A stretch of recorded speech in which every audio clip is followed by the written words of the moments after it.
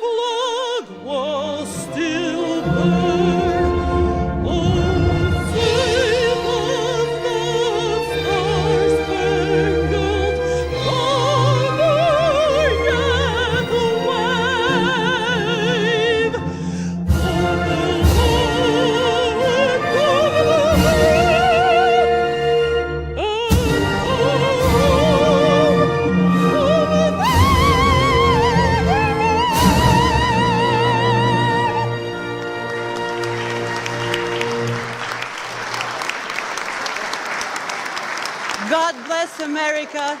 It's an honor to me to be here at the home of the great. Amen. Thank you so much.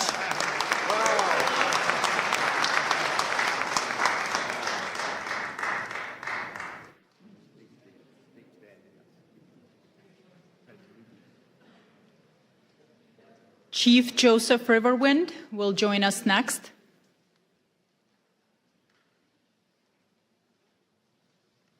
If you will please stand for the Pledge of Allegiance.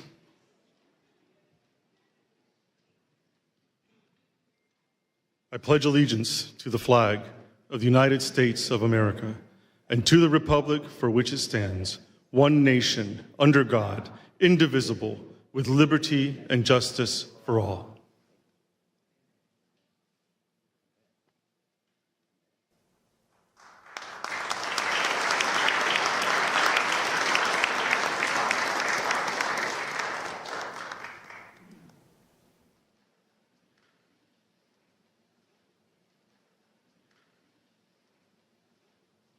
Good afternoon, everyone, and welcome to all of the wonderful faith leaders from across this nation and around the world. We give honor, amen, and to our Lord, and we thank God for Pastor Mark Burns. Can we give God praise for him right now?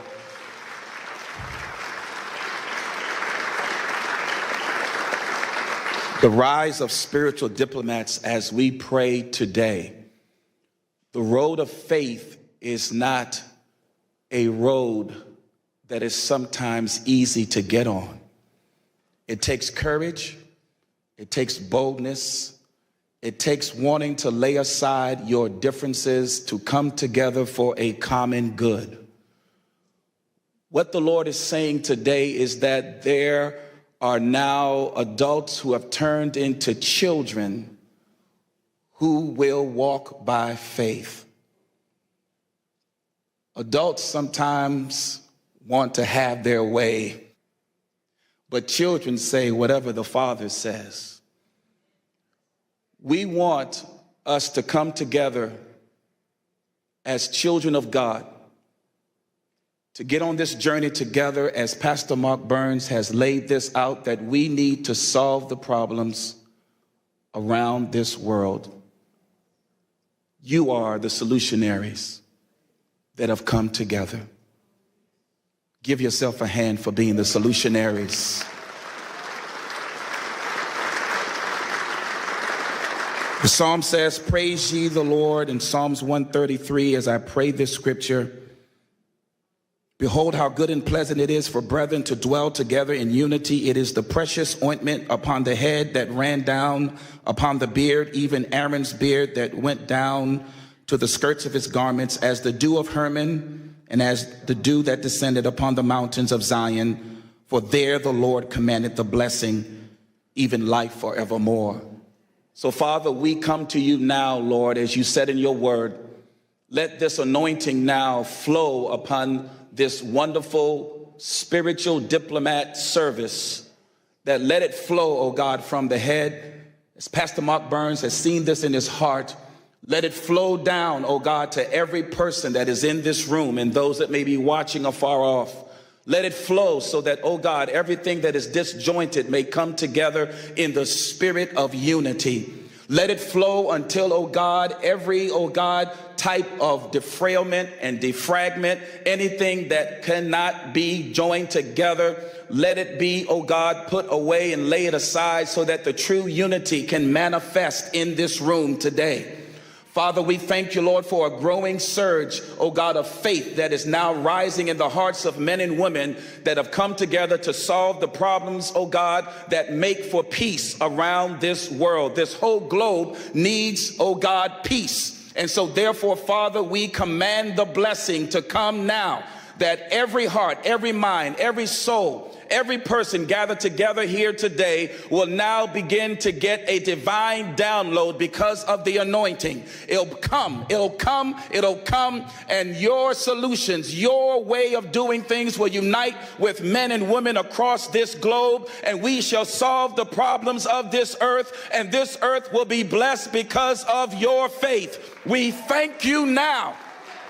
We thank you, Heavenly Father, that you chose us for such a time as this. Bless Pastor Mark Burns. Keep his heart, oh God, secure and safe in you, and allow these roads that have never met before. Now we are joined together, and the earth will be better for it because of us. We thank you for it now. It's in the name of the God of Abraham, the God of Isaac, and the God of Jacob, in Yeshua HaMashiach, the name of the Lord Jesus Christ, our Lord and Savior. We thank you for it now. It is so, and it is done. Let everyone in this room that touches and agrees say amen.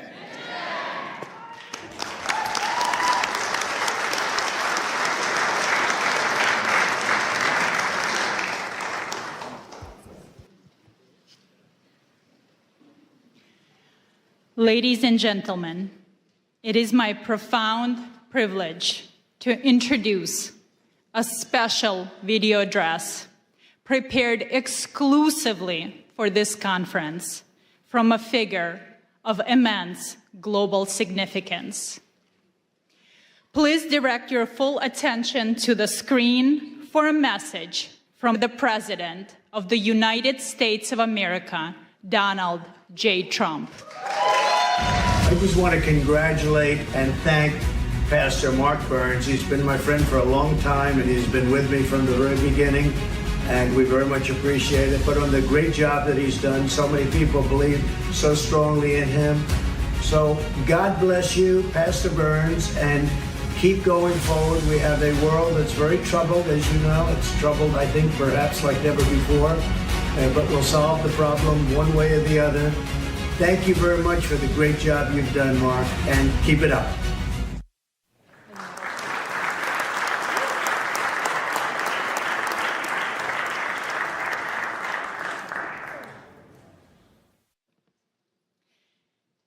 It is now my distinct privilege to introduce our host and the leader of the International Interfaith Conference, United in Liberty, the Rise of Spiritual Diplomats, Pastor Mark Burns.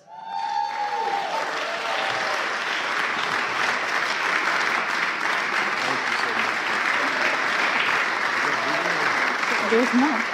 Pastor Burns serves as a spiritual advisor to President Donald Trump and is the chairman of the Spiritual Diplomats, standing at the vital intersection of faith, diplomacy, and public life. He's also the founder of the Harvest Praise and Worship Center and the co-founder of the Now television network, extending his influence across faith, media, and global engagement. Pastor Burns boldly promotes unity and justice. Through quiet diplomacy and principled leadership, he engages in spaces where traditional politics often cannot reach, building bridges, fostering reconciliation, and advancing peace. Pastor Burns. I love you. Wow, wow. Well, you may be seated, First of all, thank you all so much to all of you faith leaders that are here. Can you just give yourself a really big hand clap? I can't hear nobody. Now, I say this everywhere I go, whether I'm at the synagogue or whether I'm at the mosque. I say this everywhere. Can we pretend for a brief moment that you're at a Black Baptist church in South Carolina and just open your mouth? To all of you wonderful, wonderful leaders from around the world, it blesses me so much to see you that are here. To ALLATRA and to Creative Society and to all of the wonderful volunteers from around the world that has helped make this happen.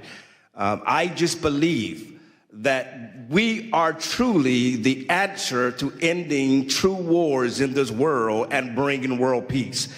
You that are in this room right now, your voice matters. And I believe that in a society where we are breaking down barriers, in a society where division walls are being drawn up, it is we, the faith leaders of this world, that don't carry weapons, we carry wisdom. We don't carry policies, we care about people. And that's why we are here today. It is so important to me that you gather this in your heart, in your spirit. I don't care what your faith is. I know that regardless of what you believe, we stand in unity on peace and love. We are the advocates to speak for the voiceless. If you agree, say yes to that. If you agree, shout yes to that. We are here in our nation's capital to declare to the world, we would not be silent. We would not be moved by the divisions of this world, but we will stand for the voiceless. We will stand for those that need an advocate. We will work together to let the whole world know that there are more of us who desire peace in this world than those that desire power. Are you with me? Say yes to that. And so you will hear from some great men of faith, women of faith, influencers from all over the world. I pray that you stay all the way to the end because you do not want to miss not one word. But not only that, we will have a commissioning and pinning ceremony of new spiritual diplomats that will declare to the world, I will make a vow to stand for the voiceless and stand for those that need an advocate to speak for them. Are you a spiritual diplomat? That's the question you need to be asking yourself. Are you willing to go to the leaders of the world? Are you willing to bring a ceasefire in conflict zones around the world? Are you willing to go to the front lines? Are you willing to speak to those on the local level, the state level, the national level, or the international level? Are you willing to be an advocate for those that need your voice? regardless of your faith, you are a global leader. Your voice matters. We have dignitaries from all over the world that are here. And so it is time that faith and public life come together like never before. And we formulate an army of spiritual diplomats that would go behind the scenes, that will speak to the kings of the world, reminding them that why they have the power that's been given to them by the people. That power that's been bestowed upon them is not so that they may be empowered or rich, but they may use this power to speak to those that are less and to raise up those that need a helping hand. That's why you're here today. And together with all the faiths that are coming from around the world, this is what the world should look like. We are the true representation of human life and human dignity. This is a charge that you will receive today, to be a true spiritual diplomat. That you would go to your Muslim brother, you would go to your Jewish brother, you would go to your Christian brother, whatever the faith is, your Hindu brother, your Buddhist brother, whatever your faith is, regardless of what you believe or how you pray, you would stand on the fact that we are united in peace and in unity and in love. That's why you're here.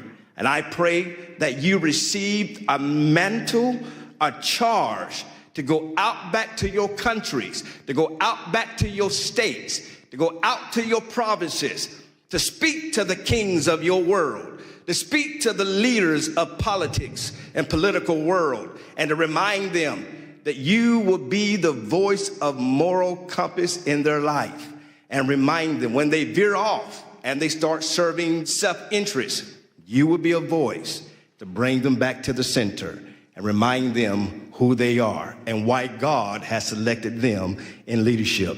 Let's bring peace to the world. Let's end the conflicts of the world.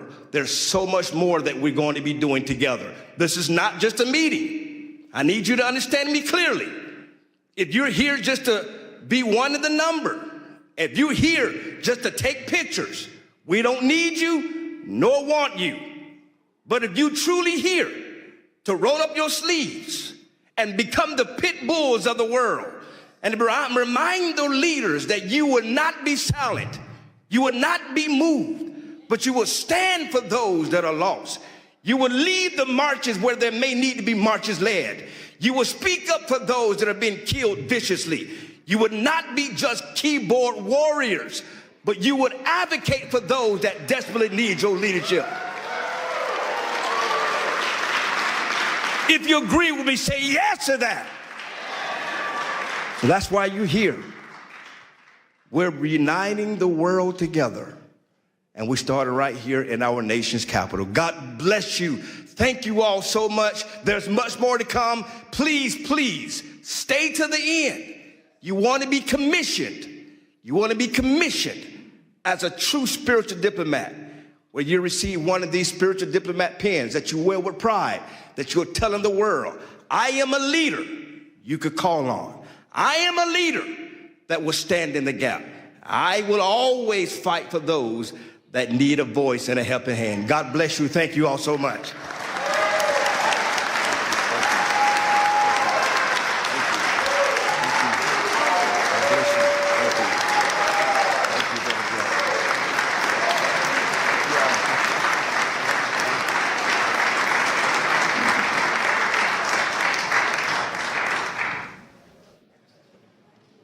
We now turn our attention to the screens for a brief presentation on the mission of spiritual diplomats. This video will help us understand who spiritual diplomats are and provide historical examples of them.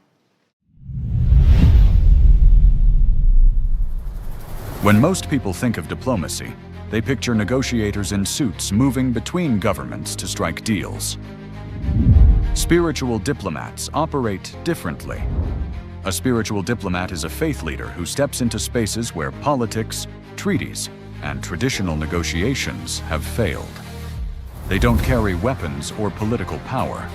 Instead, they bring wisdom, moral authority, and a commitment to peace rooted in faith.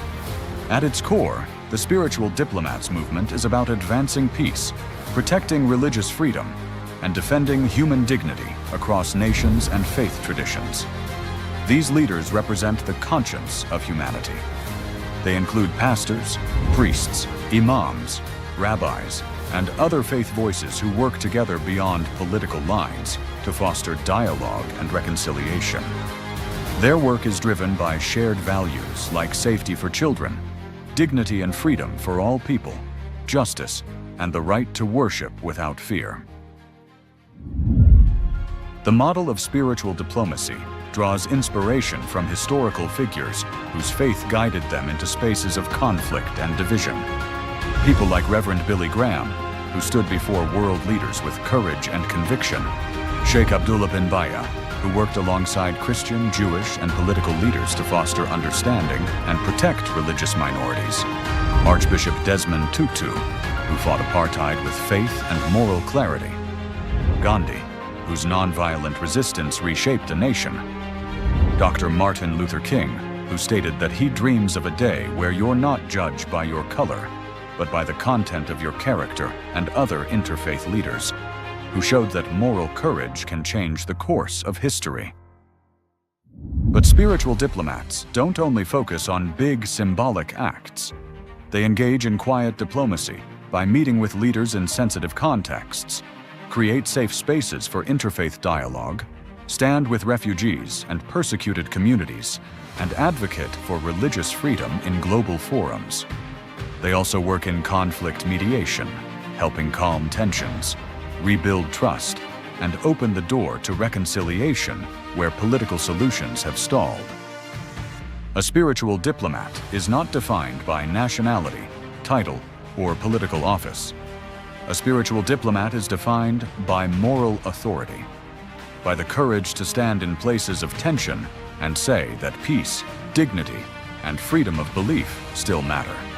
This movement also brings people together across faith lines. Events like the International Interfaith Conference, titled United in Liberty, the Rise of the Spiritual Diplomats, convene religious leaders from around the world to talk about practical paths to peace, grounded in shared values and mutual respect. This movement is intentionally interfaith. It does not ask leaders to compromise their beliefs. It asks them to stand shoulder to shoulder around shared values: the protection of life, the safety of children, the freedom to worship without fear, justice rooted in compassion, peace built on truth. Ultimately, being a spiritual diplomat means working at the intersection of faith and public life to remind the world that real leadership serves humanity.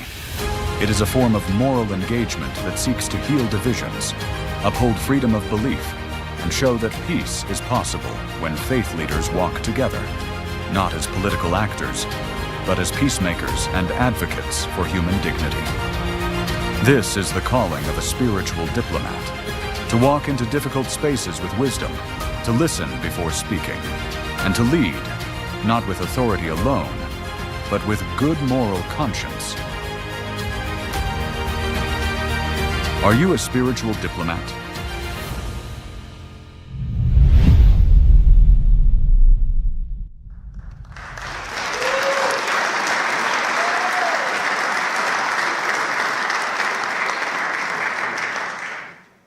Traveling to us from Europe, we welcome George Simeon, President of the Alliance for the Union of Romanians, a courageous freedom fighter and defender of Christian rights. He brings a vital presentation on faith at the crossroads. He speaks to us today on how Romania's spiritual resilience offsets a lesson for a divided world.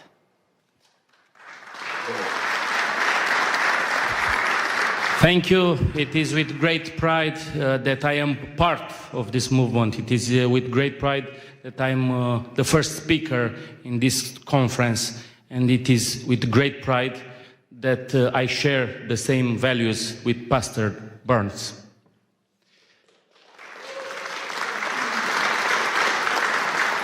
We come from Romania, a country where until recently You could have been jailed and punished for your belief.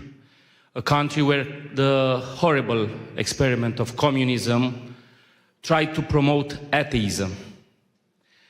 And the key to world peace, the key to global understanding, the key to prosperity is through God, is through faith, is through spiritual diplomats.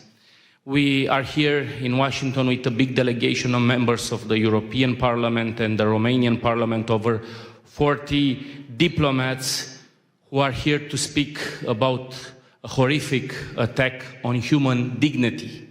In Romania, the elections have been annulled. In Romania, democracy has been annulled by wicked people who have no faith, no God, and do not like President Donald Trump. I am sure that all of us gathered here today think about world peace. I am sure that, like Pastor Burns advocated, we must find a solution for peace in Ukraine.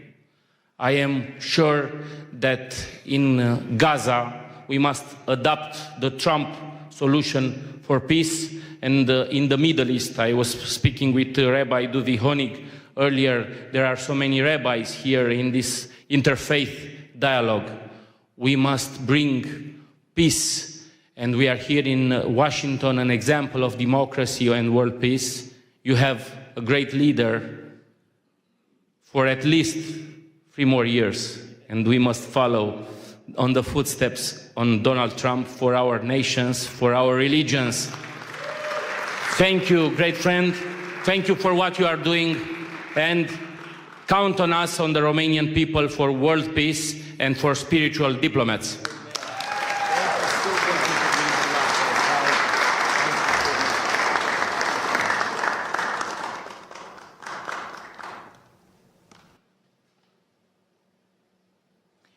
Our next speaker is Brock Pierce, a renowned futurist, philanthropist, and the co-founder of the Tether and the EOS ecosystem. He is a visionary who understands that in times of crisis, action cannot wait for the government.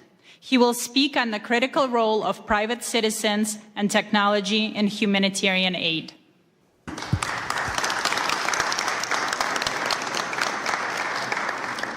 Well, what an honor and a privilege it is to be here with all of you today. And, specific thanks to Pastor Mark Burns, who I've had the great pleasure of working with on a number of initiatives. And this is as exciting as any of them because it is global in nature. And on behalf of all the Ukrainians that are here, this is one of them. And we've got a few other surprises I think we'll see in the months to come. But what a pleasure. I think it's worth talking, for a moment about the world, as it is right now. The world is changing rapidly. Technology has been creating uncertainty about what is our role, who am I, why am I here? And so there's a lot of fear in the world. There's a lot of uncertainty in the world and a lot of doubt that's leading to polarization and division from our technologies and tools. And what is the answer to all of that, in these moments? Faith. Faith is the answer to FUD. When you're feeling lost and you don't know where to go, faith is the answer. And that's what's brought us all together here today, is that we all believe in something more than our current moment, our present reality.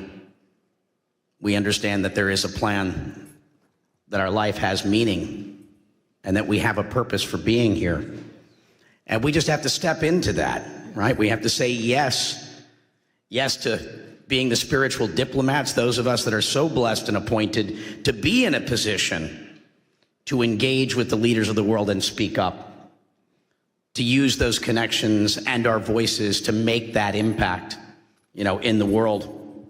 And so how do we deal with, the current reality, conspiracies that have replaced trust, tribalism that is replacing dialogue, ideology that has been replacing wisdom, Again, I think the answer to all of it is how do we continue to find our faith to overcome these challenges so that we can find that peace.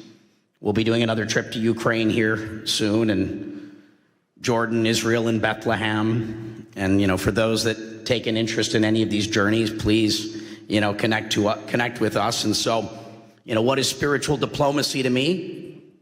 It's the ability to engage with those nations and cultures and people through their deepest source of meaning, belief and identity, where it's not just about power, policy, and pressure, but it's those things that transcend our typical negotiations and bringing it back to purpose, bringing it back to dignity, that narrative and moral authority, one nation under God, right? And that's what we're all here for. So I'm so grateful to be able to speak and share this time with all of you and continue to do this, perform this great work in the world together.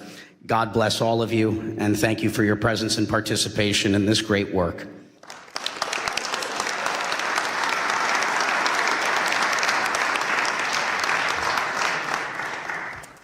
Now it is my distinct honor to introduce a video address by Rabbi Shlomo Moshe Amar, the former Sephardic chief rabbi of Israel and Jerusalem.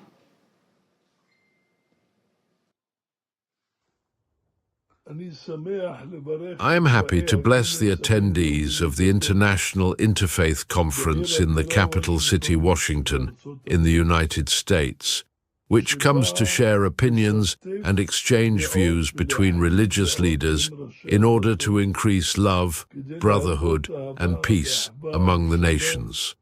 We see that America's been blessed with a dear and important president, the Honorable President Donald J. Trump, a lover of peace and a pursuer of peace.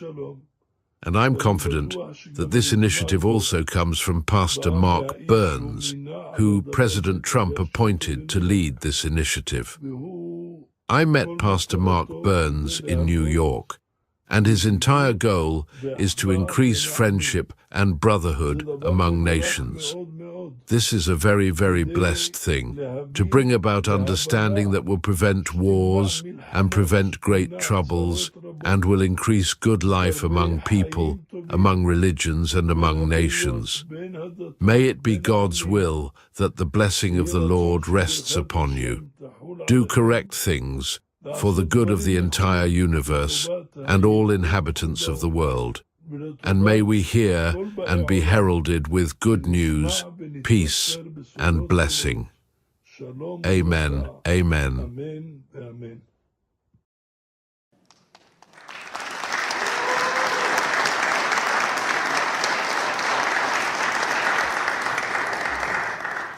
Now we are honored to hear from Rabbi Asher Lopating, a great Rhodes Scholar and the Director of Community Relations at the Jewish Federation of Greater Ann Arbor, Michigan. He has recently led multiple delegations to Syria. A true spiritual diplomat, he speaks today on the new Syria and the religious imperative to build bridges with nations, often deemed adversaries. Thank you. Thank you so much. It is such an honor to be presenting at this International Interfaith Conference of Spiritual Diplomats, United in Liberty. My deep gratitude to Pastor Mark Burns and all the organizers and participants. There's an old Jewish joke that mixes humor with some warning. If we don't heed the word of God, a man's house is caught in a great flood. He sees a large piece of wood floating by, but instead of grabbing it, he says to himself, I'm going to wait for God, for the God that I pray to. Then miraculously, someone from a boat throws him a life jacket. The man says, no, I'm waiting for God to send me God's relief. Soon a helicopter swoops overhead and sends down a ladder, and the man refuses to get on because he says, I'm waiting for God to save me. Well, eventually the water swallows him up. He dies, goes to heaven, and at the pearly gate he demands of God, or St. Peter, if you're Christian, where were you, God? I prayed to you for salvation, you ignored me. And God, or St. Peter, says, who do you think sent the wood? Who sent the boat? Who sent the helicopter? Well, the lesson is that God sometimes sends us the greatest of opportunities, and it is our important responsibility to seize them and not ignore them. And I feel that the new Syria is a great opportunity for America, for the Middle East, and for the Jewish state of Israel. But it takes someone with vision like our great President of the United States to realize what an opportunity it is. Weeks after Ahmad al-Sharaa, Abu Jalani defeated Bashar al-Assad, the Syrian dictator who killed 1 million of his own people, I got a call from my good friend, Dr. Yahya Basha, a Syrian Muslim doctor whose family had been murdered by the Assad regime. It was clear to Dr. Basha, and he said clear to many Syrians, that it was Israel's defeat of Hezbollah and weakening of Iran that gave the Syrian rebels the ability to oust Assad. And Dr. Basha was celebrating. Dr. Basha is a spiritual diplomat who, in addition to building MRI clinics all over Detroit, has dedicated himself to building bridges with the Jewish community over the decades and trying to lead the Muslim community in the direction of peace. So with Dr. Basha's influence and perhaps an awareness that the new Syria owed Israel for their success, the Sharia government invited Jews to return to Syria for the first time in 30 years. Dr. Basha told me I needed to go just 2 months after the new government came to power. Yes, the government understood that good relations with the Jewish community meant good things for Syria. Sanctions relief, business opportunities, the ear of President Trump. Good for the Syrian government, recognizing how the Jewish people can be allies and not enemies. And that took a lot of vision and independent thinking. Syrians were always taught that Jews in Israel were the enemy. Now we had a leader of Syria who understood exactly the opposite. And we were welcomed by everyone in Syria as Americans. But even more impressive, when people saw that I was Jewish by seeing my kippah coming out of a synagogue in Damascus, they celebrated. Jews returning to Syria meant that Assad was truly gone. Since this first February trip, I have returned twice, leading 2 Jewish delegations, one with an Israeli reporter, David Horowitz. I wore my kippah everywhere and received the same joyous welcome from teenagers, from kids to older adults, and even armed guards who wanted to take their picture with me. At our visit with the president of the University of Damascus, I openly told faculty, students, and administrators that yes, I am a Zionist, and I hope that Syria and Israel will become best friends. And while some were surprised, most understood. And I believe sincerely that the Sharia administration understands. For over a decade, Syrians were tortured and killed by Assad's allies, Hezbollah and Iran and Russia. And Hezbollah alone killed tens of thousands of Syrians. So now Syria and its leadership understand that those who obsess with destroying Israel and America, Hezbollah, Iran, ISIS, Houthis, they are not friends. They are enemies of the new Syria, just as they are enemies of Israel and America. So after 3 trips, meeting with the Minister of the Muslim Waqf, the Minister of the Economy and Labor and Social Affairs, and many, many in the Foreign Office, I now am invited 2 more times to bring Jewish leaders, business leaders, and rabbis. And I can say with faith that a strong, unified Syria can be a great ally of America and Israel. God bless President Donald Trump for seeing this early on when he met with Sharia in May. And now, as a strong supporter of Israel, I ask Israel to understand this. I believe God is sending America and Israel the wood, the boat, the helicopter. Israel has to figure out how to use all these opportunities while maintaining security.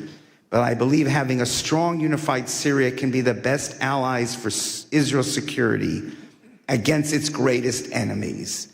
Part of being a spiritual diplomat is seeing diplomacy and building unlikely bridges and breaking down old, outdated divisions and seeing that all, as the pastor said, as holy work accomplished by trusting in God to guide us into crucial opportunities, to the boat, to the helicopter.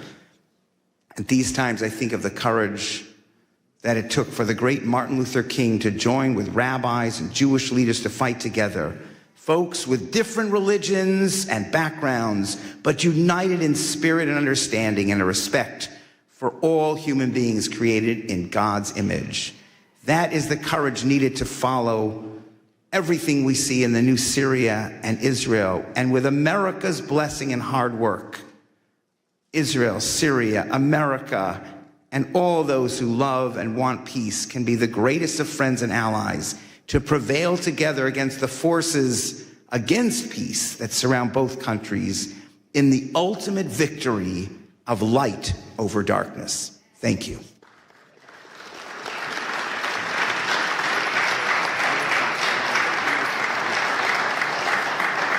Thank you.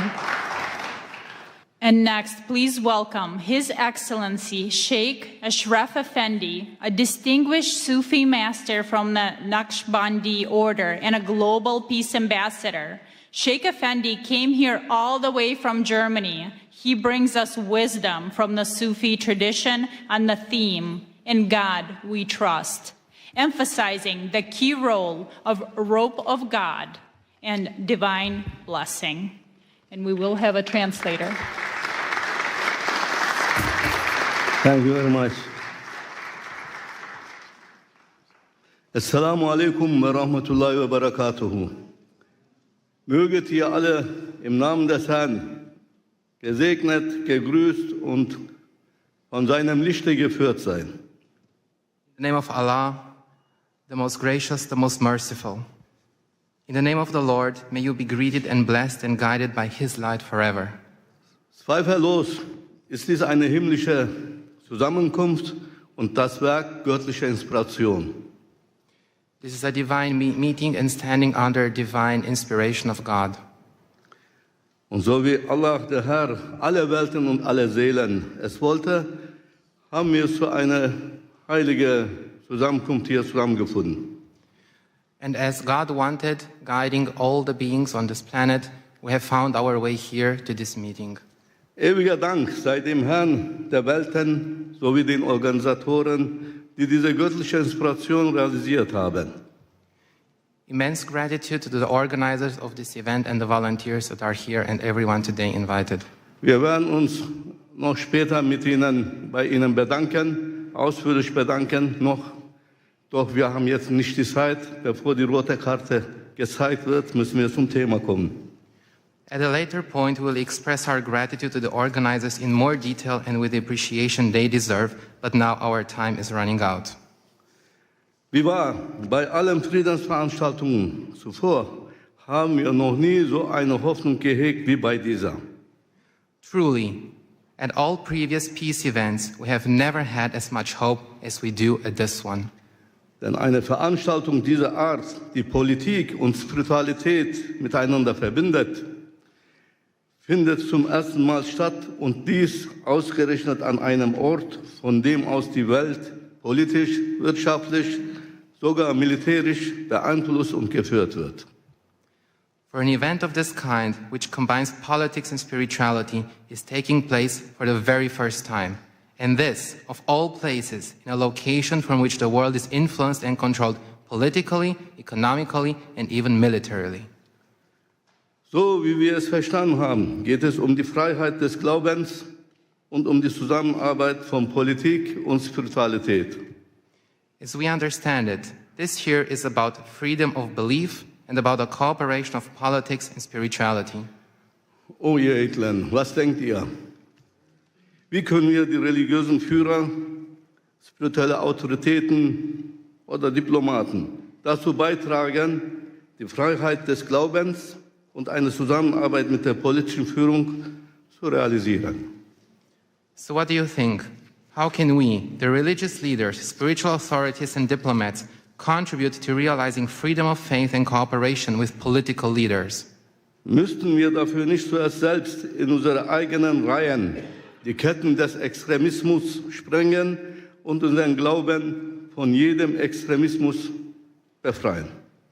Don't we have first to break the chains of extremism ourselves within our own ranks and free our faith from all extremism? Wie wahr, Keine Glaubensgemeinschaft ist frei von Extremismus, dem Satansvirus. Truly, no religious community is free from extremism, the virus of Satan. Wie können wir als Menschen des Glaubens dann Frieden und Glaubensfreiheit schaffen unter den Geschöpfen der Menschen? How can we, as people of faith, create peace and freedom of belief among the Lord's creatures? Um Extremismus im eigenen Glauben zu bekämpfen, müssen wir selbst, also wir, die Vertreter unseres Glaubens, konsequent an den goldenen Regeln, dem göttlichen Kodex festhalten. So in order to combat extremism in our own faith, we ourselves, we, the representatives of our faith, must consistently adhere to the golden rules, the divine code. Zum Beispiel im Islam. Wer einen Menschen tötet, ist, als hätte er die gesamte Menschheit getötet. For instance, in Islam, whoever kills a human being is as if he has killed all of humanity. Zum Beispiel im Judentum. Du sollst nicht töten und du sollst nicht begehren, was dem anderen gehört. For example, in Judaism, thou shalt not kill, thou shalt not covet what belongs to another. Zum Beispiel im Christentum. Liebe deinen Nächsten wie dich selbst. For instance, in Christianity, love your neighbor as thyself. O ihr edlen Diener des glorreichen Herrn, wisset, nur wenn wir die Kodizes der Religion des Glaubens ernst nehmen, sie an höchste Stelle setzen, achten und als das Seil Gottes festhalten, können wir eine gute Beziehung zu unserem Schöpfer aufbauen, dem einen und einzigen Herrn. O noble servants of the glorious Lord, know that only when we take the codes of the religions of faith seriously, put them first, respect them, and hold tight to them as to the rope of God, can we build a good relationship with our Creator, the one and only Lord. Ohne Zweifel, nur er kann uns den Frieden schenken. Moreover, only He can gift us peace. Denn nur er, der Glorreiche, ist der Herr des Friedens. Natürlich bedient er sich stets eines Werkzeuges für alles, was auf Erden geschieht, auch für einen wahrhaftigen Frieden in der Welt. For only He, the glorious one, is the Lord of peace. Of course, He always uses a tool for everything that happens on earth, including for true peace in the world. Möge Präsident Trump derjenige sein, der dazu berufen ist, Frieden in die Welt zu setzen, da er auch die Macht besitzt, dies zu realisieren. May President Trump be the one called upon to bring peace to the world, as he also has the power to make this happen. Möge er dafür mit einem himmlischen Friedenspreis vom Herrn des Friedens selbst gekrönt werden. Eine Auszeichnung, die niemandem zuvor zuteil wurde. And may he be crowned with a heavenly peace prize from the Lord of peace himself, an honor that has never been bestowed upon anyone before. Mr. Trump don't need Nobel Prize. Doch zurück zum Thema. Für die Freiheit des Glaubens müssen die Religionsgemeinschaften zunächst in Aufrichtigkeit zusammenkommen und füreinander Sorge tragen. But back to the topic at hand. For the freedom of faith, religious communities must first come together in sincerity and care for each other. So dass wir innerhalb unserer jeweiligen Gemeinden Buddhisten, Juden, Christen, Muslime, Indogene und so weiter sind, uns jedoch in der Öffentlichkeit nicht entlang dieser Zugehörigkeiten voneinander abgrenzen. So that within our respective communities, we're Buddhists, Jews, Christians, Muslims, indigenous peoples, etc., but in public, we do not separate ourselves from one another along these lines.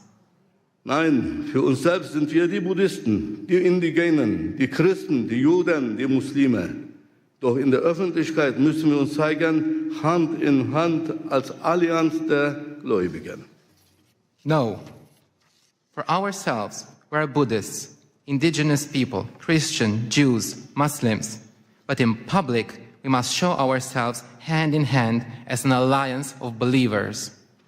Titel und Namen der Religion in der Öffentlichkeit, wie Judentum, Christentum und Islam, werden uns nur voneinander trennen und entfremden, und das darf auf keinen Fall mehr geschehen. Titles and names of religions in public, such as Judaism, Christianity, and Islam, will only separate and alienate us from one another. This must not be allowed to happen again. Lass uns daher laut und deutlich dieses Verständnis der ganzen Welt zu erkennen geben und stark betonen, wir sind die Rabbaniun, wir sind die Gottergebenen. Let us therefore make this understanding known loud and clear to the whole world and emphasize strongly, we are the Rabbaniyun, we are the God-devoted. Und mehr noch, erheben wir von diesem Ort aus unsere Stimme, von jenem Ort, von dem die Geschicke der Welt politisch, wirtschaftlich und militärisch gelenkt werden.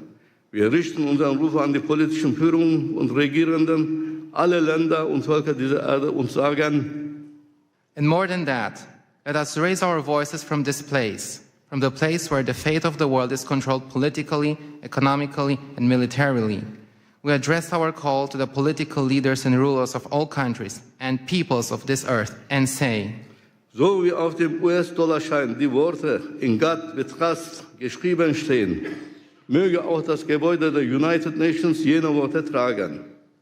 Worte, die das Vertrauen der US-Bürger geprägt und ihre Währung zur wirtschaftlichen Weltgeltung geführt haben. In God we trust. Just as the words, "In God we trust," are written on the US dollar bill, may the United Nations building also bear those words. Words that have shaped the trust of US citizens and led their currency to global economic significance. In God we trust. Und mehr noch, im Gebäude der United Nations sollte unbedingt ein House of Believers errichtet werden.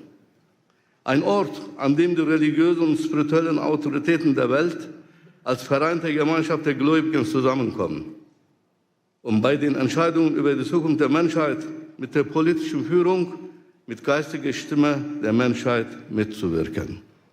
And furthermore, in the United Nations building, a house of the believers should definitely be established, a place where the religious and spiritual authorities of the world come together as a united community of believers, where they come together to participate in decisions about the future of humanity with political leaders as a spiritual voice of humanity. Denn wir haben gesehen, dass Politik allein nicht ausreicht für Frieden und für eine glückliche Menschheit. For we have seen that politics alone is not enough for peace and for a happy humanity. Wenn die Politik der Körper der Menschheit ist, so ist der Glaube die Seele der Menschheit. Der eine kann ohne den anderen nicht existieren. If politics is the body of humanity, then faith is the soul of humanity. One cannot exist without the other. Möge Allah, der Herr, alle Seelen, diese Konferenz und ihre Organisatoren, Teilnehmenden segnen und mit seinem Licht führen. May God bless this conference and all the participants in this conference and hear all of us with his ears. May Allah Almighty bless and guide you. Assalamu alaikum.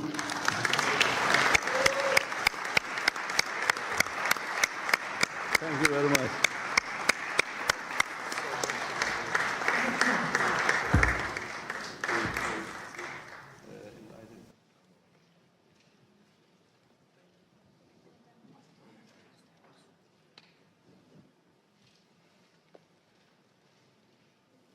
Thank you very much.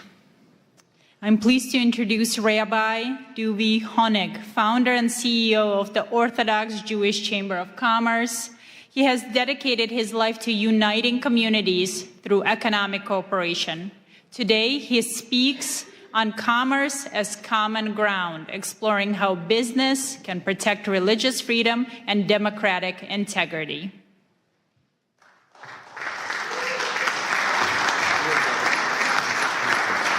Thank you. Thank you all, thank you all, thank you all. Before I begin, I want to thank Pastor Mark Burns for his leadership, partnership, and tireless efforts in bringing today's International Interfaith Conference together. Thank you. I skimmed through the topics, and I want to tell you, Pastor, that they couldn't have been more on target, and my short remarks are going to include all three of them: religious persecution, children protection, and spiritual diplomacy. This past Sunday, I attended a concert, the largest Jewish concert on the Northeast, that left the entire room silenced. Alon Hill, a 24-year-old pianist, kidnapped from the Nova Music Festival on October 7th and held in Hamas tunnels surrounded by complete darkness without seeing sunlight for 505 days, told us that the only thing, Pastor, that kept him sane and alive was saying Shema Yisrael every day. Then he sat at the piano in the auditorium and played Shema Yisrael. There was not a dry eye in the room. That moment says everything. Freedom alone does not bring happiness, purpose, or light.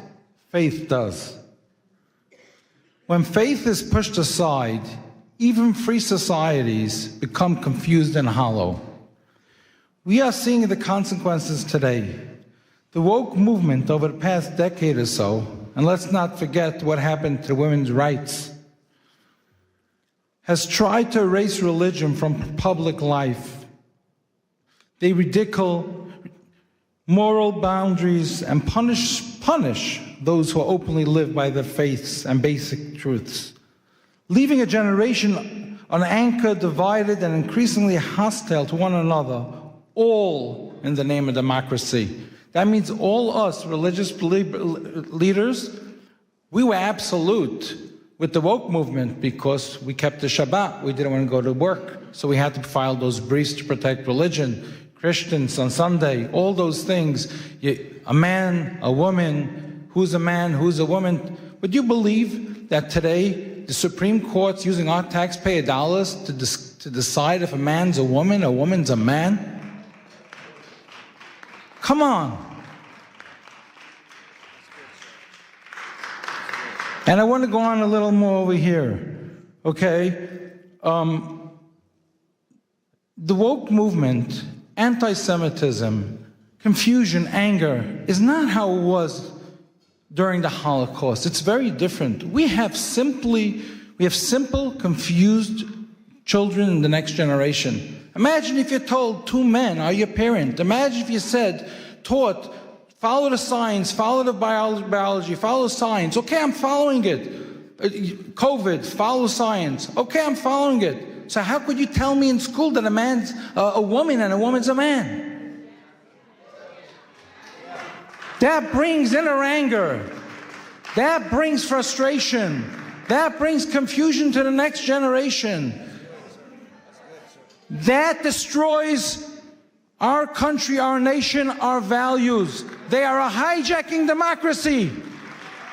We are here today to claim it back. Thank you, Pastor.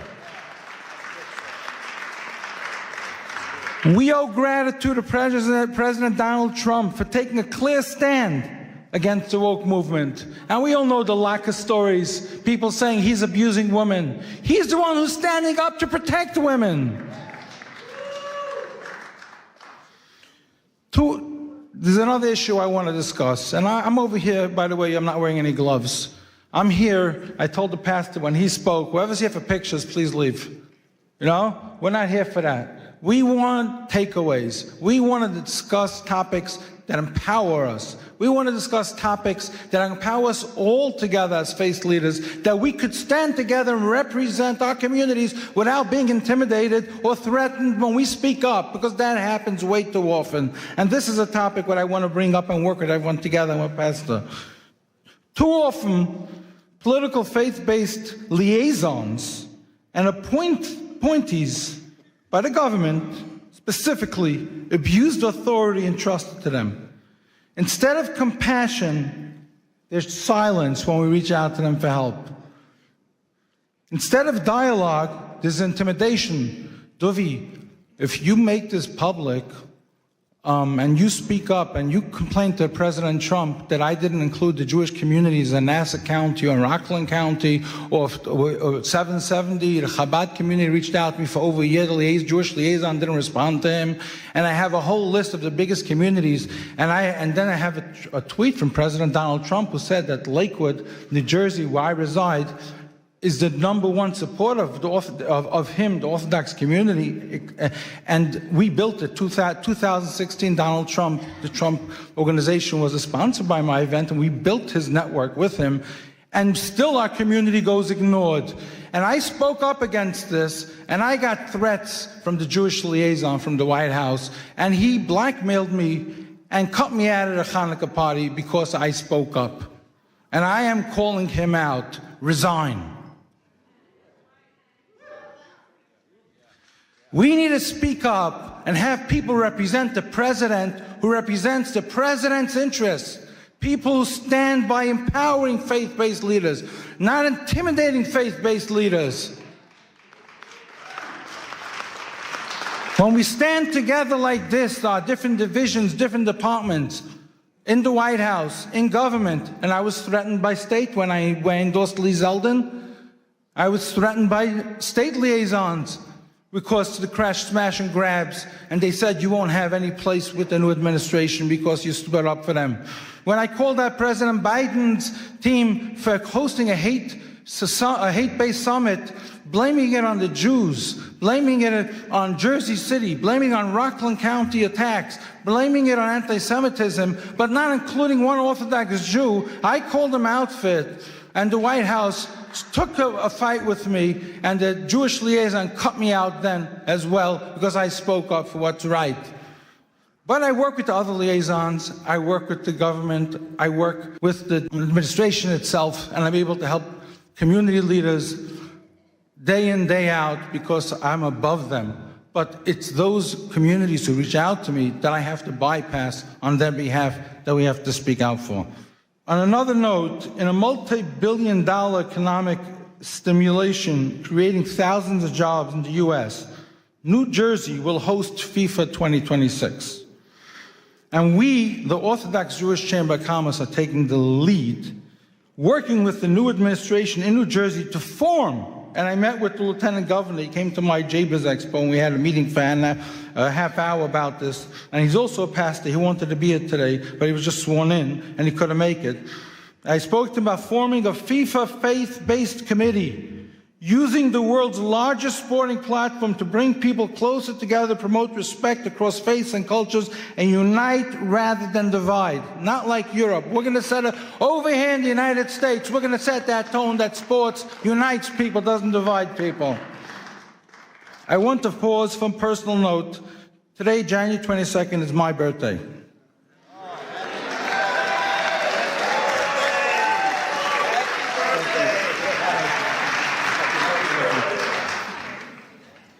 And it is also the 21st wedding anniversary of President Donald Trump and First Lady Melania. On behalf of our community, the Orthodox Jewish Chamber of Commerce, Pastor Burns and his team, we extend our warm congratulations and wishes and continues strength and leadership. Our chairman, J. Morton Davis, who couldn't be here today, he's close to 100, the close friend of the president, for half a century, sends his congratulations to the president. And final, I also want to announce today, as the founder of the Morris Katz Foundation, together with my partners, Alan Dershowitz, Elon Carr, former U.S. Special Envoy and Monitor to Combat Anti-Semitism and CEO of IAC today, Malcolm Homeline, Mayor Izzy Spitzer of New Square, and the Morris Katz Foundation Committee, that we, the Jewish community, have nominated President Donald Trump for the Morris Katz Presidential Legacy Award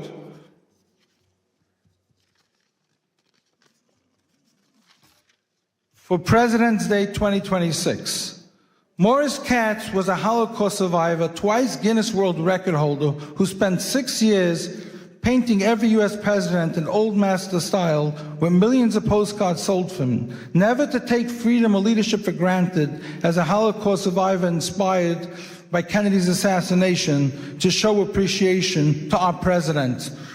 In that same spirit, after efforts to diminish President's Day just 2 years ago, amid renewed threats to religious freedom, we proudly advance this nomination following prior honorees Ambassador Mike Huckabee and President Isaac Herzog from Israel, who took leadership stands putting American democracy first, carrying the artist's presidential collection message of appreciation to all. This is Newsmax President's Day article, and this goes to the children of the next generation to teach them what appreciation, what patriotism stands for. And I finish over here. It's called Educating the Next Generation. If we don't know what President's Day stands for, if we don't know what President Trump is doing today, and we just build with hate coming from the woke movement, good luck to the next generation. Thank you, Pastor Burns, for your leadership. Thank you to your team. Thank you to all. And I am going to hand you this to hand to the President, put on his table. Thank you.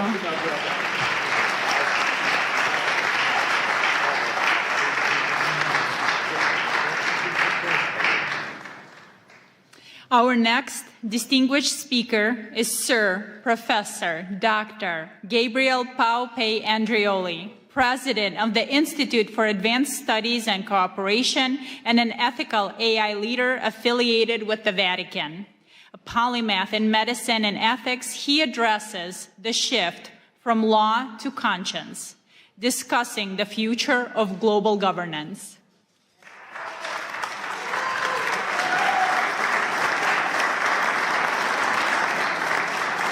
It's a true honor to be here, and I wanted to thank ALLATRA and Pastor Burns for inviting me. I had the good fortune of having them at the Vatican, at the Pontifical Academy of Science a few months ago, and it was a great honor, and I think united we stand. And also I brought a little present for you. So it's a rosary from the Holy Father. It's been blessed, and you know, so I wanted to take this little time to give it to you. Man, thank you. Wow. Holiness. So the Holy Father is always with us and in our heart. Wow. Thank you. So much. Thank you. What is that? So special. Wow. I'm going to try to read this, and because I think it's important. We're standing in a threshold of a new era, and I need your help. We all need to stay together. So esteemed spiritual leaders and diplomats, ladies and gentlemen, we're living in a time of extraordinary paradox. Never before has humanity possessed such technological power, scientific knowledge, and global connectivity. Yet never we face such a systemic fragility, polarization, and planetary risk. This paradox reveals something essential. The central challenge of our time is no longer technological, but political, constitutional, and ethical architecture. At WEF in Davos yesterday, leaders have spoken of the essential need for a new world order, and it was about time. We've been working on it for the last few years. In recent days, I was at the Vatican seeking guidance from His Eminence, Cardinal Pietro Parolin, Secretary of State of the Holy See, and we reflected on a question that is at once urgent and hopeful. How can humanity move beyond fragmented effort and begin to shape a shared constitutional pathway for peace, for human dignity, and for regeneration of our Mother Earth? And by the way, I think Kathleen Rogers is here with us, and she was a great inspiration. Kathleen, are here? Or maybe she's... Oh, okay, great. Thank you for being with us. How can we transition from sustainability to flourishing? The conclusion was clear. We must work together through institution, through commitments, and through technological guarantees, because what humanity needs today is not merely a better tools, but a new framework of trust. A framework capable of translating ethical intention into credible, verifiable, enforceable cooperation across borders, systems, and generations. For many years, sustainability has guided political discourse. To sustain is to hold, to resist, to maintain balance, and balance, when treated as an end rather than as a phase, becomes stasis. In living system, biological, social, and civilizational stasis is not life. The challenge we face, climate instability, geopolitical conflict, inequality, and the concentration of technological power, cannot be solved by containment alone. This is why we must move from sustainability to flourishing. Flourishing is not theoretic. It's a principle of governance. To flourish means to design economic, political, and technological system that generates more life, more dignity, more trust, and more shared prosperity over time. Sustainability asks, how do we survive longer? Flourishing asks, how do we harmonize and strive together? Flourishing is generative, and the pathway to flourishing is harmony. The alignment of freedom with responsibility, innovation with ethics, sovereignty with cooperation, and progress with protection and trust. For the first time in human history, the vision is no longer confined to moral aspiration. We now possess the technological platform capable of making it real. An enabling infrastructure that allows ethics to move from intention to implementation, ethical systemic intelligence, supporting decision making while preserving human accountability and dignity. The centralized blockchain system ensuring transparency, trust, and international integrity beyond centralized power. Quantum and post-quantum science, strengthening security and transforming state strategy, because in an interconnected world, domination produces instability, while cooperation generates anti-fragility. So, for the first time in human history, finally, the convergence of changes is the very logic of power. It allows us for the first time to envision a world federation of states grounded in guarantees, constitutional framework. Not a global government, not an empire, but a federation of guarantees, limits to power, protection of rights, constitutional safeguard for dignity, peace, harmony, and the regeneration of our leadership and relationship with the earth. Peace has to be a strategic infrastructure.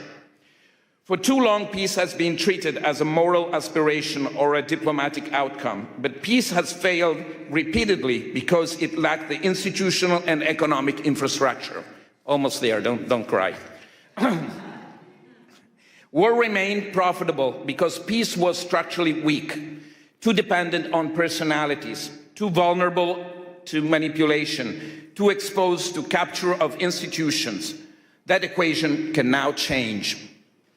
In the regenerative paradigm, peace becomes economically advantageous, strategically stabilizing, technically innovative, and socially resilient.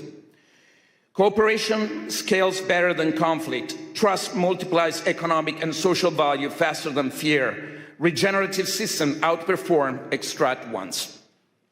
In this model, peace is not only ethical, it's strategically and economically superior. But this transformation requires a decisive evolution of governments. Ethics must move from aspiration to architecture. It must be embedded by design. Ethical IE is not decoration, it's a safeguard. Decentralization is not ideology, it's institutional anti-fragility. Guarantees constitutionalism is not theory, it's a protection against systemic abuse of power. Without ethics, technology accelerates inequality and instability. With ethics, technology becomes an engine for flourishing. We're building a platform for scientific technological diplomacy, a space for spiritual dialogue beyond ideology, constitutional and policy proposals aligned with emerging technologies and practical frameworks where peace is treated as a system, not as a slogan. Not ideology, but governance. Not utopia, but institutional design. Not theory, but action. A constitution is not merely a text. A constitution is a shared commitment to the future. We believe that time has come to give momentum to a new guarantees constitutional pathway for peace, one that can be endorsed, undersigned, and advanced by institutions, leaders, and citizens of conscience. I therefore invite you all to engage, to follow this work, to contribute to it, to undersign it, and encourage others to do the same, because the future is no longer something we merely debate. It is something we are now responsible to design together through policy, law, technology, and leadership. We started. Let us embrace as a spiritual leader. We can. Let us build what is structured, safeguard, and regenerative for all of us and our children and future. Thank you all.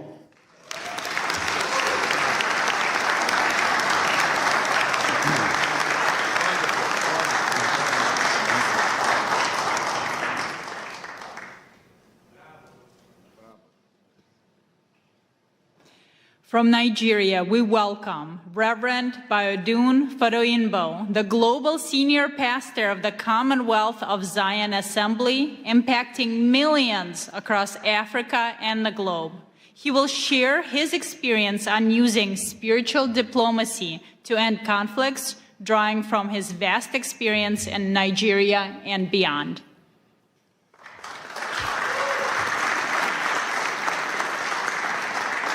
Good afternoon. Such a joy to be here all the way from Africa.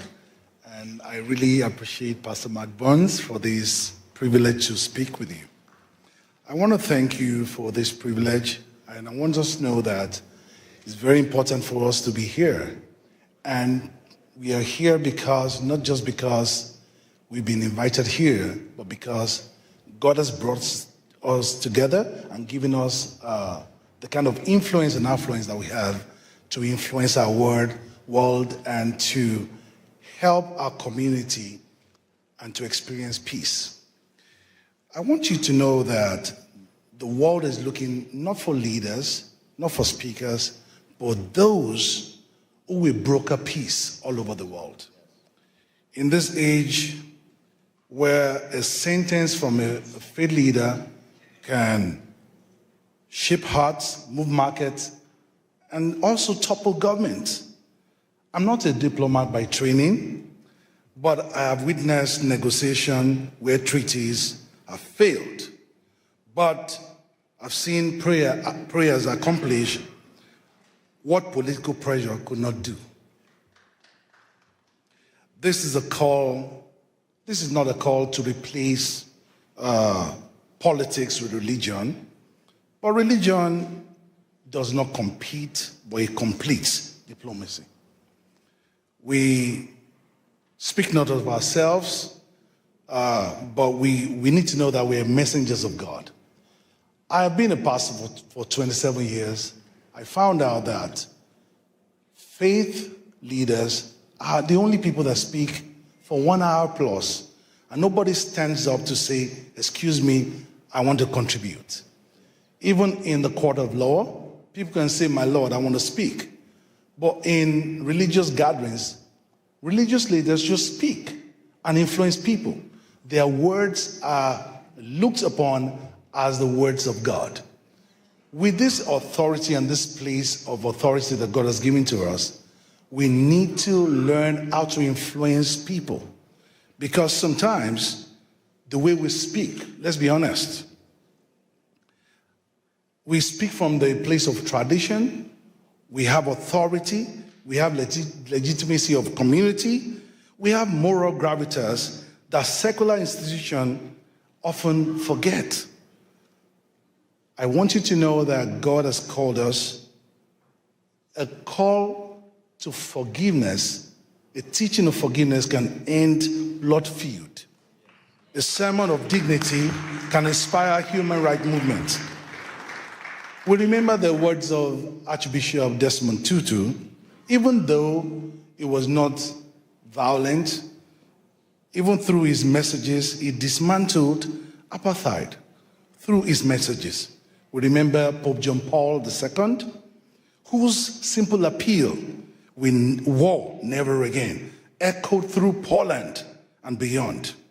We also remember sermons the baptized ethnic cleansing, and the casual dehumanization that turned neighbors into enemies. The weight of our words are measured not in their eloquence, but we must consider the consequences of our words.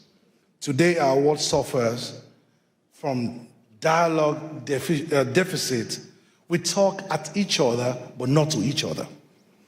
Faith leaders must understand their position and where God has placed them. So what does responsibility look like? Number one, we must, first of all, know that we stand for truth instead of triumph. We must understand that the role is not to win arguments, but to seek wisdom. Secondly, we must understand that courage must be displayed over convenience. We need to confront intolerance within our own communities and call for peace at all times. We must know that we've been positioned to influence. Our words carry weight. Our words carry weight beyond. We must see microphone not as a trophy, but we must see it as a means of influence to influence people to broker peace in our society. I want to round off by telling us about something that happened at during the Central African Republic Civil War, when Muslims and Christians were slaughtering each other. One imam and one pastor made a pact. They stood at the checkpoint between warring neighborhoods, joined hands together, and they said the first bullet to be fired must pass through the imam and the pastor. For 18 months, they stood there and they held hands together. But for 18 months, no one fired a bullet. Eventually, others joined them. Their words carried weight, not because they had power, but because they had the courage to stake their lives on their conviction. Words carry weight. Your words carry weight too. The question is not whether you speak, it's not whether you will speak, but whether you will speak in the ways that will heal rather than divide. Will you reach the voiceless rather than just the powerful? Will you use your position to heal your community, heal your country, and avoid the differences in the religion and make sure that we heal our world? This is something we need to stand up to, and our lives will not remain the same. God bless our world.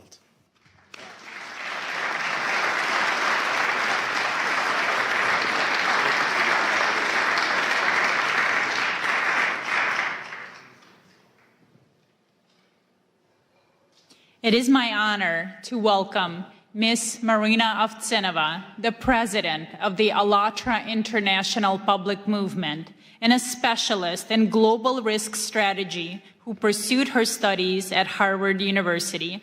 She will present on human values as the foundation of global security, introducing the international experience of the Universal Grain Project. Thank you so much, Olga. Hello, dear friends. It's a great honor for me to welcome you here at this hall and at this landmark event. I believe the very fact that representatives from different religions, different cultures, different nationality, different worldviews are here today, that means a lot. That means we're right now in the middle of creating a great change in this world.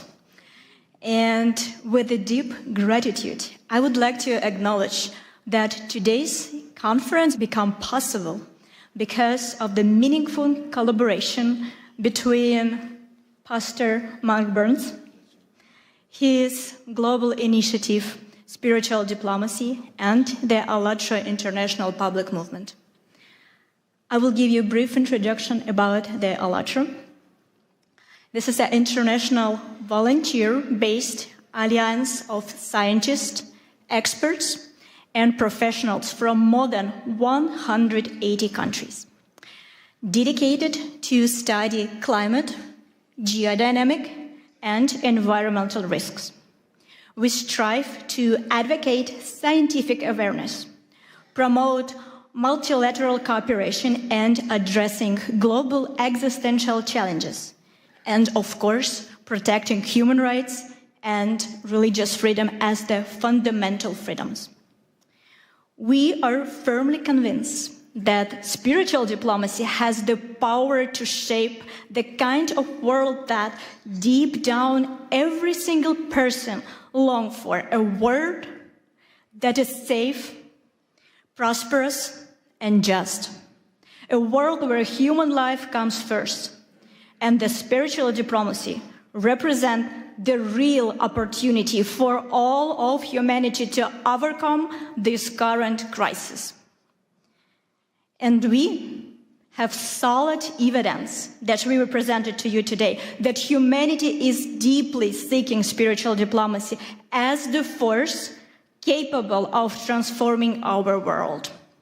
Back in 2017, we initiated a large-scale international social research project called the Universal Grain. We defined the goal of this project as following: to identify the scientifically sustainable, the fundamental values shared by all people on the earth, regardless of their religion, nationality, social status, political affiliation, in order to find unshakable foundation for understanding among all of humanity. The result of this extensive research was the documentary film, The Universal Grain: Life, What Unites Us All. An international team of thousands of ALLATRA volunteers work on its creation, including reporters, camera operators, and of course translators. An unprecedented global public survey was conducted. Our volunteers went basically everywhere, into the streets of major cities, and they also traveled to the remote settlement of indigenous community. They spoke with a leading expert across scientific discipline, with representatives of different religion tradition, with community and the ethnic leaders also, as well with the public figures and politicians. Around the world, we ask people one simple question: what unites all people on the planet, regardless of their religion, political views, skin color, or place of residence? Then, of course, we had to sit down and analyze thousands of responses. And what emerged was a holistic pictures. People in every culture aspire to the same thing: peace, safety, justice, and the opportunity to live a dignified life.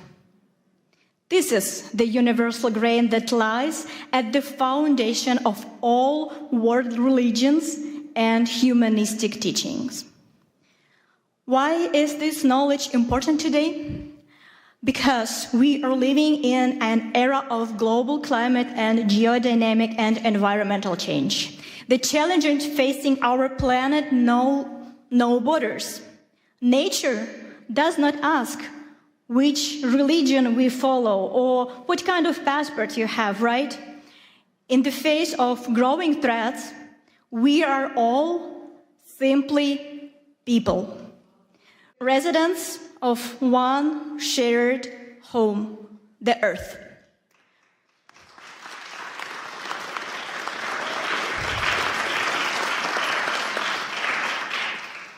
And we know for sure that civilization can survive global changes only if we are able to rise above our disagreements, to welcome our differences as the source of richness, while standing firmly on the shared moral foundation. And now, I would like to invite you to watch a short video segment. It is only a small section from the vast collection of interviews gathered during this project. But you will see it provides how much we all have in common. Let's watch it.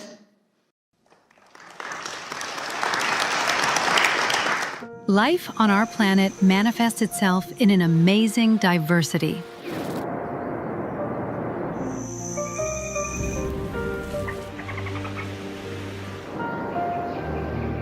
Likewise, human civilization demonstrates an equally impressive variety of cultures, traditions, and religious beliefs that have been forming over centuries.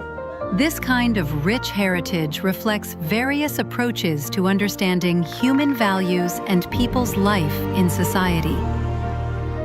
Within the framework of the Universal Grain, the unique social research project of ALLATRA International Public Movement, the volunteers addressed people worldwide with question, what do all of us have in common? And their answers show what unites us all. Siamo partecipanti volontari di un movimento internazionale che si chiama ALLATRA. And we're conducting a research, the Universal Grain. And the purpose of this project, we want to find out what unites all people across the world internally. En todos los países del mundo nosotros hablamos con la gente. We ask certain questions and people on the streets and famous people, like everybody. Apa yang mempersatukan manusia di planet ini tanpa melihat agamanya? Unabhängig von der Religion, Politik. Co właśnie robi człowieka człowiekiem, co jednoczy właśnie wszystkich ludzi. As one unified world community. We are all human beings here. Aside everything, aside the colors, we are all human beings. So it inspires and it unites all of us here. I think people feel love and care for other people in the same way, despite whether from their religion, their beliefs, anything like that. So I definitely think we all have that in common, definitely. I think that love unites all of us. When this feeling fills our hearts, you know life becomes very happy and beautiful. And you're happy. Love is something what connects us. Love to other person, love to everybody. Everyone feel it. I think everyone feel it. We are all human beings. We are all made by the one creator. So we have to live in harmony with each other. We can change the world by giving love to others so that as each one of us receives love, then we have more love to give the next person. You deposit love in yourself, so you can give that love. Humaneness is the most important thing, because people shouldn't do evil. A human being should do good. It is love for life in all its manifestations. God has endowed us with many qualities. We need to be able to fill them with our hearts. Humaneness, mercy, being caring towards everything that surrounds you. We should all be like this. The greatest commandment is love. Love your God with all your heart and all your mind. And then he said the second of this is to love your neighbor as you love yourself. I live my life not based off of theology, but based off of the greatest example of Jesus Christ. And that's love. So when you do that, it doesn't matter who you pray to. I will still feed you. It doesn't matter who you call God. I will still love you. I will still come to your aid if you have been persecuted for your religious freedoms. Does that make sense? And that's become my rallying cry to the world. I just want to see people have a right to do what they have a God-given right to do, and that is to worship God in freedom. The first thing is to forgive, to love, to create, to be a honeybee. Yeah, a bee builds everything, right? We should create, and then we'll be fine. What unites us all on the whole planet Earth, regardless of where we live, who we are by nationality, and what our religion is? Heart, smiles, joy. We should open up. Life is very short. We should live. You have to wake up, open your eyes with a smile and live. That's it. You don't know when the heart will stop beating. So you need to be happy. Humans have to love each other because they are human and they came from one place. We need our good thoughts and every situation, peace and love, it's everything. I may be Malawian, someone would be Zambian, someone would be from Germany, but we are all human beings. We are all united in the spiritual aspect because we are all human beings created by one creator. You have a spirit, I have a spirit. It doesn't matter, the outside skin is different, but we all have one spirit. People, they are all the same, despite the fact that they are from different cultures and have different backgrounds. And the most important thing that unites us is love. The ability to love and the need to be loved. The need to communicate with other people. If humanity is first, then we will know how to develop one another and how to care another. What each of us does, and more importantly, how we go about doing that, can and will, in fact, determine the future of mankind. Working together, we can forge a more promising future. You know, I'm a diplomat, but above all, I'm a human being. And as a human being, what I want peace and reconciliation. We are all human beings, so we have different culture, we have different religion, but we believe in life, we believe in love. We want a better life, we want a better world, and that's why we need to be united. No matter the religion, no matter where you come from, no matter the color, we are one. Of course, we want the good part of a person to dominate. We have peace, we have friendship, we have kindness. And those are the things that the world really needs. Whatever our color and shape or beliefs may be, we are all human beings. We are all here together to do something together. Love is what unites all inhabitants of this blessed earth, given to us by God. It is love, heart. It is joy which may be radiated through a look or a smile. I think each of us has to remember that we should treat everyone as equal, treat everyone the way we would like to be treated ourselves. Humans are humans. You know, everyone, even it's from the India or even from America, everyone's emotions are same. All humans are same. So respect each other, respect the individuality with them, and serve others, helping whatever way you can. That's fine. That's the way you can find the purpose in your life. People around the world share so many common values and ideas. They dream of a better future, and so many people, even when they are in terrible situations, they all still have hope. Every person is like that drop in the ocean. And the more drops you have, it suddenly becomes a tide and it becomes a wave of change. So every drop in that ocean counts. Doesn't matter how small it is. You know that the situation in the world now is not so safely to live because of this war, conflict everywhere. But you know that love can fight for these things, yeah? And friendship, no border for friendship. We can friends each other. In the era of informations, we can change the good informations, not bad informations. Thank you very much for this moment, because however that you can spread this the good things to the world, and how people thinking about what is the importance of living together, living in the peaceful, in the situation. So thank you for this TV, yeah. So conversations and purposeful conversations, meaningful conversations like these will set a thought process in society, and they get to understand more about what are we looking for in this life, and bridging yourself, connecting yourself with the world around you.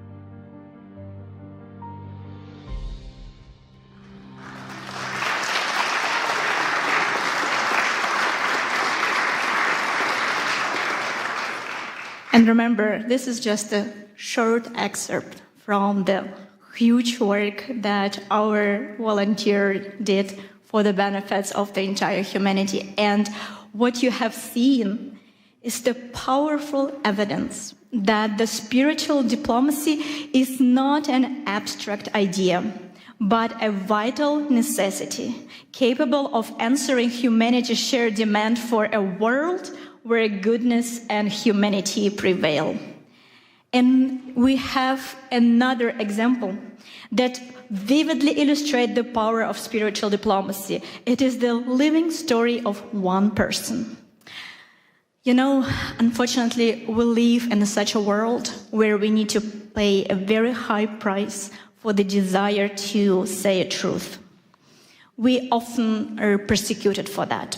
And that's what happened to ALLATRA International Public Movement in Russia. The reason why Russian authority persecuted us because of our uncompromised scientific position and our open position for support of Ukraine. And the Russian authority, they did not forgive us that, of course, right? For telling the truth.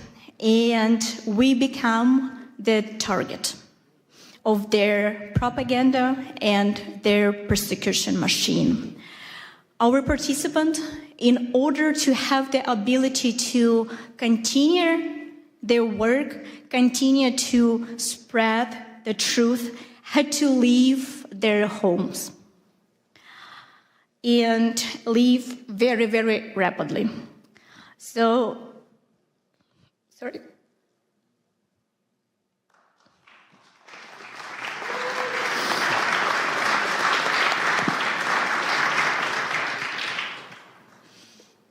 Among them who left the country was one remarkable young woman. She is a very, very talented scientist, geophysicist, and she has a unique ability to present a very dense scientific information and present it this way that millions of people are able to comprehend the very difficult topic.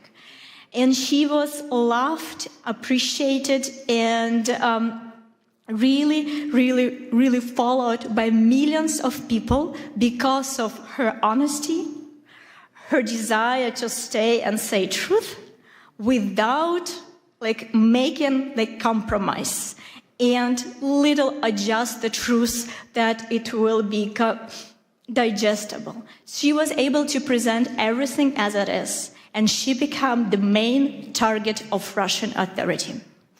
So, and her way was very, very difficult. Immediately after the threat, she had to leave the country with one suitcase of her, pack her entire life there, and leave the country. And we were not able to communicate with her for several years. So, and she was not able to present publicly her scientific research, of course, because of the understanding that she needs to protect herself and, of course, protect her family. But today, she is here.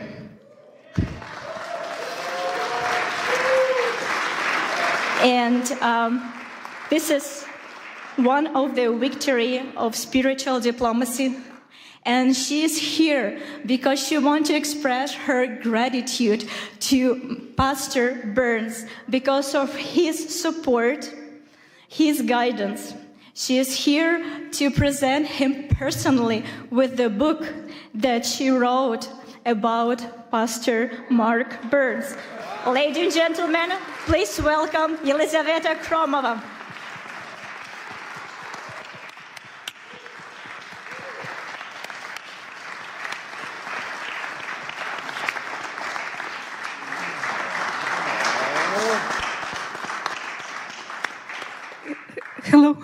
Hello everyone. Hello, dear Pastor Mark Burns. My name is Елизавета Kromova, and I am a volunteer for International Public Movement ALLATRA. I came here to the conference which you organized to personally express my gratitude to you. It is a great honor for me to speak those words looking you in the eyes. First, let me share a brief backstory. As you already know, in Russia, ALLATRA International Public Movement has been banned. I endured persecution along with my friends. I lost my homeland, my home, my life's work.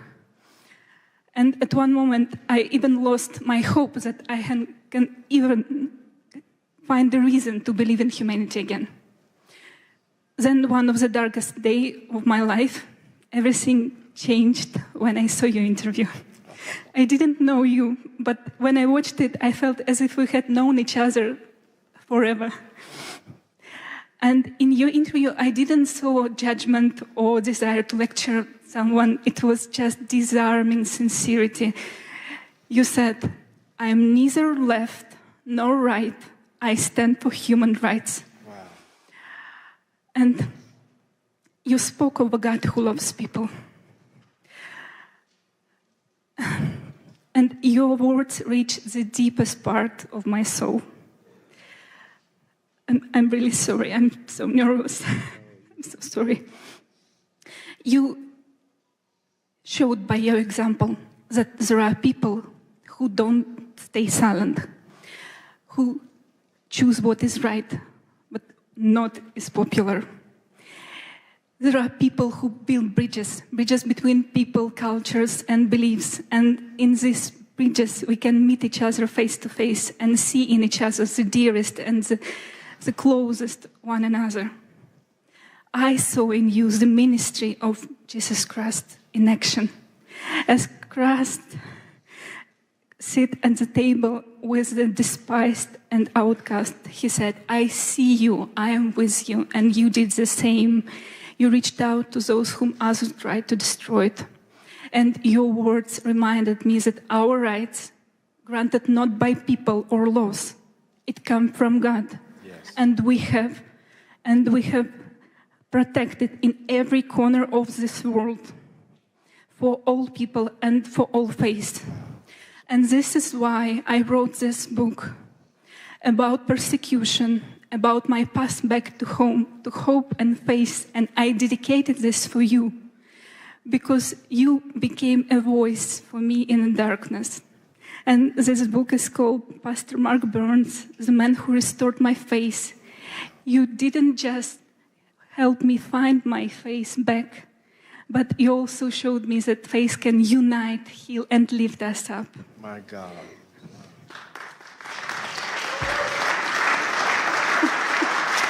Thank you.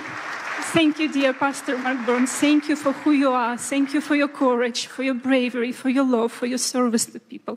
Thank you for your sincerity and truly for your inspiration, which your faith in action gives all of us. This book is for you and for all of us who believe that one honest voice can change everything. Thank you so much.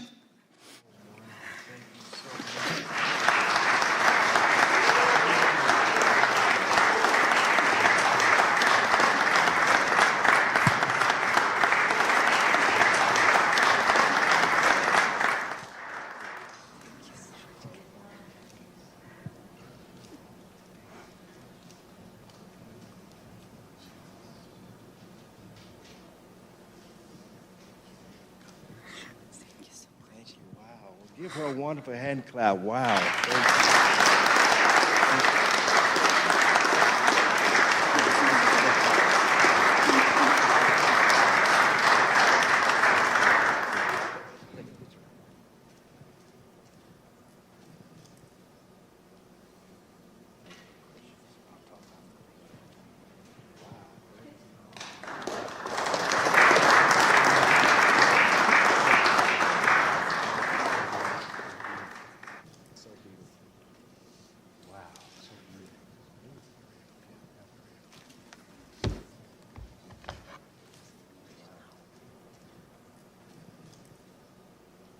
Thank you, Elizaveta, for sharing your sincere testimony. We're so happy you're here with us today. It's definitely an honor and a surprise.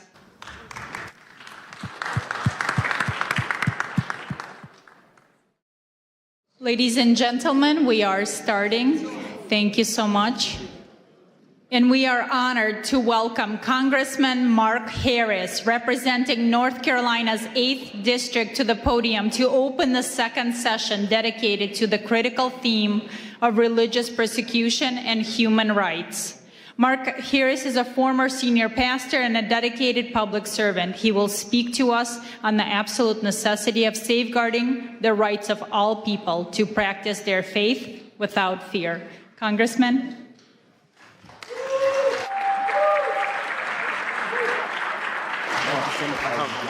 Thank you so much for having me. Well, good afternoon. It is great to see you. I'm sorry for being just a little bit late, but I literally just ran out of Judiciary Committee meeting today that we were holding, and we had a pretty big hearing going on today with a special guest there that we were dealing with. So, but I am so honored to be invited to be with my friend Mark Burns and to have the opportunity to address this International Interfaith Conference. Listen, I'm excited today because under the Republican trifecta led by President Trump, faith is back in America and it's making a powerful difference. From day one of this administration, the president drew a clear line. Anti-Christian bigotry has no place in our federal government. Go ahead, give that a hand. Listen, he boldly affirmed that the United States recognizes only two God-given genders, male and female. He stepped in to protect the most vulnerable minors from irreversible body-mutilating surgeries that the radical left once celebrated. And he restored fairness, safety, and dignity for young girls in sports, ending the painful experiment that allowed biological males to compete against them, shattering dreams, causing injuries, and leaving too many girls feeling unsafe and sidelined in spaces that were meant just for them. And President Trump said, that will not stand any longer. We all know that deep in our bones, that the soul of this nation is inseparably tied to our Judeo-Christian heritage and the timeless truths of the Western tradition. Our founding fathers didn't just mention God, they wove Christian justice, natural law, and biblical principles into the very fabric of this republic. For decades, those foundations were chipped away by an aggressive secularism and left-wing ideology. But praise God, the tide is turning. It's turning in the halls of government, it's turning in communities across the land, and it is turning in the hearts of everyday Americans. Government works best when it gets out of the way, when it respects the sacred space. When it respects the sacred space of parents to raise their children according to their convictions, for entrepreneurs to be able to build businesses without endless red tape, and for churches to be able to preach the gospel and biblical truth without fear of reprisal from any source, come or shine. Listen, that's the limited, accountable government our founders designed. Yet for far too long, unelected DC bureaucrats have overstepped, intruding into schoolrooms ahead of moms, ahead of dads and local teachers, and even casting shadows over the pulpits of our pastors.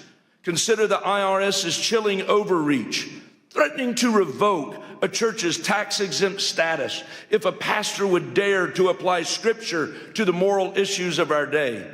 Ladies and gentlemen, the First Amendment was written to protect exactly that kind of speech. That's why I am so thankful to have been able to introduce in this 119th Congress the Free Speech Fairness Act, which is legislation to shield pastors and churches and nonprofits so they can speak freely according to conscience without the constant threat of IRS intimidation. It's frankly absurd that we even need this bill in the first place. Imagine having to explain to George Washington that the government he helped forge would one day try to muzzle Christian voices in their own sanctuaries. But I'm standing before you today because I believe you're a group that understands that there's still urgent work that must be done.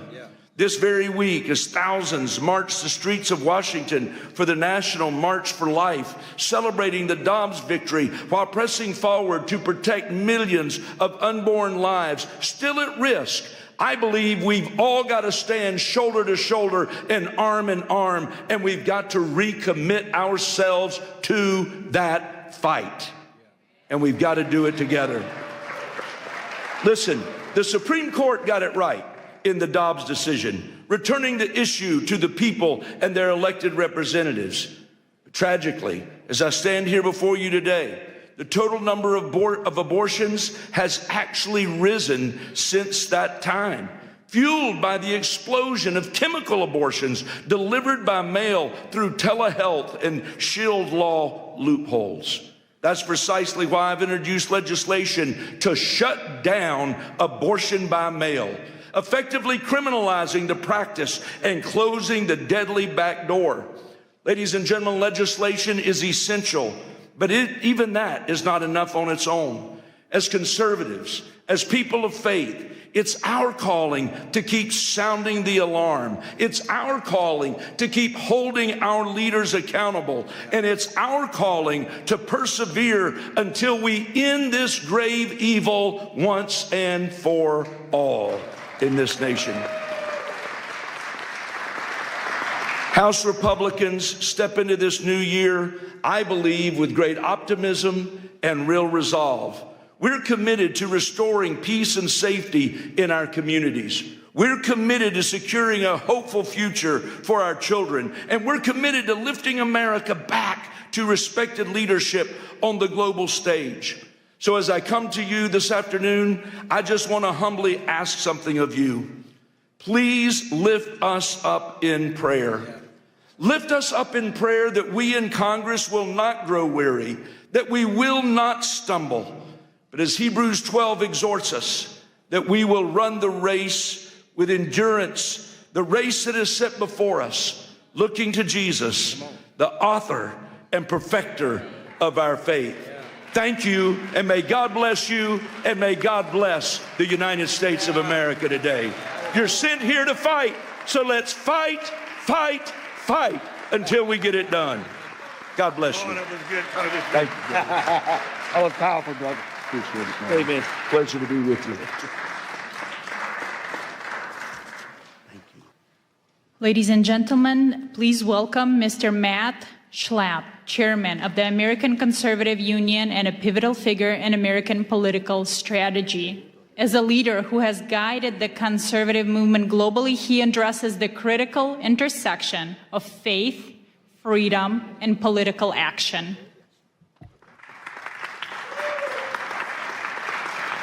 Thank you.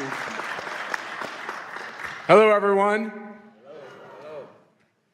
That congressman could talk. That was good. He's not as good as Gus Bilirakis, but you'll hear from Gus soon, I'm sure. Thank you all. Thanks for letting me be with you today. Have you guys ever heard of CPAC?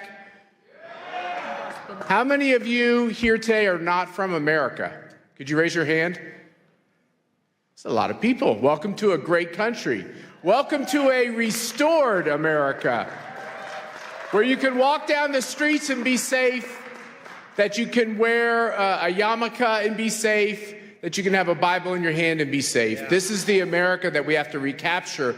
It's actually the America that we have to refound. Our founding principles, we were taught recently in the last 25 years that our founding principles are hateful, racist, overly religious, too Christian, and we've been feeding our children a constant diet of anti-patriotism and hatred of their own country, and we wonder why America is so divided.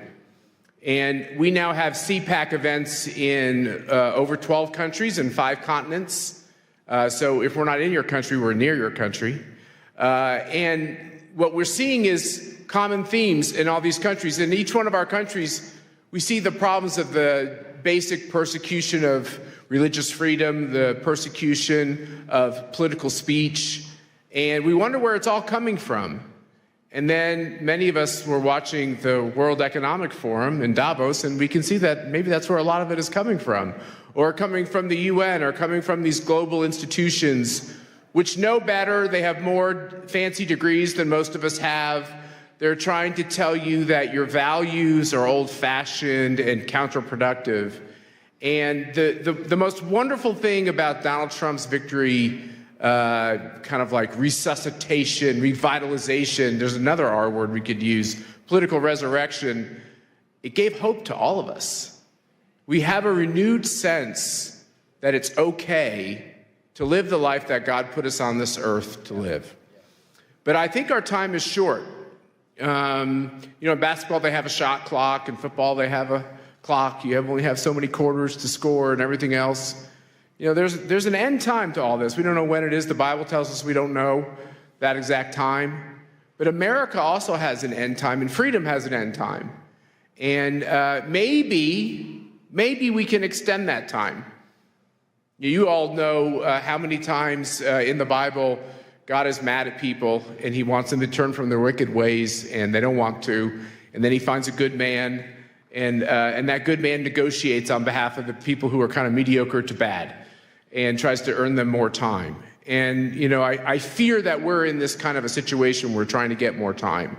And so what I say to all good people, and boy, it sure gives me great joy to be with all of you because you look like just a room full of good people, is think about the time and the days you have left and how you can impact the situation that we're in your country, in America, around the globe. Like I said, I run this group called CPAC, and we have an event, Pastor, with a lot of talkers. There's a lot of talkers. The conservative movement is so good at talking. Guess what? It's time for the conservative movement to do some doing. And Donald Trump has showed us that. By the way, he's a good talker, too, so there's nothing wrong with being a good talker. Being a good talker is great. It's just not sufficient. It's not enough. So our theme at this CPAC is going to be actions, not just words. And there's only so much time, as I said, to make a difference. So my wife, Mercedes, and I, we think a lot about this. As I comb gray hair, less and less gray hair, by the way, and as I watch my kids who used to be little, now they're like all getting old and even doing things like getting married and such, I realize that time goes fast. And all of us have to rededicate ourselves to our purpose, to our reason. Why are we here? Why have we been put on this earth at this time in history? It can't be an accident. There are no accidents with the creatures that God puts on this earth. It's for a purpose. And I think all of us are trying to work together to figure out what that purpose is for ourselves or to execute on that purpose. And we know that we're stronger when we do it together. And so what you have from all of us at CPAC, and I have two of my colleagues here who are with me today. Stand up, guys. Where are you? There we go, Spencer, Ernesto. They're doing great work. I feel like a grandpa at the office because everyone's so young. But they're the non-woke kind of young people we have in the CPAC office, which is great. But we decided to dedicate ourselves to a couple of important lines of action. The first thing is we believe passionately in your freedoms. You have the right to practice your religion, not practice a religion, practice the religion you want. You have that right. There's something so special and sacred. I think that's the most foundational right that God gave us. And we see both this freedom of religion and freedom of political expression, both of them, under attack. We just did a review of all the countries on the globe on political speech. There are some countries where you can be put to death for simply saying something against the leader of the country. Think about that. You can be put to death for that. Look at what's happening in Western Europe, where you can be put in prison if you put up a Facebook posting that's overly pro-Jesus. Think about that. This is what's going on in, quote-unquote, the civilized world.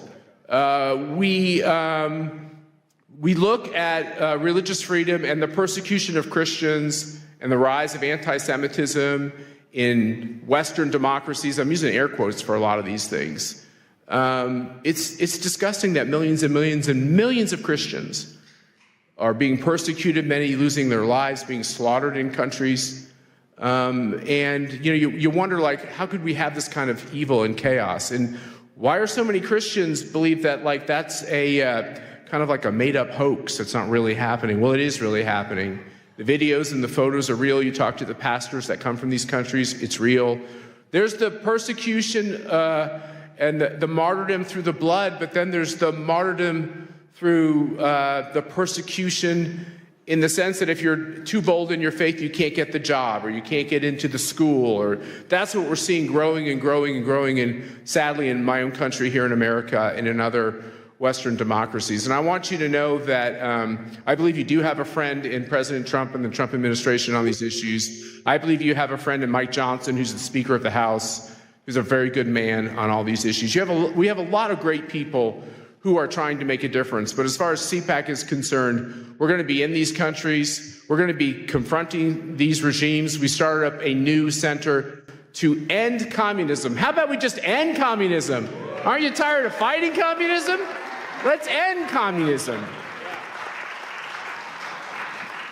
What China is doing to destabilize the globe, there's kind of a cozy conformity with China because they're rich and they're powerful, and a lot of countries need support. It's a dangerous game they're playing because really at the end of the day, what a communist totalitarian regime wants to do is they want to take away all of your freedoms, your promise and your hope, and really turn you into a slave of the state. And it happens every time, everywhere, always. My wife's father tried to stop the Castro regime in Cuba, which looks like the end of that regime could be coming pretty soon. That'd be good for the world.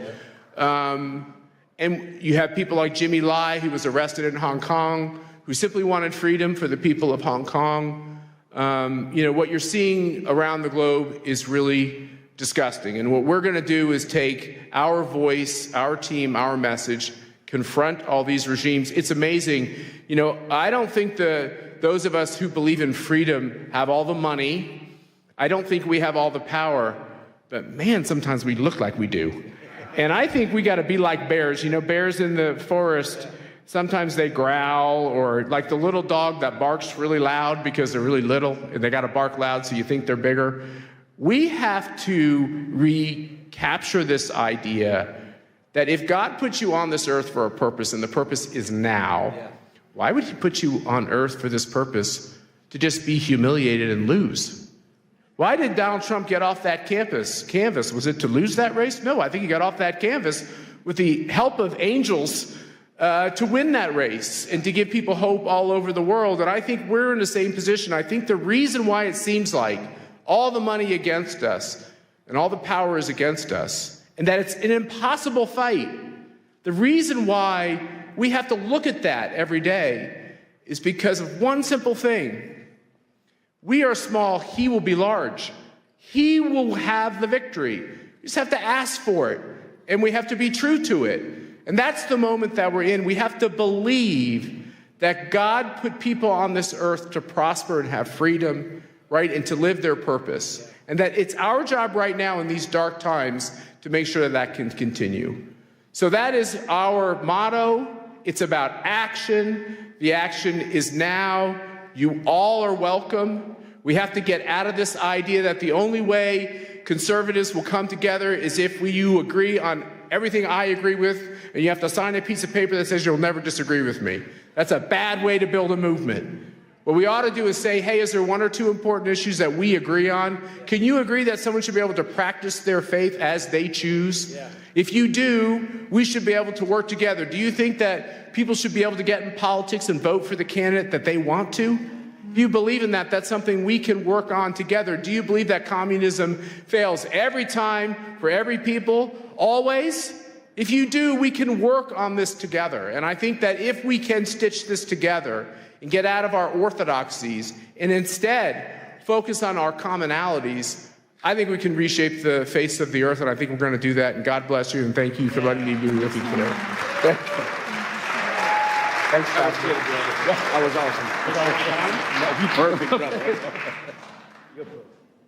Now it is an honor to introduce Congressman Gus Bilirakis of Florida, recognized as one of the most effective lawmakers in Congress. He's a steadfast champion for international human rights and will speak on the importance of protecting religious freedom against discrimination worldwide.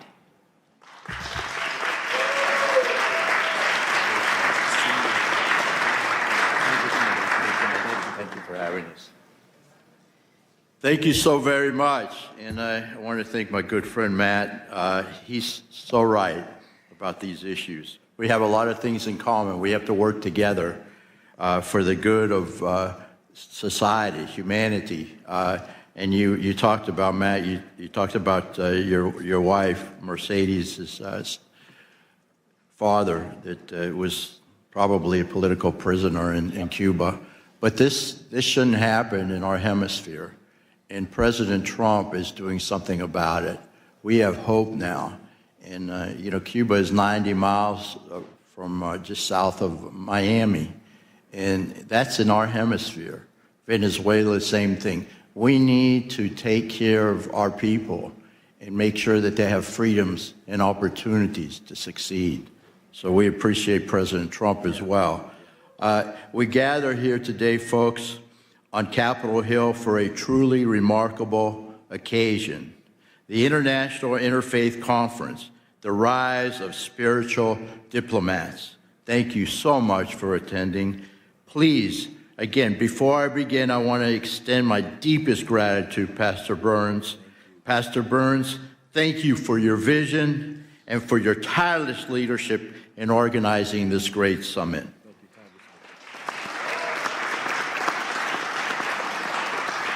You have called us here to recognize a new era of spiritual diplomacy, where faith leaders don't just shepherd their own flocks, but step into the breach as mediators, peacemakers, and defenders of the innocent, where traditional politics often falls short.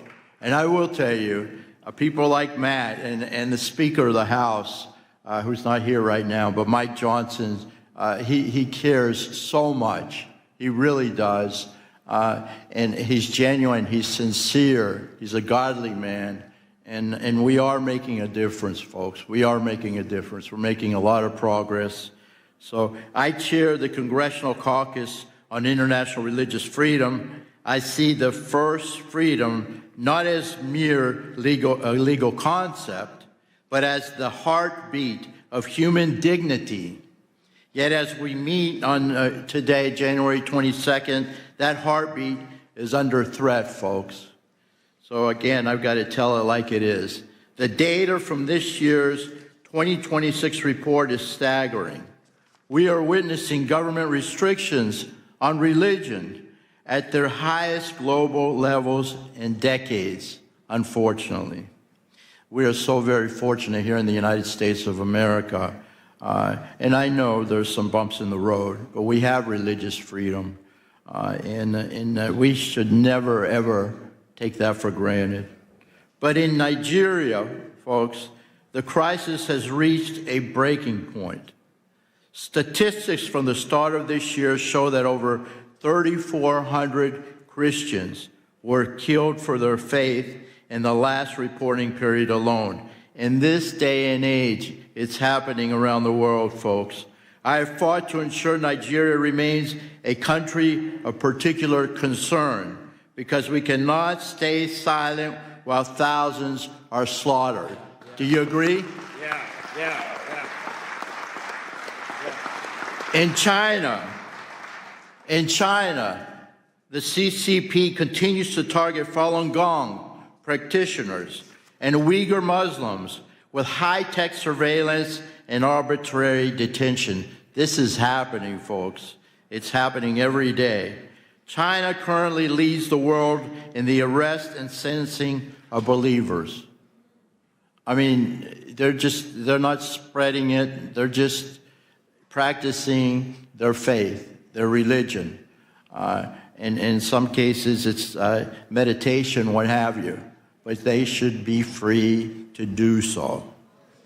In Pakistan, The shadow of blasphemy laws still hang over Muslim minorities. The Ahmadiyas and Christians turning private faith into public death sentence. Unbelievable. Global anti-Semitism. We must confront the reality that Jews are facing a resurgence of hate that we once promised would never, ever happen again. But it's happening now, folks, before our very eyes. We must stop it. The challenges we face are not only legal, in which regimes weaponize the laws to crush dissent, but also social, as tolerance breeds in the vacuum of silence. We must not stay silent. We must act, folks.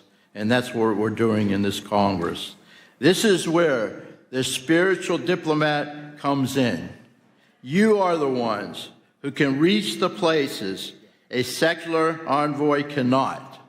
You speak a language of universal values, justice, peace, and the sacredness of life that resonates deeper than any treaty.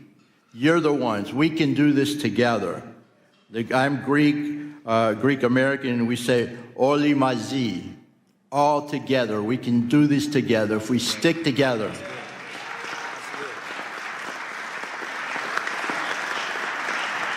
Effective advocacy requires more than just thoughts and prayers, folks. It requires diplomatic engagement with teeth. With teeth, I have to emphasize that. We must continue to use the Global Magnitsky Act, I know how to pronounce it, but I'm sorry about that, to target those who profit from persecution. We must elevate religious freedom. This issue must be a permanent pillar of our foreign policy. Do you agree? Yeah. It has been under this administration and under Marco Rubio as Secretary of State. And we must always be present. When faith leaders and members of this caucus speak up for the persecuted, it sends a message. We are the greatest country on the face of the earth. People listen to us. We must take advantage of that. The world is watching, folks, and you are not alone.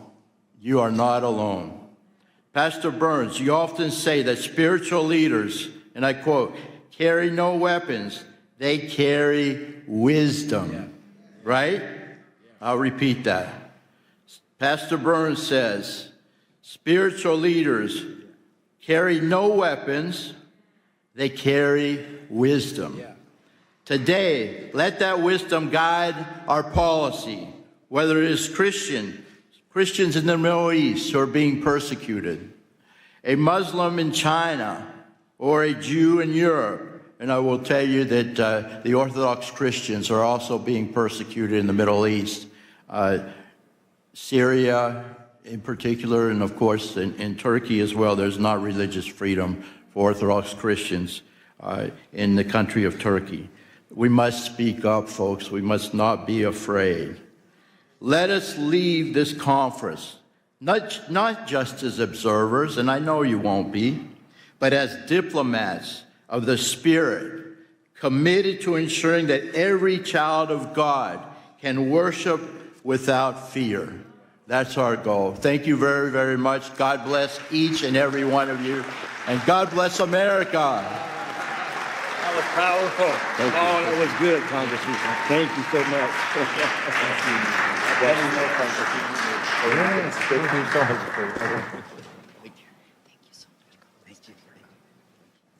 Well, you know, before I'm think I'm about to speak again. But before Matt Schnapp leaves, this man, again, you all know who he is. He does so much for America. He does so much for the conservative movement in America. He literally, him and his wonderful wife, Mercedes, bring millions of conservatives all over the world to bring a message of unity and peace. And it's a great honor for me as he have to slip out. But as you know, we're going to be pinning everyone who takes the commitment of becoming a true spiritual diplomat. And here I am going to pin my brother Matt right here in front of everybody with this wonderful spiritual diplomat pin. He's taking it very seriously. Now, I told him I'm hoping I would be called up to the varsity league and be invited to CPAC and speak for the next time. But hopefully I'll get called up to the big league next. But I want everybody to witness here today as I pin on my dear brother, Mr. Matt Snap, for all the wonderful work that he does as a spiritual diplomat around the world. And I want us to realize, yes, that it's because of leaders like Matt we have a safer world and a safer place for our children to grow up. Thank you so much, my brother. Thank you, thank you. I have to just say, you heard it here. He called me on the carpet. He's coming. You're speaking at CPAC, whether you like it or not. There we go. Thank you, brother. God bless you. Thank you very much. It was great to hear from the congressman. And now it is my honor again to welcome Pastor Mark Burns back to the podium as he addresses the key topic entitled From Pulpits to Peace Tables: Why Faith Leaders Must Engage the World. Wonderful. Well, first of all, I'm going to tell you, you should give yourself a big hand clap of all the wonderful people that are here today. Come on now, you can do better than that. Come on now, come on. We're here at the nation's capital to take back this nation, take back the world, and we're here to protect faith of all people around the world. Do you believe that? Say yes to that. Hurrah. Listen, the Bible says that violence taken by force. We're here to make a loud declaration to the world. The evil that is happening in Ukraine, the evil that is happening in China, the evil that is happening in Taiwan and Cambodia, the evil that is happening in India and Pakistan, the evil and the wars that are happening all over the world. We can bring an end to this evil. Korea right now is under attack. Right now. People are dying of all faiths. In Nigeria, Christians and Muslims alike are being killed by terrorists. We're the voice that can help bring that. I want to tell you, my brother, I pray that you hear my heart. I pray that you hear my heart. Don't take this pen. We'll do it at the end. So please don't leave. But don't take the vow. You're not vowing to a person. You're not even vowing to an organization. You're vowing that you will be willing to protect the innocent and speak for the voiceless. I can't hear nobody. I can't hear nobody.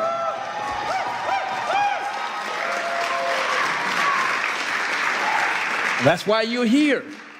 And so many of these great leaders that are on this podium that you're hearing from, these are thought leaders. These are real spiritual diplomats. These are people working behind the scenes that are working to to protect children, to protect religious freedoms. We're going to talk about it a little bit later, but the young girl that was raped in Tanzania, we have His Excellency that is here right now, all the way from Tanzania to talk about it, to discuss about it. It's not always about the things you see on CNN. I'm not here to play games with you.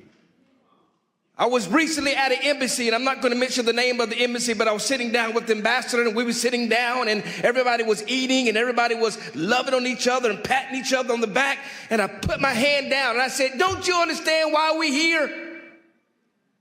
I said, "I'm here because people are dying right now in your country. We don't have time to be sitting here drinking champagne. People are dying. We're coming and assembling ourselves to bring peace, to be willing to speak to the kings of the world, to speak to the leaders of the world, Brother Jack, to speak to those that are voiceless." I'm going to keep repeating it.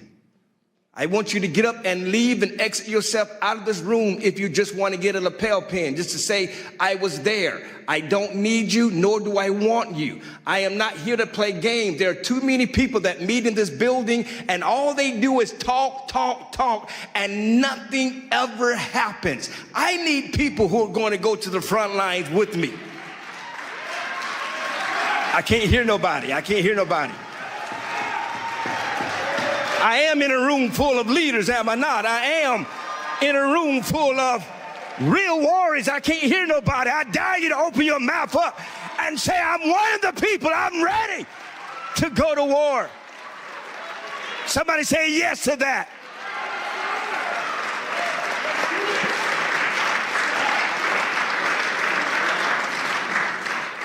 And so I pray that you're not here. Right now, Korea is under attack. Who's going to stand with me? Right now, Pakistan is under attack. Who's going to stand with me? I'm going there in April. Who's standing with me? I am going to Iran. Who is standing with me? I can't hear nobody. Who is going to stand with me with Ukraine until every bullet and every missile stops, until we bring that war to an end? Who's going to stand with me? I don't need cowards, and I don't need people who are just here to be here. I need people who's willing to go to the front lines, who's willing to risk your name and your reputation to stand with somebody who may pray to a different God, who may believe different than you, but you're willing to stand on the name of peace. Who will stand with me?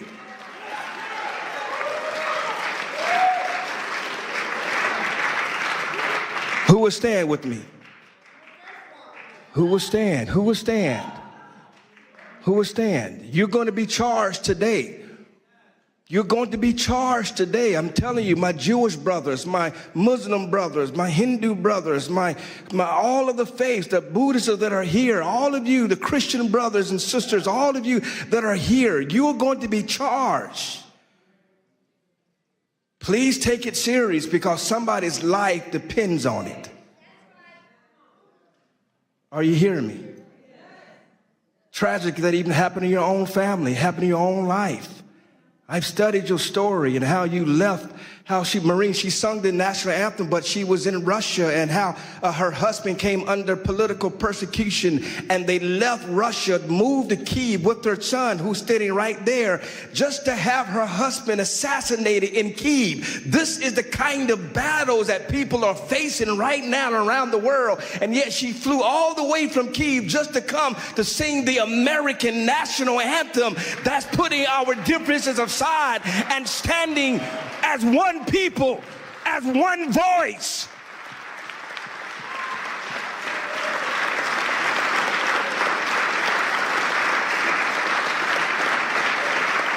ALLATRA, even right now, who is under attack by Russia, by Ukraine, and yet they're standing. Creative Society of Russia is attacking them for standing with Ukraine.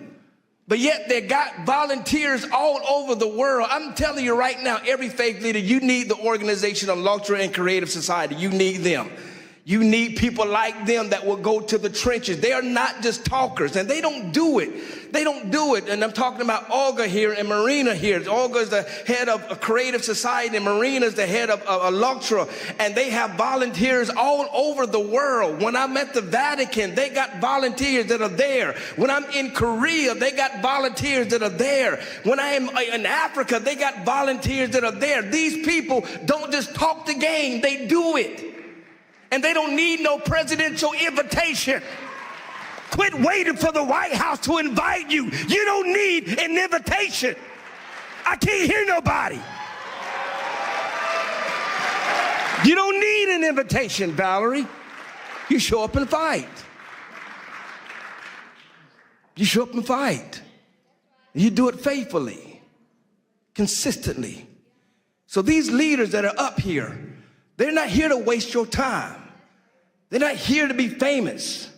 We have real serious issues, Marquetta, real serious issues that we're going to solve.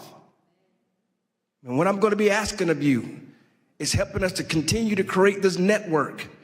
We're going to be introducing to you an email and a number that you who are out there around the world to communicate. And it's not just international or national issues. So you hear what I'm telling you. I got an invitation. We're going to Chicago right now. There's mold that is happening in Chicago right now. And we're not going to allow partisan lines, Republicans or Democrats, to block simply by helping people. Are you hearing me? No real Republican was supporting Ukraine until I got there. And I came up with the mindset that I'm going to stand what is right, not what is popular. Are y'all hearing what I'm telling you? I don't care what your faith is. I don't care what you believe. Rabbi Doobie, I'm going to stand for what is right and not what is popular. Are you hearing me? And so we got battles all over the world, desperately needing people to come and remind them that help is on the way, that you're not by yourself. I'm not here to give you some political rah-rah speech. I thank the president for sending me the video. Thank you, Mr. President. He's in Davos and he stopped and he sent me a video to tell everybody he's supporting what we're doing. But that's not what I'm living for. We've got to get to the point where that spiritual diplomacy lasts beyond whoever's president. Because there are rape victims that need us. There are drug addicts that need us. There are religious people that are dying for practicing their faith that need us. Who's willing to go speak to the kings of the world? Who's willing to risk their reputations? Are you hearing what I'm telling you? And so I pray that you receive what I'm telling you. I want this movement to continue to grow and grow bigger. We're planning to do this again in 6 months at Mar-a-Lago at the president's house. And we're going to bring it even bigger and even greater. Then we're going to G20. We're going to do a wonderful event at G20. Amen. We're going to take over Miami. And then we're going to go to Qatar. And then we're going to the Vatican. We're taking this all over the world to bring peace. I believe we're going to have a spiritual diplomacy right there in Tehran, in Iran. We're going to do it right there in Iran and show the world that we won't allow evil to win. Y'all not talking back to me.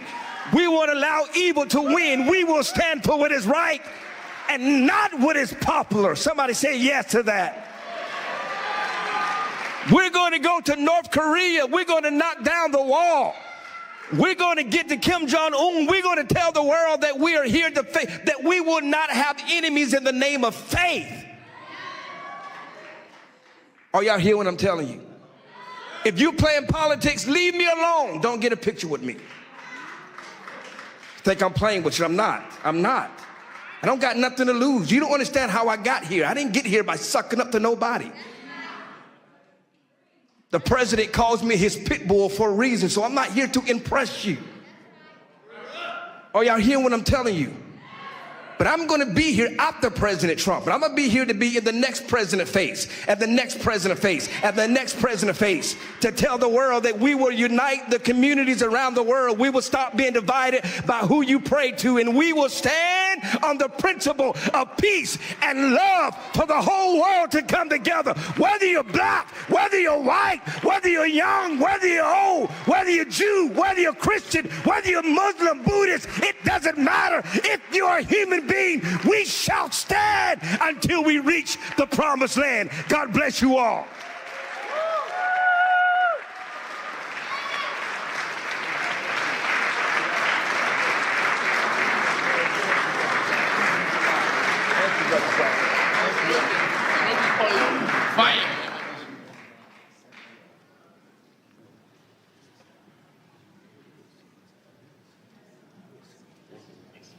Thank you, Pastor Mark Burns. Wow, who's going to follow that speech?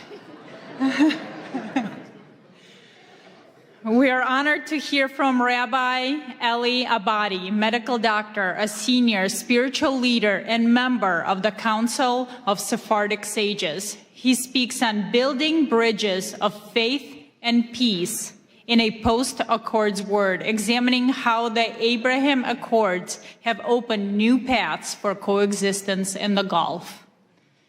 Rabbi?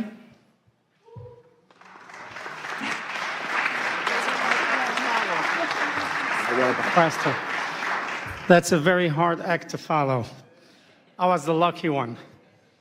First of all, Pastor Burns, I want to thank you very much for the privilege and the honor that you bestowed on me in coming and addressing this illustrious audience. And secondly, for pinning me today and inducting me in the cadre of spiritual diplomats. I shall carry this with great honor and duty. Together, inshallah, God willing, we will fashion a better future for the next generation of humanities. Thank you. And now I start my official speech. Your Excellency, Pastor Dr. Mark Burns, President Marina Otsenova, Honorable Congressmen and Parliament members, Honorable Ambassadors, esteemed rabbis, imams, pastors, reverends, bishops, and religious leaders, distinguished speakers, and dear audience. The great Mahatma Gandhi once noted, if we were to respect others' religions as we would have them respect our own, a friendly study of the world's religions is a sacred duty. We are gathered here today as global faith, political, and thought leaders from many areas of human endeavors to find a path toward a peaceful coexistence between all religions, nations, and all people, especially the world's three Abrahamic religions, Judaism, Christianity, and Islam, and few others. As Edmund Burke said, religion is essentially the art and theory of remaking of humanity. And therefore, we as leaders ought to embark in remaking mankind to cherish, protect, and foment a peaceful coexistence. As the United Nations Manifesto on the Culture of Peace stated, we must learn to use one another's religious belief as ways to connect, not as reasons for conflict. For 800 years, Judaism, Christianity, and Islam were inextricably intertwined in medieval Spain, the era of convivencia. Each had a common ancestry, similar values, and holy scriptures. As Genesis 42:13 states, we are all brothers, children of one Father. Living together side by side in Spain, very often in close quarters, the people of these religions flourished. They naturally found a way of understanding and respect for each other's culture, bringing forth an enlightened culture. Thus, the seed of Renaissance had been planted. Remarkable individuals of different faiths made lasting contributions to civilization. However, and unfortunately, gradually over the next 3 centuries, large forces vying for power gave way to puritanical judgments, absolutism, and religious extremism. Ultimately, these exclusive policies and the conflict they unleashed extinguished the shared learning that had flourished. The fragile unity between the 3 faiths was lost. Up until these days, these conflicts still exist in many areas in the world that we must end and return to the days of old.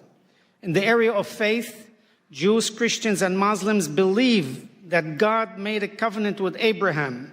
It was to keep faith in one God and to worship him and to teach the practice of worship to his children down through the generations. In return, God would preserve, protect, and multiply the children of Abraham.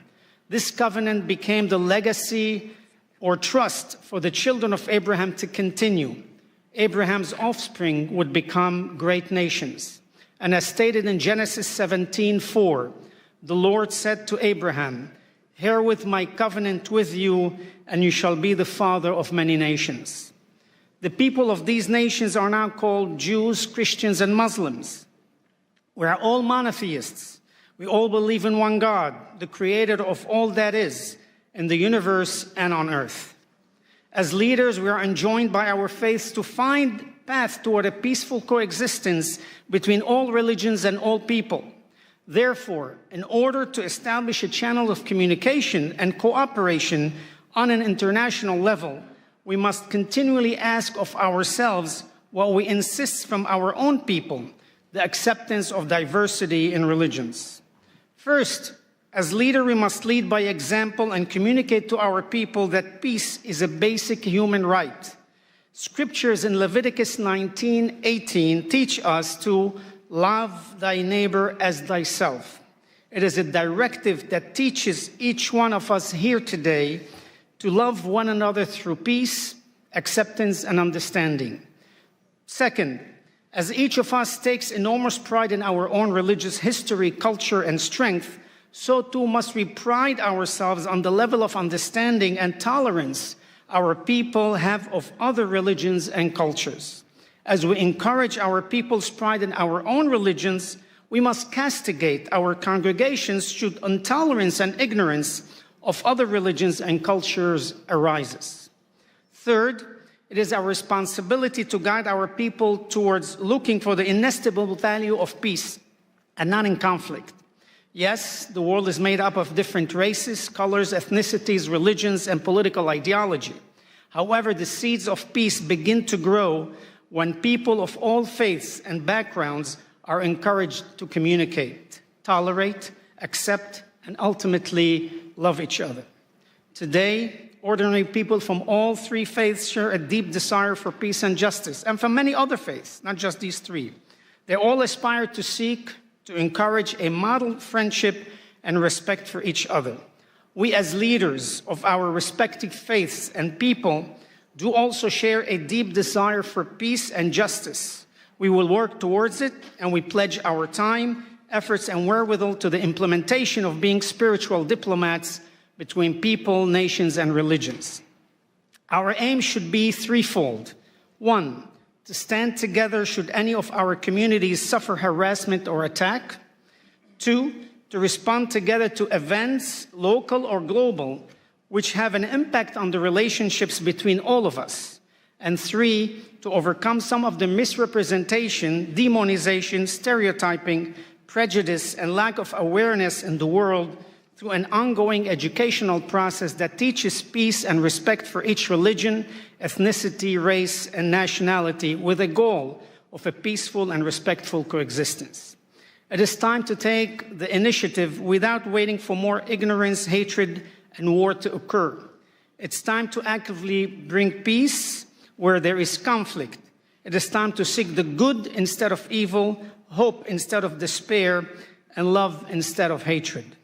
It is time to allow our love of God and respect for His covenant to protect and multiply the children of Abraham, to materialize into a worldwide covenant of peace and protection for all of humanity. Given the many examples in history, as well as some conflicts which are so recent that they continue to take place as we speak, they demonstrate the need for leaders to speak out and preach against religious intolerance, ethnic persecution, and race superiority. The core of these conflicts stem from the idea that one's religion, ethnicity, and race is the superior one, giving a person or group of people the religious duty to impose their religion on others under penalty of death, or to persecute other ethnicities and nationalities. Terminology such as infidels or heretics ought to be eliminated from our vocabulary. Using these words allow the zealots to attack, persecute, force conversions, and even kill anyone who has been branded as such. As leaders, we ought to condemn the use of this terminology. Equally as important, we need to teach that religion and religious values can and should be transmitted only through love, acceptance, and tolerance. Religion can only be appreciated if transmitted peacefully and with the consent and wholehearted acceptance of the individual. We as religious leaders have the responsibility to highlight the beauty of religion while teaching our own people how religion can bring harmony, peace, and understanding. On 5 occasions in the Bible, 1 in Leviticus, 3 in Ezekiel, and 1 in Nehemiah, each state that the religious statutes given by the Almighty are, quote, so mankind can live through them. And our sages in the Talmud expound on this announcement, saying specifically that by obeying the religious statutes, we are to live through them and not to die through them. In Psalm 34:15, King David exhorts us to search for peace and pursue it. Our sages in Ethics of the Father state, be from the disciples of Aaron, the high priest, love peace, pursue peace, and love your fellow human. Each of us here today as leaders, we must make that commitment to encourage our people to pursue peace and love one another. All of us here, Christian, Muslims, Buddhists, Hindus, and others, can effect change by planting the seed of true peace amongst us and our co-religionists. We can come to the reconciliation of our people. Oseh shalom bimromav, hu berahamav ve'aseh shalom aleinu, v'al amo Yisrael ve'imru amen. He who makes peace in his high heavens, may he in his mercy bring peace upon us and upon his entire nation, and let us say amen. Peace be unto you. Assalamu alaikum. Shalom aleichem. May God bless us with this endeavor. Thank you, and God bless you. That was beautiful, my Rabbi. Thank you for that powerful speech. Hey, we're just getting started.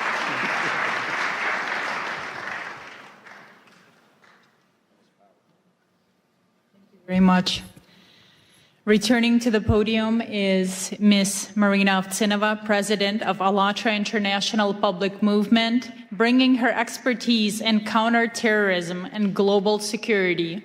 She addresses a grave threat to democracy, from stigmatization to repression, focusing on the danger of anti-cultism.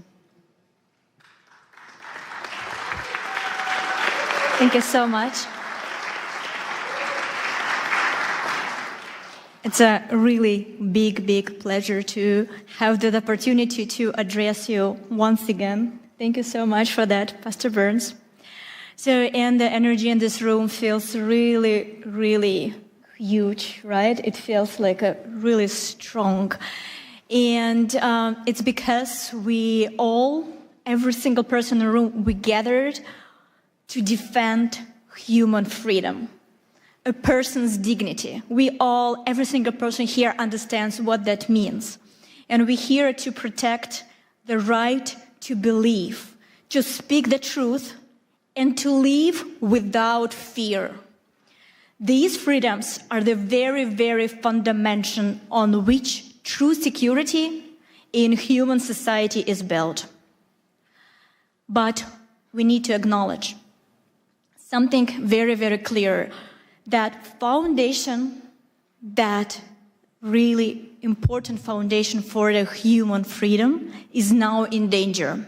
Because today there is a well-organized structure at work, deliberately attacking that very foundation. And many of the deep, tragic stories that you will hear today from our speakers from this stage are direct result of the action of this transnational structure and its destructive manipulative techniques. So let me educate you a little bit. So what is that, and why does it pose a threat to every person and to society as a whole? The transnational anti-cult network is the highly coordinated international system made up of individual organization, activist, pseudo-expert, and biased journalist. Their goal is to systematic dehumanization and destruction of targeted group of people and the incitement of hatred and hostility within the society. What this network does is often described more simply as anti-cultism. But in reality, anti-cultism is the technology of dehumanization and repression. Let me be clear right away. The anti-cult network can target absolutely any group, not just religious one. They can target social organization, hobby club, or even political party. And no matter who they choose, anti-cult agents follow the same well-practiced playbook.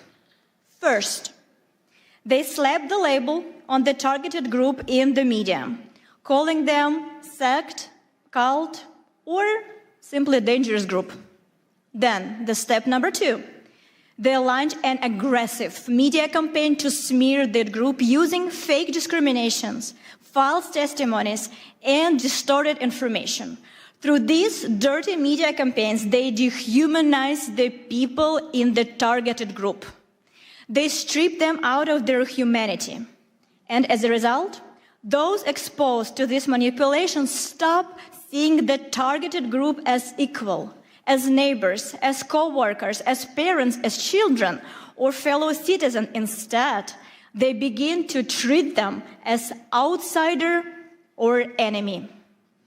And after this stage of dehumanization, society is effectively giving, quote unquote, permission to persecute. People are fired from their jobs, pushed out of the public life, silenced through the pressure and intimidation, dragged into court, and even subjected to violence. And in the end, the very foundation of democracy collapses. Freedom of consciousness, the right to speak freely, the rights one's face, and the right to human dignity. If these step-by-step patterns feels historically familiar, you're not mistaken. This is the very same mechanism Nazi Germany used to dehumanize the Jewish people, one step at a time, through the language of hatred, lies, and systematic propaganda. That process led to the tragedy of the Holocaust. And while the Holocaust itself is condemned by the international community today, the method that made it possible never truly disappeared. The tragedy of our time is that the world unequivocally condemned the outcome, genocide, but did not eliminate the tool itself. The technology of hatred survived, and it is still being used by the anti-cult network to this very day, in a different form, but with the same destructive consequences. This is why the use of anti-cult tactic always, without exception, leads to real violence, from persecution and repression to mass killing, forced organ harvesting, assassination attempts against political leaders, and school shootings. Today, you will hear the real stories, lived life experience that reveal the brutal reality of anti-cultism. These are testimonies from those whose friends become a victim of forced organ harvesting and were killed simply because they held different beliefs. These are the stories of mothers whose sons died in the school shooting. These are the voices of people whose loved ones are being held in prison right now under harsh conditions simply because they practice a different faith. And our international movement has practical experience with how the anti-cult mechanism fuels hatred. Many of you ask me about the persecution that I mentioned in the first speech. So let me give you that story. So beginning in 2015, a coordinated, discrediting campaign was launched against the ALLATRA movement in the Russian Federation. It was carried out by the anti-cult network and coordinated directly by the FSB, the Federal Security Service of Russia. The reason we became a target was simple. We tried on a scientific level to warn the world about the geodynamic risk associated with the possible activation of the Siberian magma plume located on the Russian territory. A potential eruption would threaten not only Russia, but the entire world.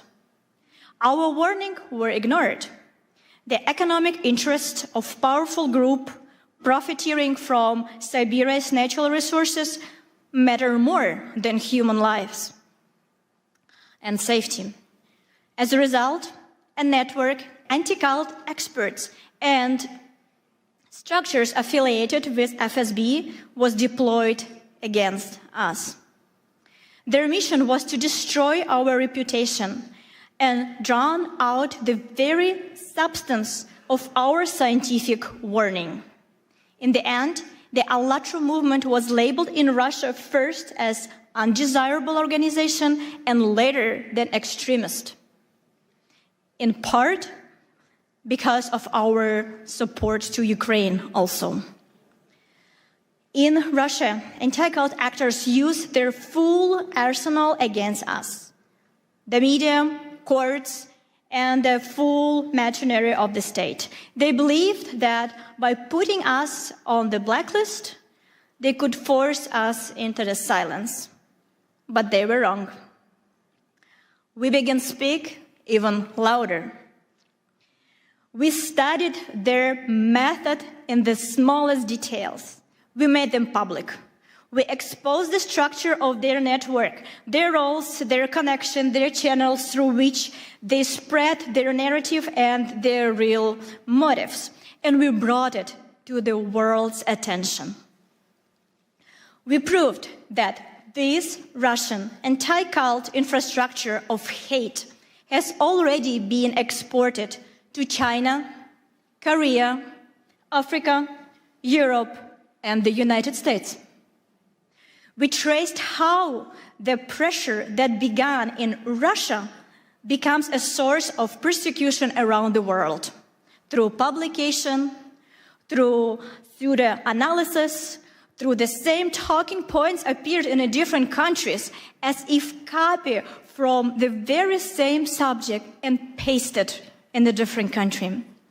We also discovered that within the ranks of anti-cultists, pathological cruelty and sadism thrive. This is the matter of deep moral decay. And there are strong reasons to suspect their involvement in human trafficking and crimes against children. One of these stories we will share today with you. It is a real case that will show you the true brutal face of anti-cultism. You need to understand that anti-cultism is the global assembly line of crimes against humanity. It runs on the same playbook everywhere, and we have exposed it for what it truly is. Anti-cultism strikes at the most basic rights: freedom of religion, freedom of speech, independent media, the right to a fair trial, and the principle of the presumption of innocence. So today, I want to deliver one simple and clear message. As long as anti-cultism exists in this world, true democracy and human freedom are impossible. And if we do not eradicate anti-cultism as the phenomenon, we will not be able to secure a future, safe future, prosperous future for our children. And I would like to note a particular that you, dear Pastor Burns, play a special role in the countering the destructive anti-cultism. Through your spiritual diplomacy initiative, you are uniting leaders of different countries, different religions, different worldviews, who have stepped forward to defend human dignity and freedom of conscience and the right to live with dignity. And we all know, and we can say it, that you, Pastor Burns, act as the true leader. You build unity where others saw division. You give a voice back to those who are being pushed into silence. And you offer protection to those who are in need, who cannot protect themselves. And it's because that initiative, like yours, extremely important right now. And we understand that thanks to you and this initiative, humanity will inevitably prevail. And for all our participants of ALLATRA International Public Movement, it is a great honor to stand shoulder to shoulder to you. And for decades, the anti-cult network acted with impunity. But today, thanks to you, Pastor Burns, the situation has been changed. And we can say with the full responsibility and confidence, for a final victory, only one thing is still missing: the unity of everybody, especially the unity of those who has been targeted by that group. To stop the threats and killings and the destruction that anti-cult network brings, we need more than words. We need decisive action. We need a coalition of mutual protection, international and interfaith. The principle must be simple and shared by all. An attack on one group is an alarm for everyone. Instead of indifference, let them deal with it themselves. We must stand and unwaveringly solidarity. We will defend them because tomorrow someone could come for any one of us. If everyone who has been targeted by the anti-cult network and harmed by its manipulation unites to expose its criminal activities and publicly expose how the anti-cultism works, we will inevitably achieve justice and prevent new tragedies for sure. There is an age-old and very accurate metaphor. I'm pretty sure you all know that. But please, think one more time with me when I will cite this word, how we can use it, what we can take home. We all know that it is very, very easy to break a single twig. It takes almost no effort. But if we gather all twigs together into one bundle, it becomes stronger. Not because each twig has become stronger, but because they are together. And that is exactly how we must act right now. Each of us may believe in our own way. Each of us can continue doing what we are doing. We're all leaders. We all have our missions. But together, by protecting our future, our children from this organization, by standing for rights, for freedom of religion, for freedom of choice, for freedom of your thoughts, your action. So we definitely can change this world. Because by the end of the day, our strength is in unity. Thank you so much.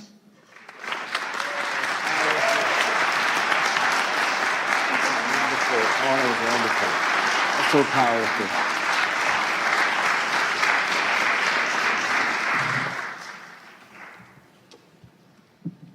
Thank you, Marina, for that sobering analysis and for making it clear that as long as transnational anti-cult network exists, democracy and freedom are impossible. And right now, please welcome Dr. Michael Jenkins, President of the Universal Peace Federation and the President of the Washington Times Holdings, with decades of experience organizing peace initiatives in the Middle East and Northeast Asia. He speaks to us today on the urgent issue of global religious persecution. Thank you very much. Thank you. Thank you, everybody. To our distinguished panelists and outstanding audience and delegates, it's great to be here with you. Pastor Mark Burns is really doing a great job for freedom, religious freedom and all freedoms. I want to give him a hand with my heart. Thank you. Thank you. United in Liberty. Also want to thank President Trump, who's doing an excellent job with religious freedom, forming the White House Faith Office with Paula White, and Pastor Burns is also leading that effort throughout the world. We are in a global war right now. There's a global war against God, and it's hitting every faith, every community, and also people of conscience. What are we going to do? Nigeria, Christians are dying there, being persecuted for their faith. Muslims also. The Uyghur Muslims in China are being held in, a massive place with over 1 million people. And many are dying, under persecution. India, also many nations of the world. And I really want to say, how will we stop this? How are we going to turn this around? We have to bring the faith communities together. That is the number one thing that will help the most. And then the political leaders will be enlightened and they will follow the lead of the faith leaders if we love one another. I really believe that right now we see that there is an urgent situation, and that is with our Jewish family. I met my brother, Rabbi, and I would like to have a moment of silent prayer for our Jewish family right now, just a moment of silent prayer, peace for all Jewish people everywhere. Amen, amen. And for all God's people, and also for all people of conscience. So I would say to this, peace, shalom, assalamu alaikum, shanti, shanti. We can win when we come together. We are meant to be together.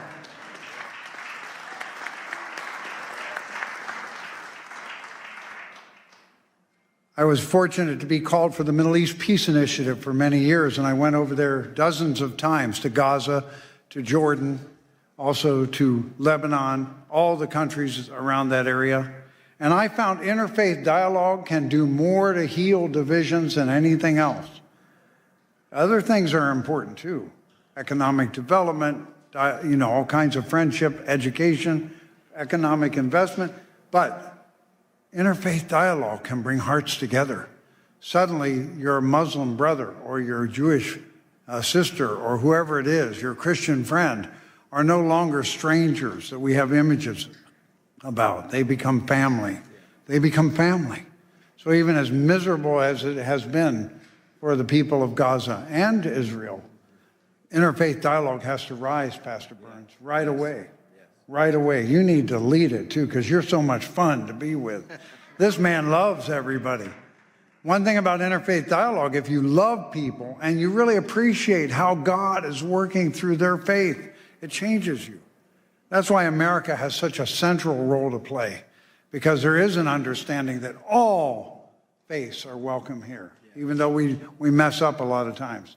All people are welcome in America, all faiths. How are we going to make that happen? We need leadership. We need the spiritual diplomats. Spiritual diplomats are not political leaders, but they can help lead the way for political leaders. Our congressman who came here, how great it is that they support. But they're also, the lead of spiritual diplomats is something that's not restricted. We don't have to worry about a lot of protocols, right, Doc? That's right. You just go and start engaging with love and wanting to heal. So I just want to highlight a couple areas in the world that are shockingly going the wrong direction. We usually see countries that are unstable or countries where there's kind of a strong leader, a strong man leading that oppress other people. But how about democracies? How about democracies? We never imagine democracies. No, they really follow the will of the people. Well, in Japan, a terrible thing has happened. Matt Schlapp talked about communism. Why is communism a problem? Fundamentally, it denies the existence of God, and it sees religion as the enemy. So earlier on, Father Moon and Dr. Han developed a movement in Japan in the late 70s, and it was so effective at stopping communism. Prime Minister Kishi brought him in together, and then Prime Minister Abe, and they all worked together. And communism did not take over Japan. They were trying very hard in the 70s. It was possible it could happen. But then those same communists formed lawyers groups that have been against this movement of family federation. And they've been against it for years and years and years. And then finally, a more liberal leader came as the Prime Minister of Japan, and he kind of caved into them and said, we got to get rid of this group. And he announced, we can't. They haven't broken any law. So somebody came up with the idea, we don't need a law. If they've just made some disturbances or they've had lawsuits, we can use that. So they used that. Fortunately, there's a new prime minister now, so I think a new history is about to be written. But why do we bring this up? Because when a democracy like Japan goes the wrong direction, a domino effect occurs. So last year, Rwanda and Kenya cited Japan's example of closing or dissolving a religion without breaking any law. They got excited about it. This happened in 23 and 24. Rwanda has now closed, shut down, or destroyed 10,000 Christian churches in 2 years. And they cited Japan's example. They're a world democracy. And then also Korea. Now the leader of Korea is really not supporting the faith traditions. He's more of a left-leaning person. That's why President Trump challenged him when he came to the Oval Office. He said, "What's going on in Korea? Looks like some kind of a revolution or purge. You're persecuting churches." They went after Yoido Full Gospel Church. They went after Billy Kim, who was the translator for Billy Graham.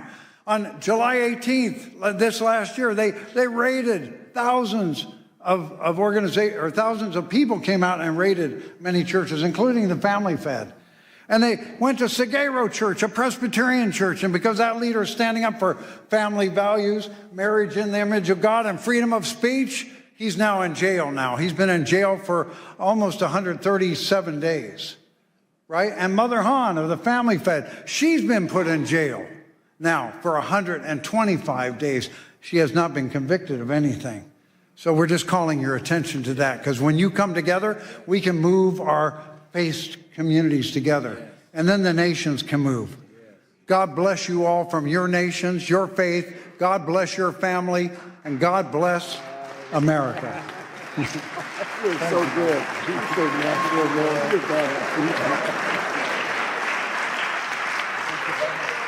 Thank you. Thank you, Dr. Jenkins, for your leadership. Now it is my pleasure to introduce Reverend Damian Dunkley, President of the Family Federation for World Peace and Unification, USA. He brings a critical report on religious persecution in Korea. Thank you. Thank you, thank you, thank you. Good to be with you up here, Mark. Dr. King said, "I've been to the mountaintop and I've seen the promised land." So leaders can see the way, leaders can lead the way, but we can't leave them alone. We need to stand together.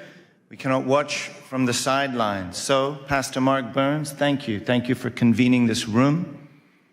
Thank you for bringing us together. Your courage and clarity, the president's pit bull. Yeah, that's just maybe one thing you are. The image, as you spoke, came to mind of those, those huge logs they used to use in the medieval times to break down palace doors. That kind of power, your word brings that kind of power. So, get out of the way. Better to stand with this man than stand against this man, I say. Thank you, Pastor Burns, for bringing us together. Bless you. So, as well as all of you incredible leaders, it's a real honor to stand with you today. I'd like to share just a short personal story. I've lived all over the world. It's crazy how many places, all over Europe, Southeast Asia, Northeast Asia, and I've visited all kinds of places, Oceania, Central Asia, Central and South America, Middle East. But America is the only country that I've ever truly cried for. I want to explain. I was 10 years old. This isn't that dramatic a story, but I was 10 years old. I was in London, beautiful city, and two young men ran up on me to attack me and take my bag. And I wrestled round and around. I wrestled with them, and I stood my ground. But on the way home, I cried. I wasn't crying because I was all bruised up or because they took my bag, because they did not. I was crying for something deeper. And I couldn't quite put my finger on it, but I knew it was something to do with America, my first home. It was something that, you couldn't see. It wasn't McDonald's or whatever, they got all of that in London too. It was something intangible, something invisible that back then I didn't know what it was, but I know what it is today. Even at 10, I could sense that freedom in America and freedom, even in Europe, is not the same thing. We use the same word in England and America to say freedom. We translate that word into many other languages. And we think that when we, Mark, as an American, use that word and it enters the ear of a foreign speaker, that they understand what we mean. But I promise you, it is not the same. It is not the same. Now, we can lose it here. Thank God we haven't yet. But there's something I just wanted to testify to you about this concept of freedom. And it has something to do with what our founders built here, right? Our Constitution says that our rights are inalienable. This is endowed by our Creator. This is so unique. So our freedom is rooted in this because government does not grant it. Government is realizing it, honoring it, accepting it, and protecting it. Protecting something not that the government gave, protecting something that God has already given. Freedom is our birthright from God. And freedom of religion is the freedom to worship God. There's a lot of folks that may think that's just important for religious people. But I've been experiencing through many of these stories that you're hearing about, when you go to these places firsthand, you realize whether it's a democracy or not doesn't mean necessarily anything anymore. Because there's no democracy without freedom, and there's no freedom without God.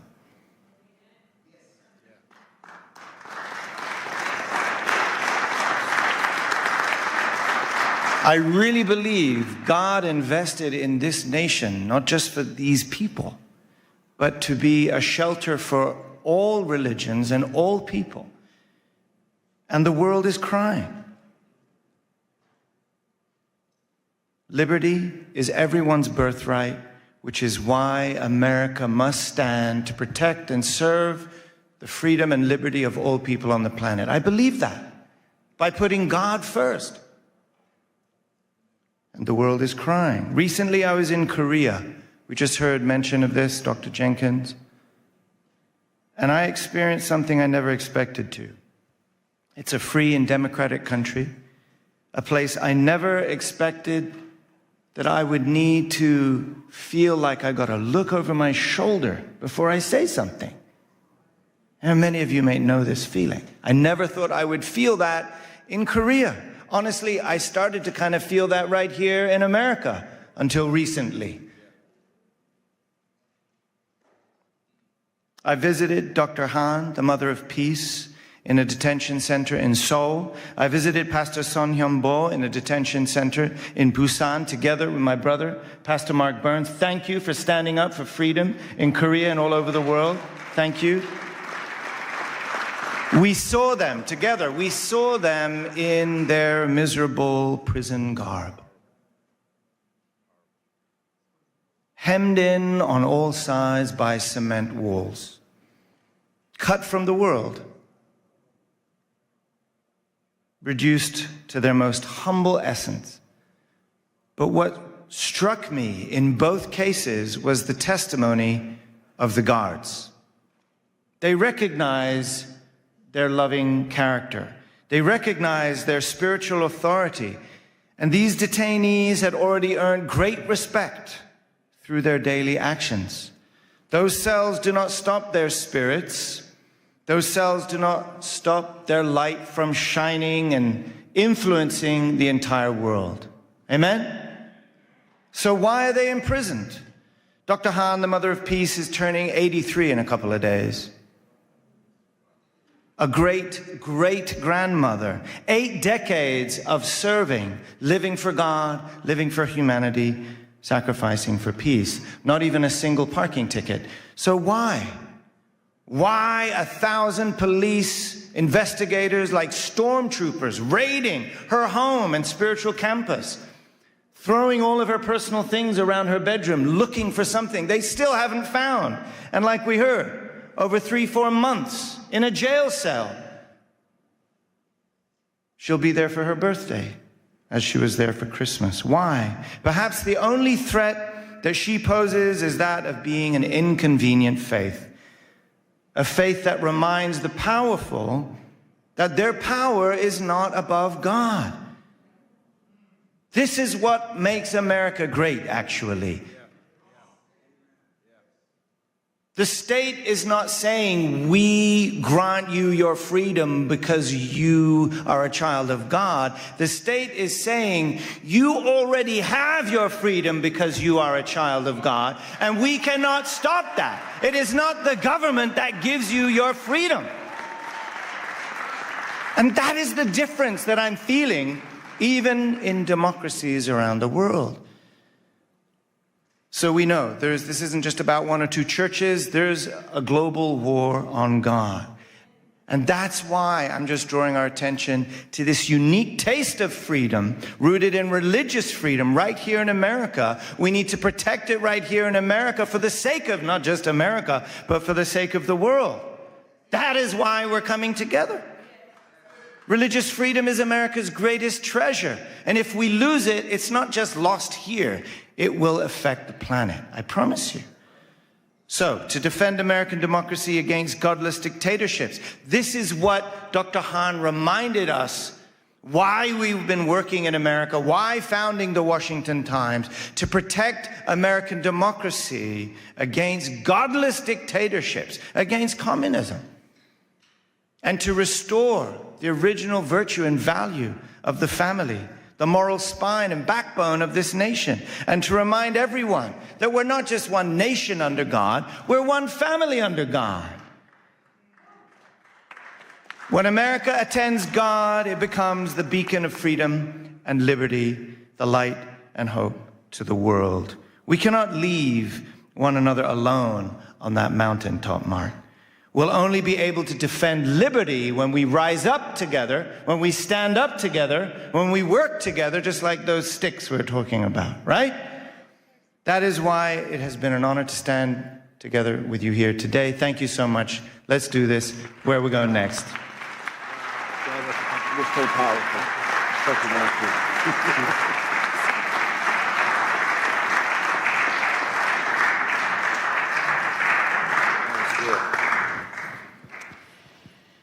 Our next speaker is a courageous voice for truth. Ms. Janice Trey, board chair of the Epoch Times and NTD TV, a survivor of forced labor herself. She understands the machinery of the repression firsthand. She addresses a vital connection in her speech. Information freedom is crucial for religious freedom, highlighting the systematic persecution of Falun Gong practitioners. Ms. Janice Trey.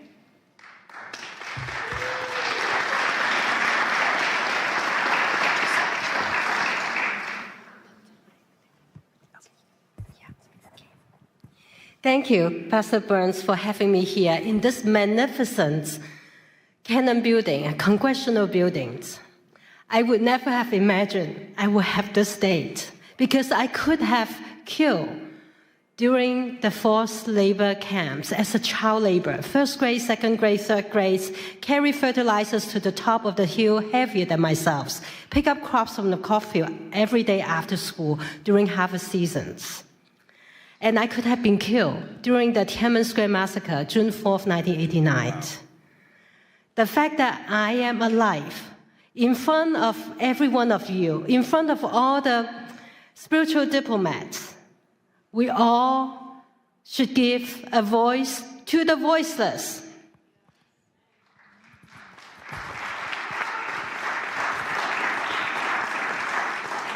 Next slide, please. Today, we honor the Creator. We speak for the voiceless. to share life-saving actions, to unite as spiritual diplomats, to end communism once and for all, to counter information censorship, to restore humanity's freedom to connect with the divine. For 5,000 years, China was a land of the divine. But since 1949, the atheist communist regime has sought to erase faith, eliminate God with communism. And since 1999, 70 to 100 million people practicing a peaceful meditations have been brutally persecuted. And even the crimes against humanity, forced organ harvesting, was being used as an instrument for religious persecution, and it still goes on today. Next page. The repression does not stop at China's border. Under Xi Jinping's order, transnational repression has spread globally through subversion, deceptions, unrestricted warfare, and the erosion of moral and religious traditions abroad. Chinese Communist Party's propaganda, misinformation, disinformations have been amplified through coordinated online campaigns, films, legacy media. Next slide. Let me give you an example. New York Times reporter Nicole Hong published over 10 articles in a short 8-month period attacking Shen Yun. Without disclosing, her father worked for the United Front Works Organization. That is the Chinese Communist Party's spy organization overseas. And Nicole Hong and New York Times misleading articles were artificially amplified by thousands of inauthentic social media accounts appearing to be widely read, even make it to be most read New York Times articles in election year 2024. You know that cannot be true. But that is how information warfare operates. Next slide. What New York Times recycling the propaganda of the Chinese Communist Party on Shen Yun. What is Shen Yun? Shen Yun is the beauty of divine beings dancing. Shen Yun brings to life 5,000 years of China's divine traditional culture, nearly destroyed by the past several decades of Communist Party rule.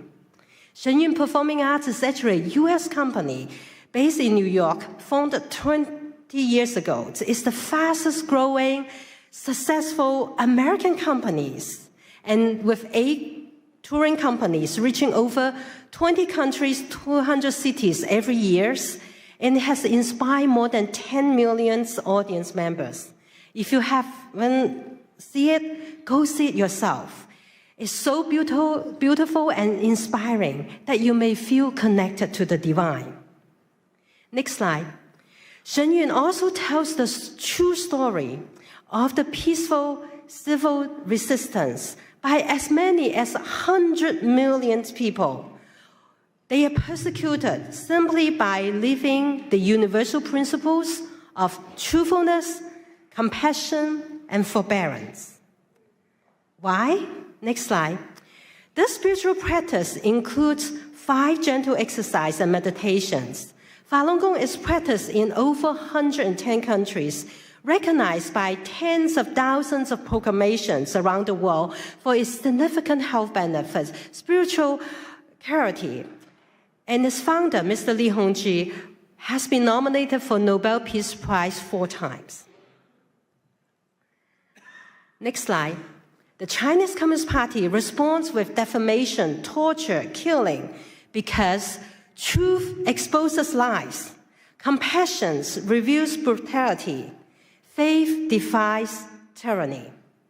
Falun Gong practitioners lead a very healthy and disciplined lives because they don't drink, they don't smoke. The Chinese Communist Party see them as the targets for organ transplants, benefits by killing them on demand. When humans become spare parts, the moral red line has been crossed. We must do something. We must do something now. First, next slide, call on the United States senators to co-sponsor and pass Senate Bill 817, which censors perpetrators of forced organ harvesting and mandates the State Departments to report on China's practice, which Secretary Rubio are ready to enact that. We're just waiting for Senate bill to pass A17. And the companion bill in the House, 1540, has already passed unanimously. By calling your senators or calling someone who knows the senators, you could save lives. You can stop the crimes against humanity that is taking place every second, every minute, every hour. Second, next slide. We need a secure communication tool, and I'd like to introduce you to the most advanced, most secure tool for all the freedom fighters and for all the spiritual diplomats. Our brothers and sisters in closed societies need a secure tool. All of us here need a secure tool. Everybody watching it online need a secure tool. And this tool is more secure than the standard security setting of Zoom, of Microsoft Teams, or Google Meet. And it is all four function in one platform. You can do video conferencing, you can do messaging, you can do file sharing, you can do calling, all in one tool called SafeMeet. You can go to safemeet.us to download or download it from App Store in Apple or Google phone. And it operates on its own private server networks.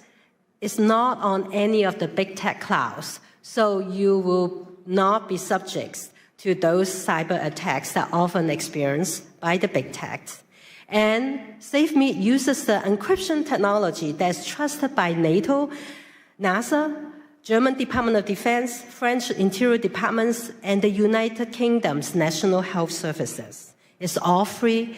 This is a gift to humanity. It's a gift so that we can all communicate safely, and it can handle thousands and thousands together. Like a conference like this, we could have hosted on SafeMeet. It's not limited to Signal, only have 50 people.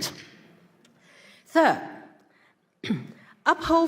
next slide, uphold the freedoms of the press by subscribing to the Epoch Times or the NTT TVs, which we have 4 satellites broadcast into China, and plus over-the-air and cables. We've been providing uncensored information in and out of closed societies. Despite all the suppressions by big tech, including demonetizations, including all the suppressions, for 25 years, we never bend down because we are nonprofits. We want to provide truth reporting to you. We are based on the principles of truth, tradition, and hope. Many of our readers and viewers learned about the pandemic in December 2019, a few months before the rest of the world know about pandemics.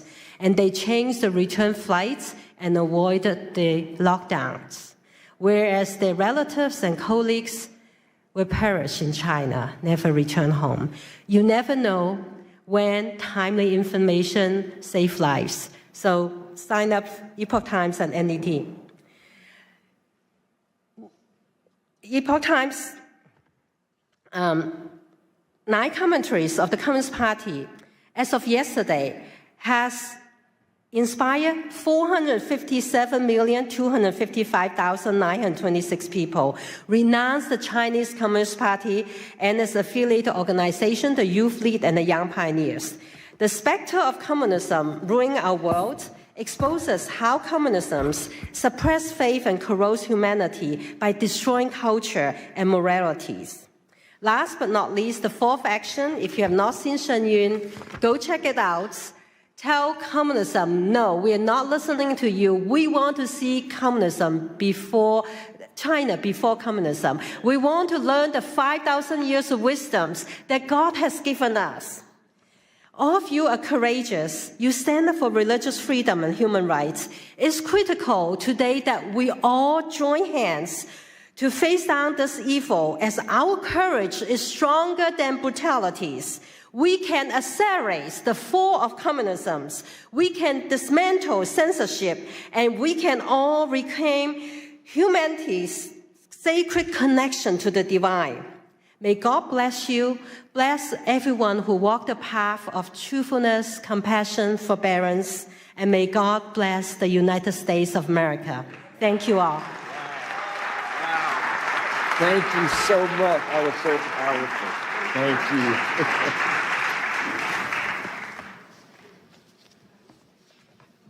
Thank you. Next, I'm honored to introduce Ms. Rushan Abbas, founder and executive director of the Campaign for Uyghurs, with her own sister unjustly imprisoned by the CCP. Her advocacy is personal and unrelenting. She presents unbroken Uyghur voices calling for a united interfaith response to the atrocities facing the Uyghur people.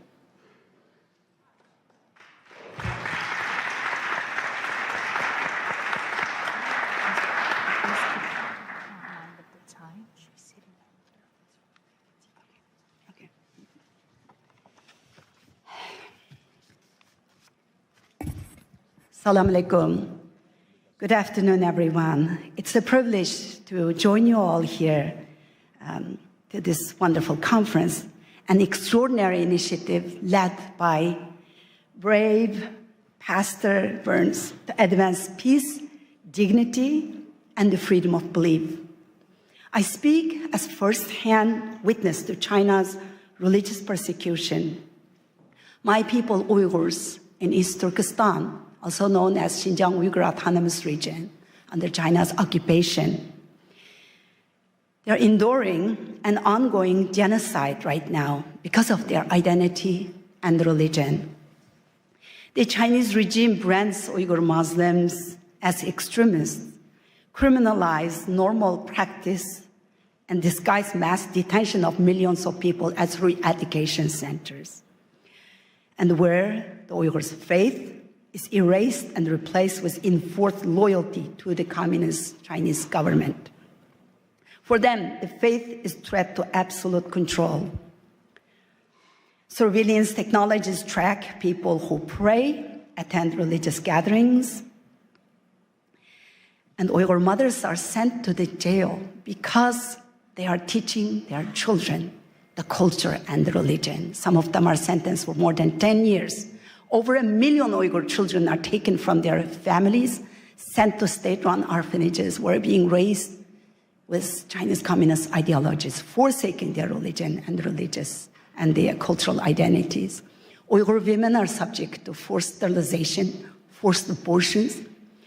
Because of that, the Uyghur birth rate dropped down to 0% to some of the Uyghurs' mostly populated areas. And the Chinese embassy is not hiding that. They're publicly, Chinese embassy here in the United States, publicly celebrated those genocidal efforts by saying Uyghur women are no longer baby-making machines. And this persecution is not just limited to the Uyghurs. As my sister Janice just remind everyone, they started in our homeland with surveillance technologies and they using our homeland as a testing ground. And then Tibet, Southern Mongolia, Falun Gong practitioners, they all endured the same fate. The democracy in Hong Kong demolished in front of all of us in our eyes, and the world stood silent. Now Taiwan is under threat. Next, it will be all of us, unless if we speak out and hold the CCP accountable. If we don't speak now, the only voice left will be one of regret. CCP has destroyed churches, removed crosses, jailed pastors. Beijing publicly announced that they are going to rewrite the Bible and the Holy Quran to make it compatible with Chinese communist ideologies. How in the world any religion can be compatible with Chinese atheist ideology? Just the last month, right before Christmas, over 100 pastors were detained. And also Pastor Ezra Jin from Zion's Church is still in detention. The same machinery of repression is long used against those who speak the truth, expose China's crimes, including China's transnational repression Janice just explained. And I am one of them. In September 2018, I participated in a public panel at Hudson Institute talking about the mass detention of the Uyghur people and outlining fate of my in-laws, 24 members of my husband's family, my parents-in-laws, all of his siblings, their spouses, 14 of his nieces and nephews disappeared. And when I talked about that, as an American citizen, practicing my freedom of speech in the land of the free, in Washington, they took my sister, a retired medical doctor, non-political person, just an ordinary mother and grandmother living peaceful life. They took her just 5 days after my speech to punish me. She's still in jail. 7.5 years, she's still in jail. So the Chinese government wanted to silence me and intimidate me. And what I did was I was working as International Business Development Director, and I took lunch break when I did that speech. But then I quit my job. I became a full-time activist now. And last 7.5 years, I'm traveling around the world exposing China's crimes. Thank you.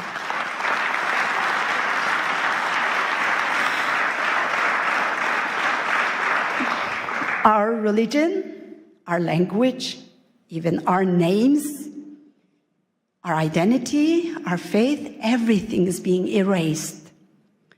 And that's why I'm so grateful today for Pastor Burns to giving me this platform and all these wonderful people, all the staff who made this great conference available for me, providing me this platform. It's not just giving me the voice, but you are giving millions of Uyghurs, 20 million Uyghur Muslims a voice here at this platform. So thank you so much. The CCP has protected the system of total control. I know I'm short on time. Just give me 2 minutes, I'll be finished. The CCP has perfected the system of total control in my homeland and they're exporting it to the authoritarian regimes worldwide. They have the vision, strategy, and the means to spread the system of oppression far beyond its borders, undermining national security and eroding democratic foundation that your parents, your grandparents worked so hard to build and to defend. This is not just the Uyghur issue anymore. It's China's war on faith, war on freedom and the democracy, war on the women and the children, and a war on humanity itself. We stand at the turning point here. Silence is the oxygen for the tyranny. Unless we hold China accountable, it will be your children and the grandchildren who will pay the consequences of an illiberal world. Our faith, our hope, our courage, and the support for each other, and all of you here, is what we have left to fight onwards. And do not allow China to make this genocide a profitable venture with forced Uyghur labor. Your cotton, your tomatoes, the parts of your car that you drive, and everything you use is made by Uyghur slaves. Blood, sweat, and the tears. The shirt on your back could have been made by my sister, Dr. Gulshan Abbas. Our faith should let us speak out for the Uyghurs. I thank a couple of the doctors here mentioning the Uyghurs. I really appreciate the people who are bringing the Uyghur issue up, and I am so grateful for Pastor Burns. Freedom survives only when we stand together against those who would destroy it. We are all responsible for what happens next. Thank you. Thank you. I want to give this book to Pastor Burns. so much. We stand with you and your sister. Thank you so much. Sorry. Thank you. Next, I would like to introduce a delegation from Ukraine, Vitaly Arlov, co-founder of Ukrainian Week in Washington, D.C., and Alexander Ilash, Ukrainian Week in Washington, D.C. Committee, founder and chairman of Share Your Bread with the Hungry One charity in Ukraine.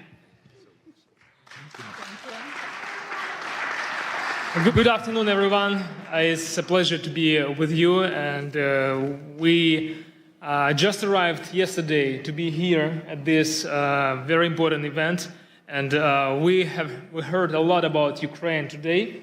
A lot of those of you who support Ukraine and who really concerned, and we really believe that spiritual diplomacy, this very important subject, and this is what we all have to be united for, to do and to change the world together. Thanks to Pastor Mark, who has been with us in Ukraine not once, and who really stays strong for Ukraine and for peace and for just peace in Ukraine. Thank you, Pastor Mark, for what you're doing for our country. Yeah, Pastor Mark, thank you very much. With your support Ukraine, visiting Ukraine, thank you for your passion. Сьогодні ми хочемо пару слів сказати саме за духовні причини тої страшної війни.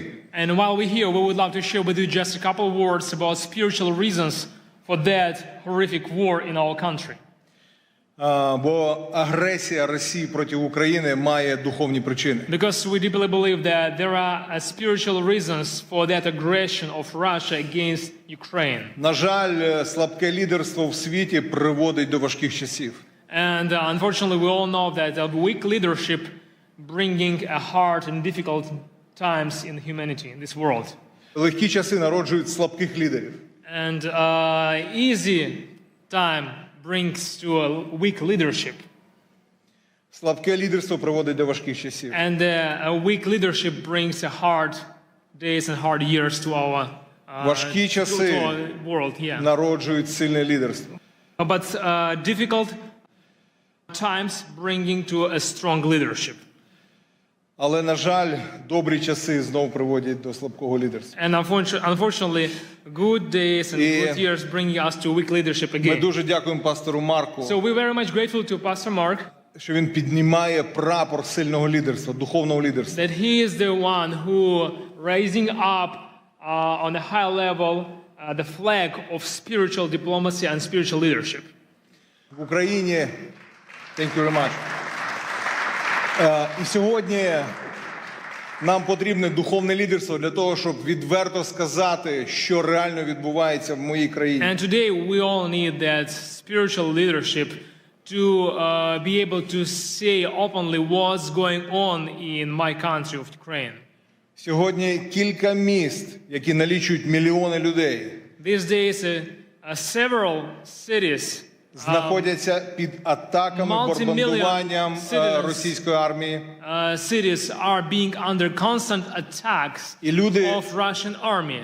І люди знаходяться без тепла і без електрики. And during these freezing winter days, people are living without electricity, without heating, without water in their houses for weeks. Сьогодні температура в Україні біля нуля по Фаренгейту. And today the temperature in Ukraine is about 0 with Fahrenheit, or minus 15, minus 20 with Celsius. Але Україна стоїть. But you know, despite all these challenges, Ukraine stays strong. Україна історично завжди була християнською країною останні більше ніж 1000 років. Historically, our country has been a Christian nation for over 1000 years. Тисячі місіонерів Україна відправила в Росію, в інші країни. And for those of you who never heard about that, Ukraine has sent thousands of missionaries all over the world. І це свідчить про те, що саме ця війна – це духовна війна. And this is one of the reasons of this spiritual war in our country. Сьогодні іранські дрони бомблять Україну і Ізраїль. Today, Iranian drones are bombing Ukraine and Israel.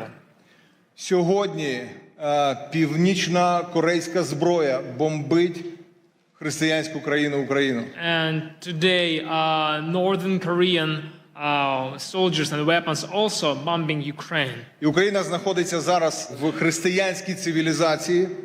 And these days, Ukraine is a country in a Christian civilization. А все, що на схід, це диктаторська цивілізація. And down to east, there is a lot of dictatorship civilizations. Де немає свободи для проповіді Євангелія. Where there is lack of freedom for the preaching of the gospel. Де Росія знов ставить комуністичні пам'ятники.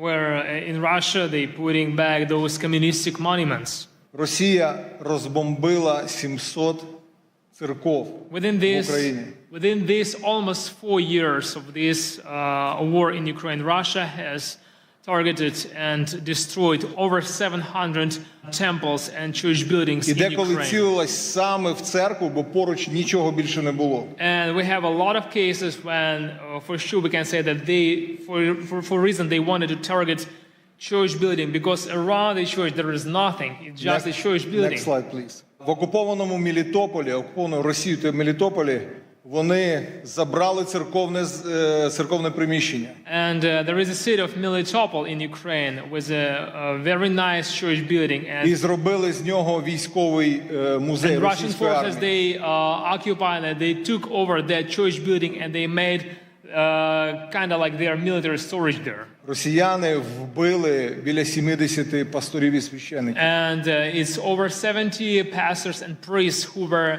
killed within these 4 years of this war by Russian soldiers. Половина з них це протестантські євангельські віруючі. And half of those priests were evangelical Christians. Next slide, please. Evangelical pastors and priests. Це один з пасторів, Юрій, я його особисто знаю. This is the picture of Pastor Yuri. I knew him personally. Він прийшов на ранок для того, щоб провести ранкове молитовне служіння. He came to his church building in the morning to lead morning prayer service.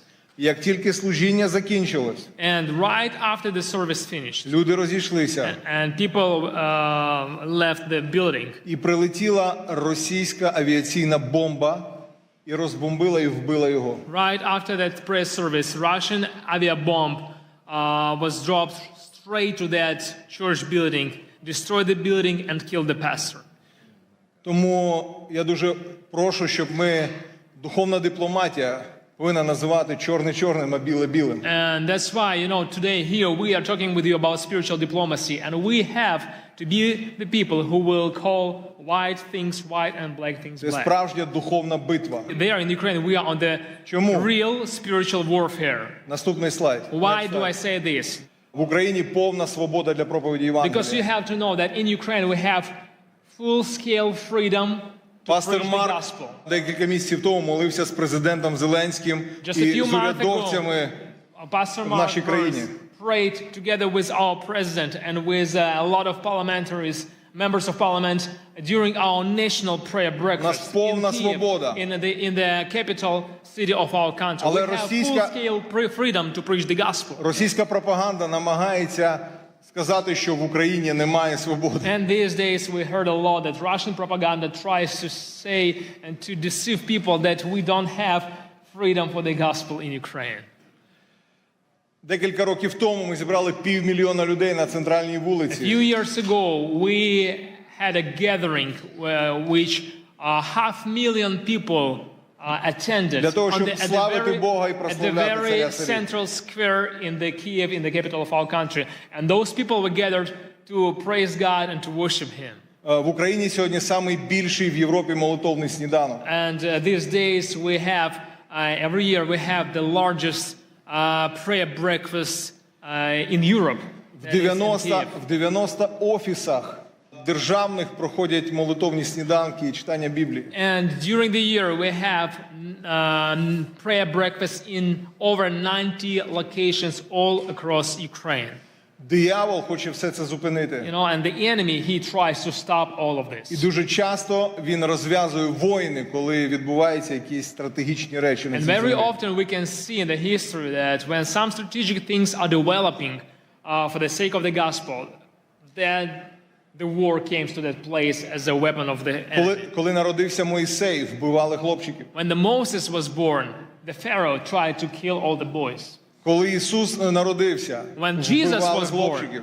they tried, Herod tried to kill all those boys. Коли 500 років тому в Європу пішла реформація, була війна 30 років. And 500 years ago, when Reformation came to Europe, there was a war for over 30 years. Коли 100 років назад було декілька пробуджень, Азуза Стріт, Уельс. And 100 years ago, when there was a few revivals, Azusa Street and Welsh revival, прийшла Перша світова війна і Друга we світова got війна. First World War and then Second World War.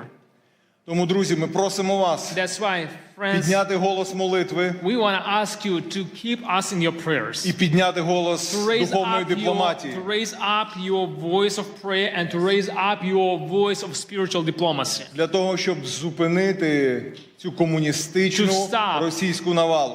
For the one reason, to stop this communistic Russian aggression.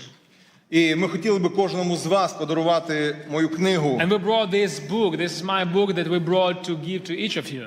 На ваших рядах вони є. You probably have seen it on your chair.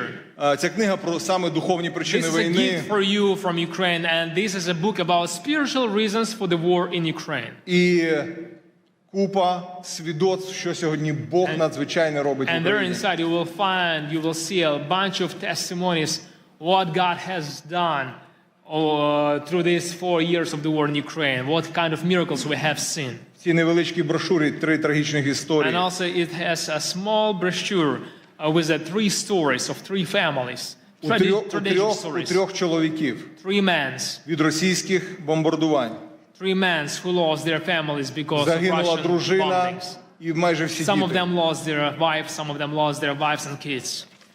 І якщо ви хочете більше про це все знати, If you want to get to know more about this, ми запрошуємо вас на Ukrainian Week, який we буде через invited тиждень you тут в to DC. visit, to attend Ukrainian Week here in Washington, D.C. just 1 week from now. It will be here from February 2nd till February 7th.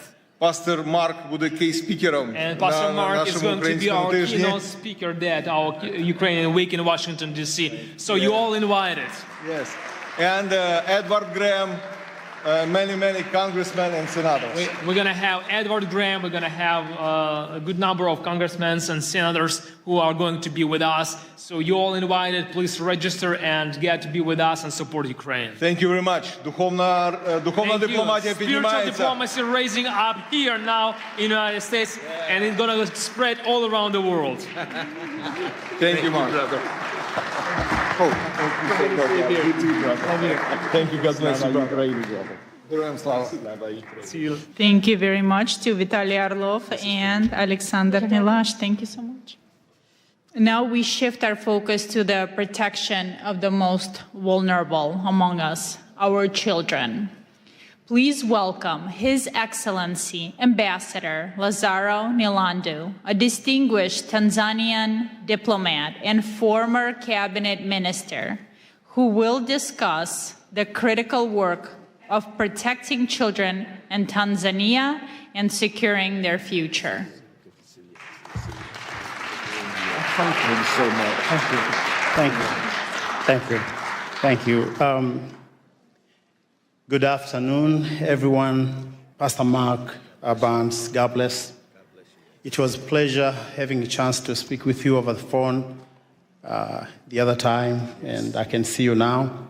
I wish to recognize congressional leaders, some of whom had spoken before, spiritual leaders who are here. Ladies and gentlemen, it is indeed my great honor and singular privilege to speak before you on the subject of shared responsibility which we have before God and humanity, which requires all of us, one, to take care, to protect, and above all, to give the most love to the most vulnerable. And these are children who, some of them may be in harm's way anywhere in the world. As a diplomat myself and as advisor to my president, Dr. Samia Suluhu Hassan, it is befitting that I bring to you greetings from Madam President and share with you her deep belief that the safety of children anywhere is our God-given responsibility and a noble duty upon which our humanity and our human conscience and belief are measured. Coming from Tanzania, a land that stands as an enduring symbol of peace, beauty, and stability in Africa, and a country whose children have grown singing, and if there is anybody from Tanzania here would attest to me, we grew up singing a love song, all of us. It said, Tanzania, nakupenda kwa moyo wote, ninapokwenda safarini kutazama maajabu. And it was speaking rather about people and children who had no home, who had no place to go. Tanzania would be a country that welcomes them all, give them home, give them refuge.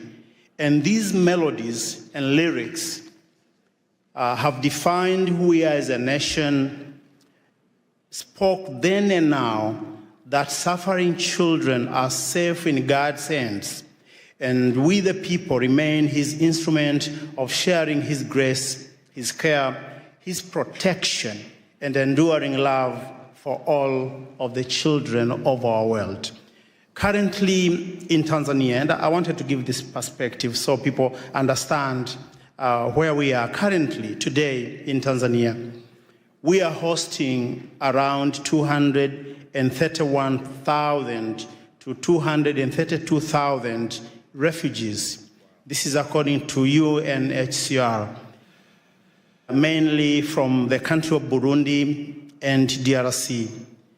This number was estimated to have reached 1 million during the peak of the Rwandan genocide. Thousands of children, mostly those escaping brutal reality of harm, wars, and fear, have crossed into our country, into our borders, to find a home, to find love, and to find families.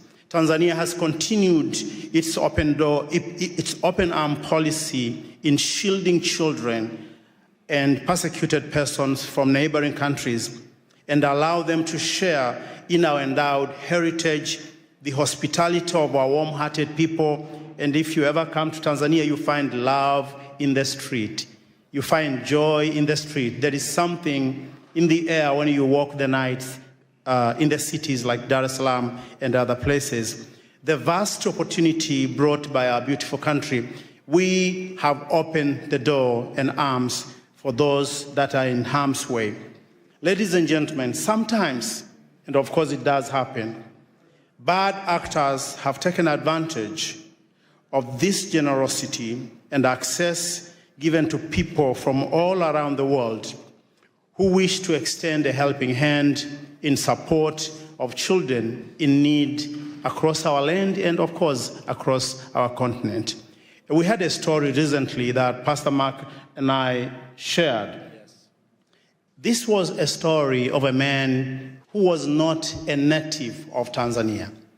He had come from another beautiful country, and his name was Jakub Jahal from the Czech Republic.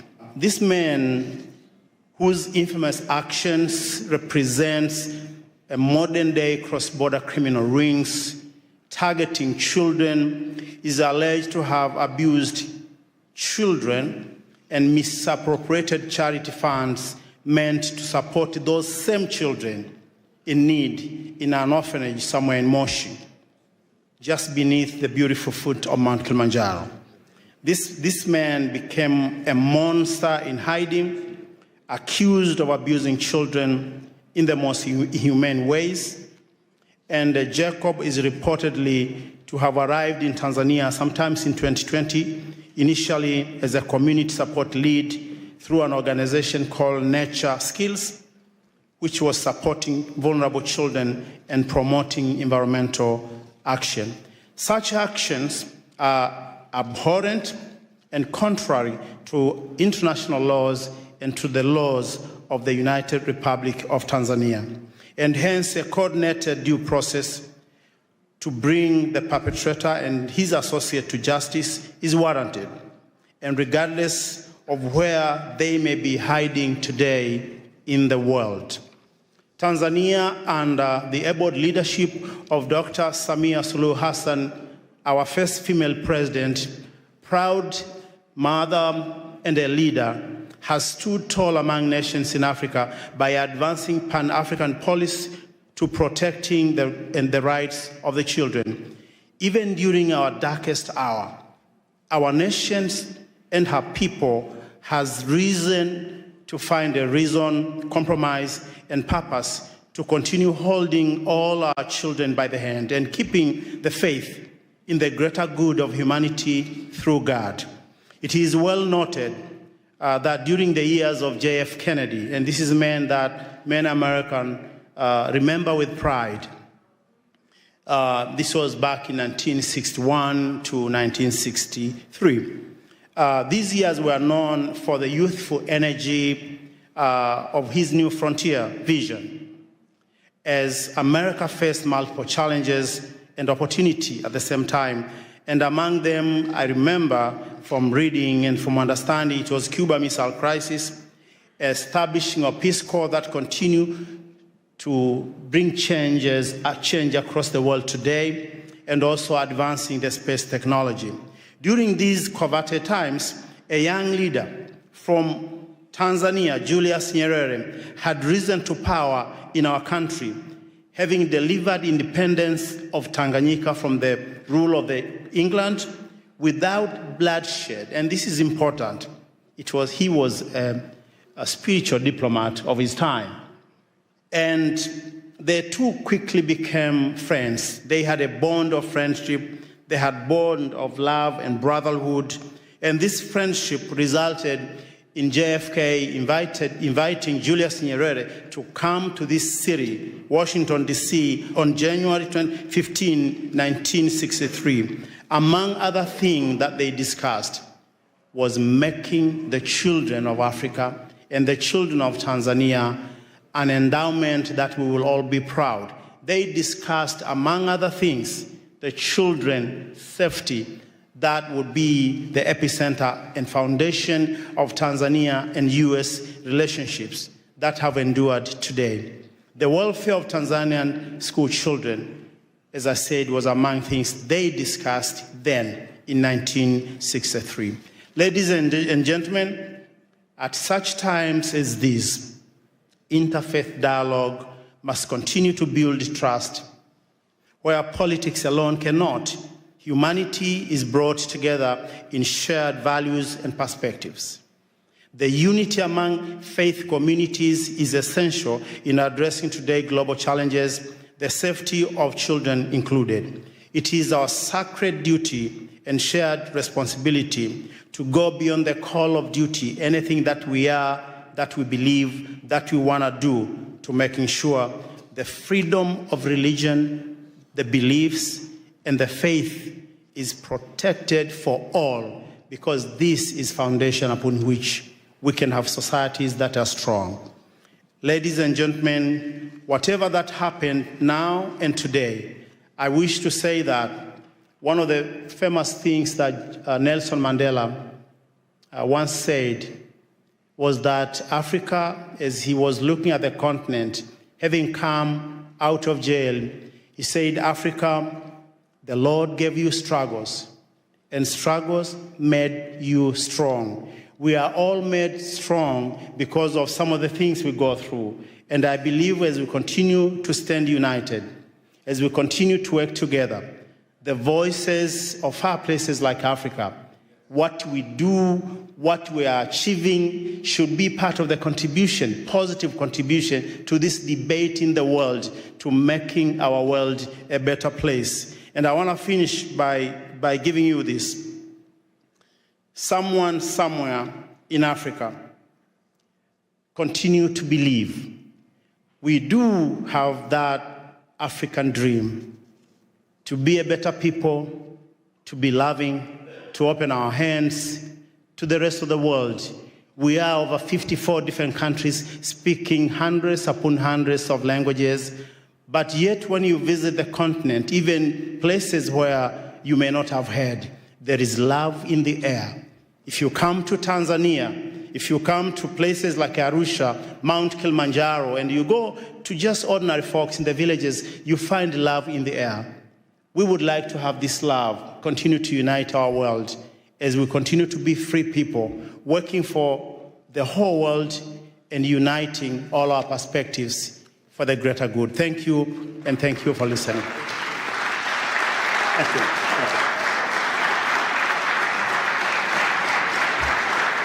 Thank you very much, Your Excellency. Thank you for bringing up the Yacobial case as well, that has allegedly committed the grave crimes against children in Tanzania. That is devastating, and I'm glad you're looking into it. And now it is my pleasure to introduce Congressman Joe Wilson, representing South Carolina's 2nd Congressional District, a long-serving member of the House. He brings extensive experience on national security and foreign affairs, as currently serves as the co-chairman of the U.S. Helsinki Commission, advancing human rights and democratic values around the world. Congressman, it is a pleasure. Thank you. And ladies and gentlemen, and champions, as I look out to see so many champions of religious freedom, I just want to thank you for your success. And indeed, Pastor Dr. Mark Burns has just done such a great job organizing. He also has another identification. He is a friend of somebody named Donald Trump. Aside from that, and so, but the bottom line truly is that I'm grateful to be here, and we're from the same state, South Carolina, and he's from the upstate now. That's where the money is. That's where they make BMWs. But I'm from the lower part of the state, and actually I was born in the holy city of Charleston, South Carolina. And with that in mind, the reason it's called the Holy City is because of the number of churches. And the people living together and serving together. And so we have virtually a church on every corner. And so it's really exciting because most of the churches are from denominations or from people who had to, were expelled or flee from other countries. And so from that, what an example indeed South Carolina, the United States is. And that is, and for example, I grew up in the First Scots Presbyterian Church. And I want you to visit Charleston, the only church in North America with the seal of the Church of Scotland on the front in stained glass. And so the reason the Scots, my ancestors, came is because they were expelled from the villages in Scotland because the landowners realized that they could make more money growing sheep than having people to support. And so they actually expelled the population. And I'm very grateful that my ancestors came to South Carolina. Additionally, also my family is French Huguenot. They too were expelled from France and came to the United States. And I'm really grateful the only functioning French Huguenot church in North America is in Charleston. So please come by and visit. Beautiful church. And the significance of that is our country benefited, again, from having people come to our country to realize freedom and liberty. As I tell you about French Huguenots, I was working with patriotic organization. Somebody that Pastor Burns really appreciates is the Swamp Fox, Francis Marion of the American Revolution. He was a Huguenot. And so I was working to help raise money for a statue here in Washington. And I kept telling people, hey, this is exciting now. We'll finally have a statue to a Huguenot in Washington. After a couple of years, somebody said, Joe, you're wrong. There are statues to a Huguenot in Washington. I said, well, who? George Washington. So hey, who would ever imagine putting all this together, that our country indeed has benefited from religious freedom? And then flash forward, I'm really grateful that in Charleston, South Carolina, at the time of the American Revolution, the largest Jewish population in the New World was in Charleston, South Carolina. That was real news to people from New York City. I'm educating them. And also the first provincial constitution recognized Judaism as a religion was the Provincial Constitution of South Carolina. The first Jewish American elected official was in the Provincial Assembly of South Carolina, and the first Jewish American killed in the Revolution was in Charleston, South Carolina. So that's the environment I grew up in. And then flash forward, I've really had such a great opportunity to work with so many different communities, and in particular, I've been working with the Hindu community. And as a real estate attorney, I worked with Indian Americans buying hotels and motels in the United States, and particularly in South Carolina. And flash forward, they now have a majority of the hotels are owned by Indian Americans. Additionally, the Indian American community at 6 million people, of Hindu faith, a substantial number of Christians now, but they are elected to public office. We know that, Governor Nikki Haley. We're really grateful for the success. And then you can see their success. Who would ever imagine FBI Director Kash Patel? And hey, who would imagine the Second Lady of America, Usha Vance? And so the Indian American community has just been so successful. And in particular, I was grateful to be with President Trump in Houston to welcome Prime Minister Modi. And at that welcome program, it was clear, Pastor, that we were with the largest assemblage of millionaires in the history of the world. 40,000 people were there. The per capita income of the Hindu Indian American community is twice that of the average American. And so, again, I cite that as an indication where religious freedom has such importance and can lead to so much. And so I want to thank all of you for what you're doing. I'm proud to wear the pin. And looking at all these positive faces, you're an inspiration. God bless you. Thank you. Thank you.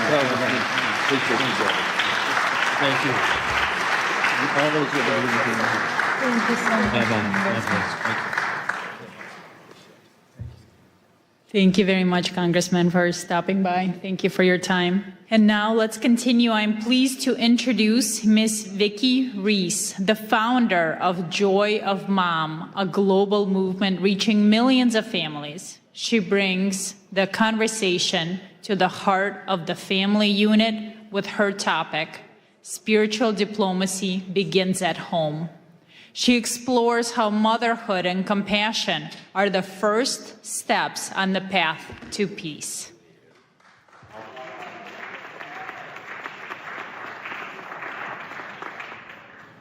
Hi, everyone. First of all, thank you, Pastor Mark, and everyone else who's gathered here today. It's incredible to be standing in this room with leaders from so many faiths, cultures, and communities. You are entrusted with the care and soul and protection of our conscience. We are here together as human beings, bound by shared responsibility to protect life, dignity, and the future. And for me, that responsibility begins with motherhood. I'm gonna try not to cry. I won't go down my personal thing. Thanks. Long before a child ever encounters policy, ideology, or power, they encounter a mother or someone who mothers them, someone who teaches them how to calm themselves when they're overwhelmed, how to repair after harm, how to live with honesty and integrity, how to know right from wrong, and how to care for another human being. Mothers are the first spiritual diplomats.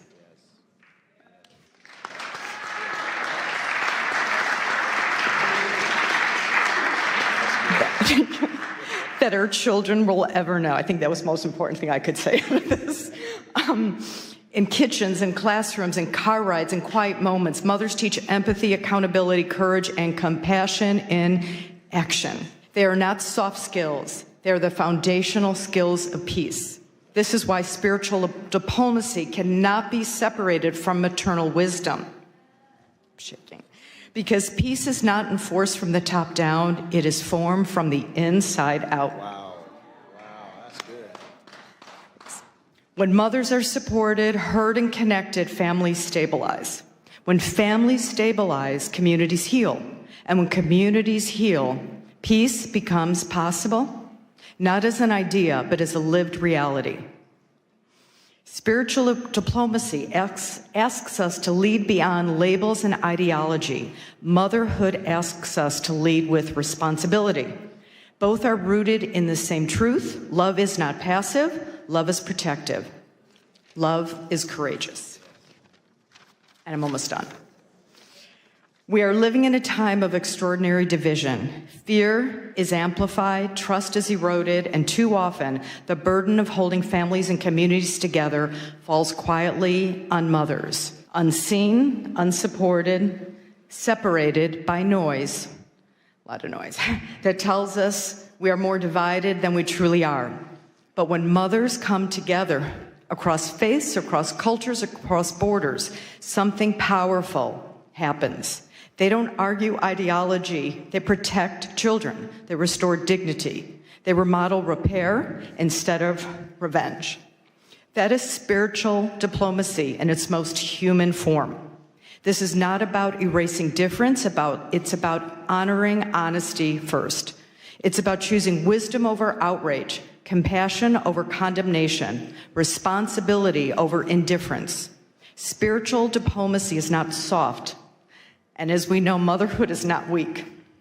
And conscience is not optional. These are the strongest forces we have. So my hope, my prayer, is that we leave this gathering committed to elevating maternal wisdom as part of the global peace dialogue, committed to seeing mothers not as a support system, but as a foundation, committed to standing for what is right, even when it is difficult, committed to remembering that every child everywhere deserves to grow up in a world shaped by care, courage, and conscience. May history say that when the world needed healers, we showed up. May it say that when peace felt fragile, we chose to protect it. And may it say that love, lived boldly and practiced daily, became the bridge that carried us forward. And may mothers stand with you and with one another as partners in this work, bringing conscience, courage, and care to the future we're building together. I have one quick note. Okay? In a few moments, you're about to meet Scarlett Lewis shortly, and you'll hear her incredibly moving story and journey. And as part of today's commitment to peace, we're deeply honored to share the joy Mom will be bringing Choose Love from classrooms into homes and families, embedding peace and choosing love over fear into live daily practice for moms and children. And we're also going to be part of your beautiful ecosystem and help bring this message home everywhere in the world. Thank you and bless you all. That was so good. Oh my God, you did such a wonderful job. Our next speaker has a truly extraordinary background. Please welcome Ms. Aliyah Rosa, a former secret agent turned women's empowerment coach. She has risked her life to stop criminal networks. She speaks to us today on the dark reality of child and human trafficking and the fight to save innocent lives. Thank you. Thank you, beautiful souls, spiritual diplomats, and thank you, Pastor Mark Burns, for bringing us all together, for inviting me. I would never imagine being a little girl born in corrupted communism, the country which doesn't exist anymore, thank God, USSR, that one day I'll stand here in front of you in the nation's capital, the symbol of freedom, liberty, unity, hoping for peace, right? We are all ambassadors for the peace, right? And the hope and love. I'm also very happy to see here children. Please raise your hands who are parents and who have children. 99%. Did you know that according to United Nations report, there are over 27 million people are sex trafficked globally? Think about this number, 27 million people. Once I was working as a secret agent in Russia, in FSB, fighting against human and drug trafficking. Together with my team, we saved and rescued over 500 underage children. Unfortunately, some of those children we couldn't rescue, it was too late. And I still remember their faces, and I still remember the faces of their parents who begged us to help them, but it was too late. Some of my colleagues have died during these missions, and let's take a moment to pray for their souls to rest in peace. So that's why, as adults, it's our responsibility to educate children, not just our children, but all children. Thank you. And that's why it's so important for us to speak about these global issues, to check social media of our children, speak with our children's friends, to support and report to adults or authorities if they will see suspicious behaviors. Create communities and speak about these social issues like we do right now. And hopefully, maybe today, tomorrow, you will share this information with your friends, with some kids, and they will remember that. And one day, when they will go to public places, they will not take from someone a drink or a sweet, and they will not leave their drinks unattended, because this is very important. My son is 16 years old. He was going out with his friends at 6 p.m. He calls me crying that 2 girls from his class were picked up by the car and they drove somewhere. Thank God in Snapchat they have the location. So I pick up my car, my son, I pick up my car, and we drove there to find them. They were picked up by 2 men, 40 years old about. We reported that issue. But this can happen with anyone. Imagine it could be your kids, imagine it could be kids of your family members or your friends or so on. That's why, as adults, we need to bring awareness, especially to our young generation, because this is our future. Yes.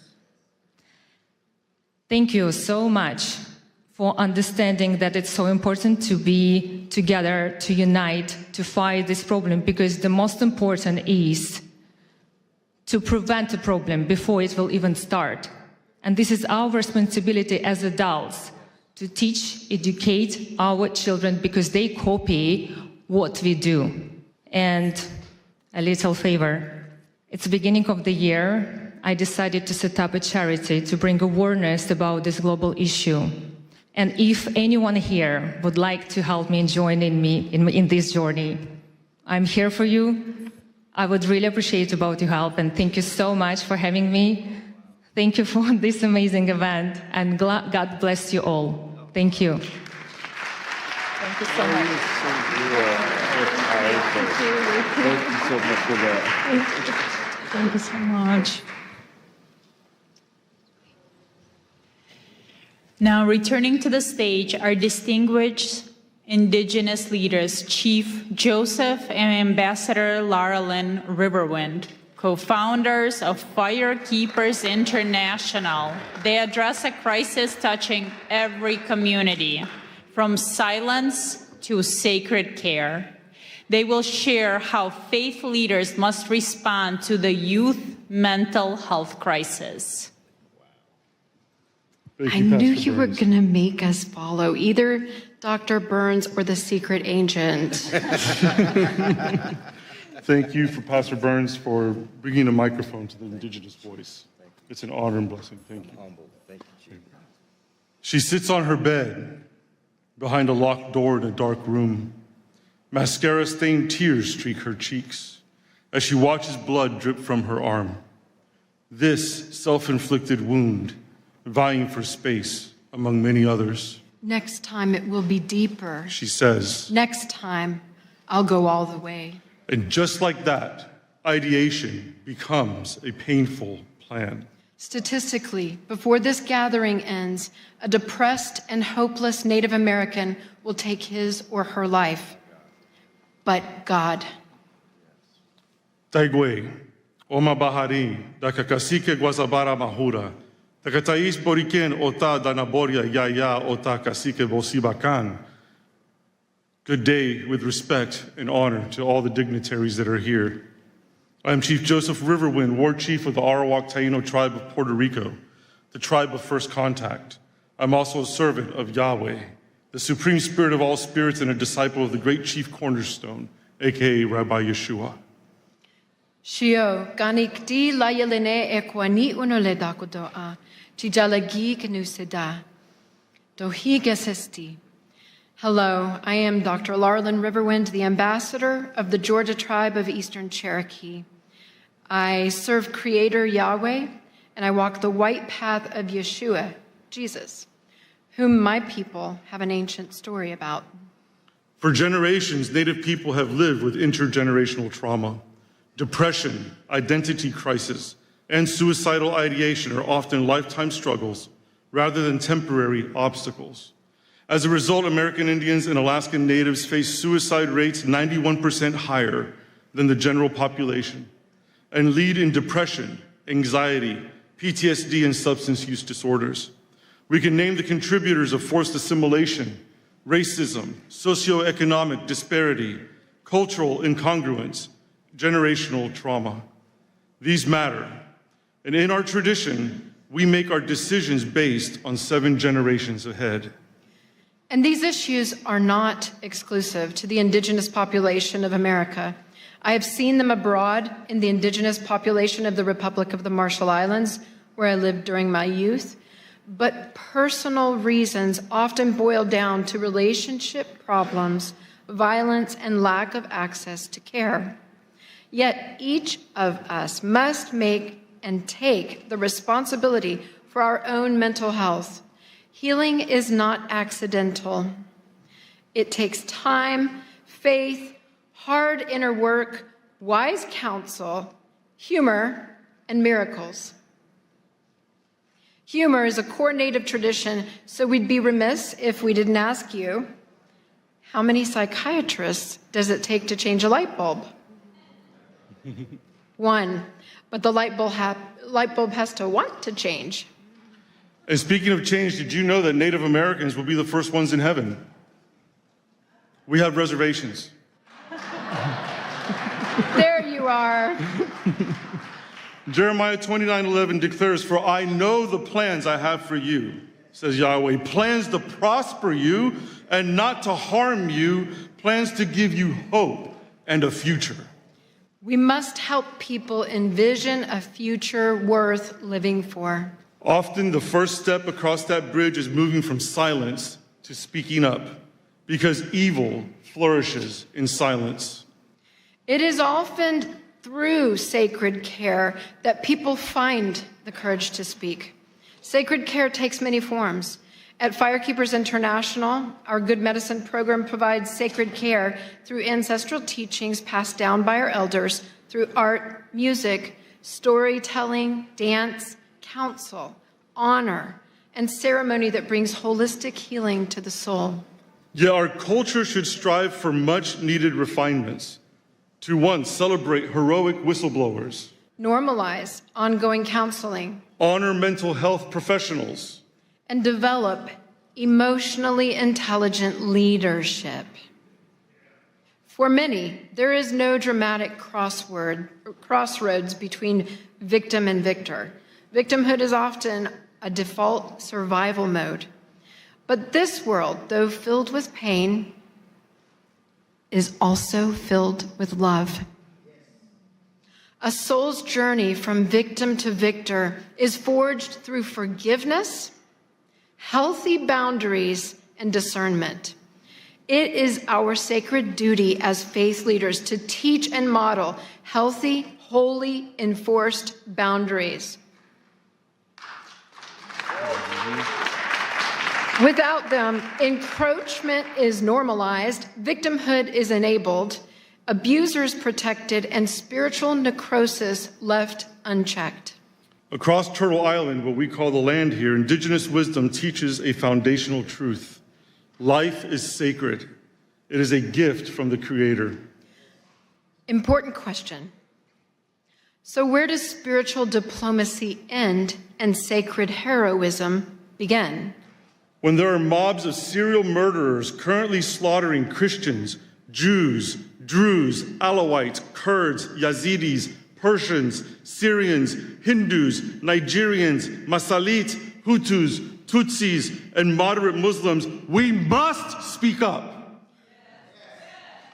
As faith leaders, we must break our cultural taboos surrounding violence, sexual, physical, emotional, and spiritual abuse. Silence is compliance. Silence is condoning. Silence is abetting. We cannot teach tolerance of violence or endorse violence as resistance. We must model the sacred care of speaking up and breaking the silence, and we will now. This great nation protects freedom of religion, our right to serve any God or none. But liberty demands responsibility. If a religion commands the taking of an innocent life, it is a death cult, not a religion. And its constitution, come on now. It is a death cult, not a religion, if it says, take innocent life. Got a few of you. And its constitutional protections then are null. Speech defining holy versus profane is protected, but breaching physical boundaries to commit violence is not. As indigenous spiritual authorities from these ancient lands of Turtle Island, we want to make a clear declaration. Radical Islam, death cults, anti-Semitism, and enslaving ideologies disregarding the sacredness of life and liberty are not welcome on Turtle Island. We must become divine interruptions on someone else's path to destruction. And let me just say this. It's a big deal to have somebody with spiritual authority of indigenous people to say what is and is not welcome in their land. Meditate on it. As we leave today, return with me to that dark room and that bleeding girl. She was not unseen. Her faith leader knew. He knew intervention was needed. He knew there were options. Now the only question left is this. What is he going to do about it?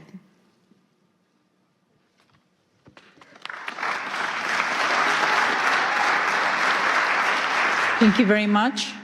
Our next speaker turned an unimaginable tragedy into a global message of hope. Please welcome Miss Scarlett Lewis, mother of Jesse Lewis, who was lost in the Sandy Hook school shooting tragedy, and founder of the Choose Love Momentum. She speaks on school safety and child protection, advocating for a path of love over fear. Thank you. Thank you. I want to thank everyone for showing up today as boots on the ground soldiers, capital S-O-U-L, soldiers of love, spreading this message because that's exactly what we're doing. Hope and peace live and grow in this room. I can feel it. Thank you. I want to begin with a simple truth. When we talk about peace, diplomacy, or global stability, we're not talking about ideas. We're talking about lives. We're talking about our children. We're talking about what happens when love breaks down and compassion is absent. I know this not as a theory, but as a lived reality. 13 years ago, my 6-year-old son, Jesse, was murdered in his first grade classroom at Sandy Hook Elementary School, alongside 19 of his classmates and 6 educators in what is still the worst mass shooting in U.S. history in an elementary school. That morning, he walked into school like millions of other children do every day, trusting the adults in his life would keep him safe. What happened next is difficult to hear, but important to say out loud.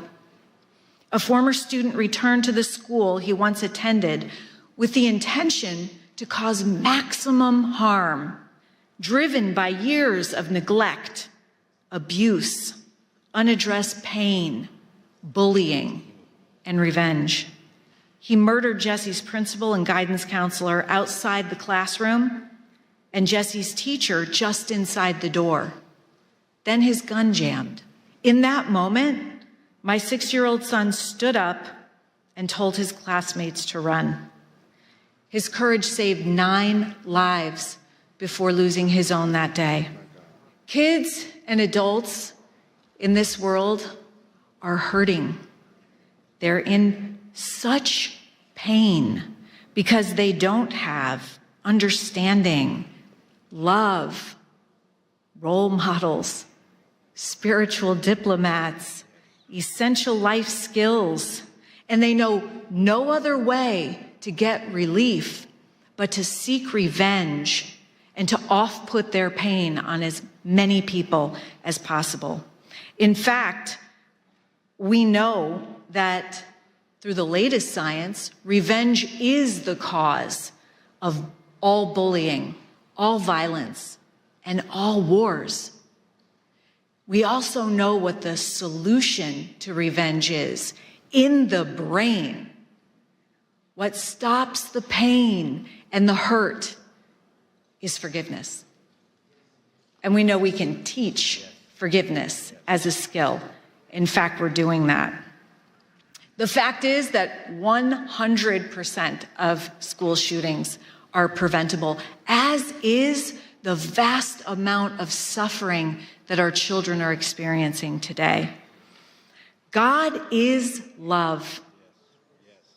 And when we bring love into our schools, we address the root cause of the pain and suffering that lead to what the Department of Homeland Security says the pathway to violence is: attack end. This is where we have been focusing our attention. After the fact, too late, focusing on the problem, always a step behind, learning from mistakes. We need to adjust our focus to the grievance end, to before the grievance, and give kids the skills and tools they need to be refined by the pain rather than be defined by it.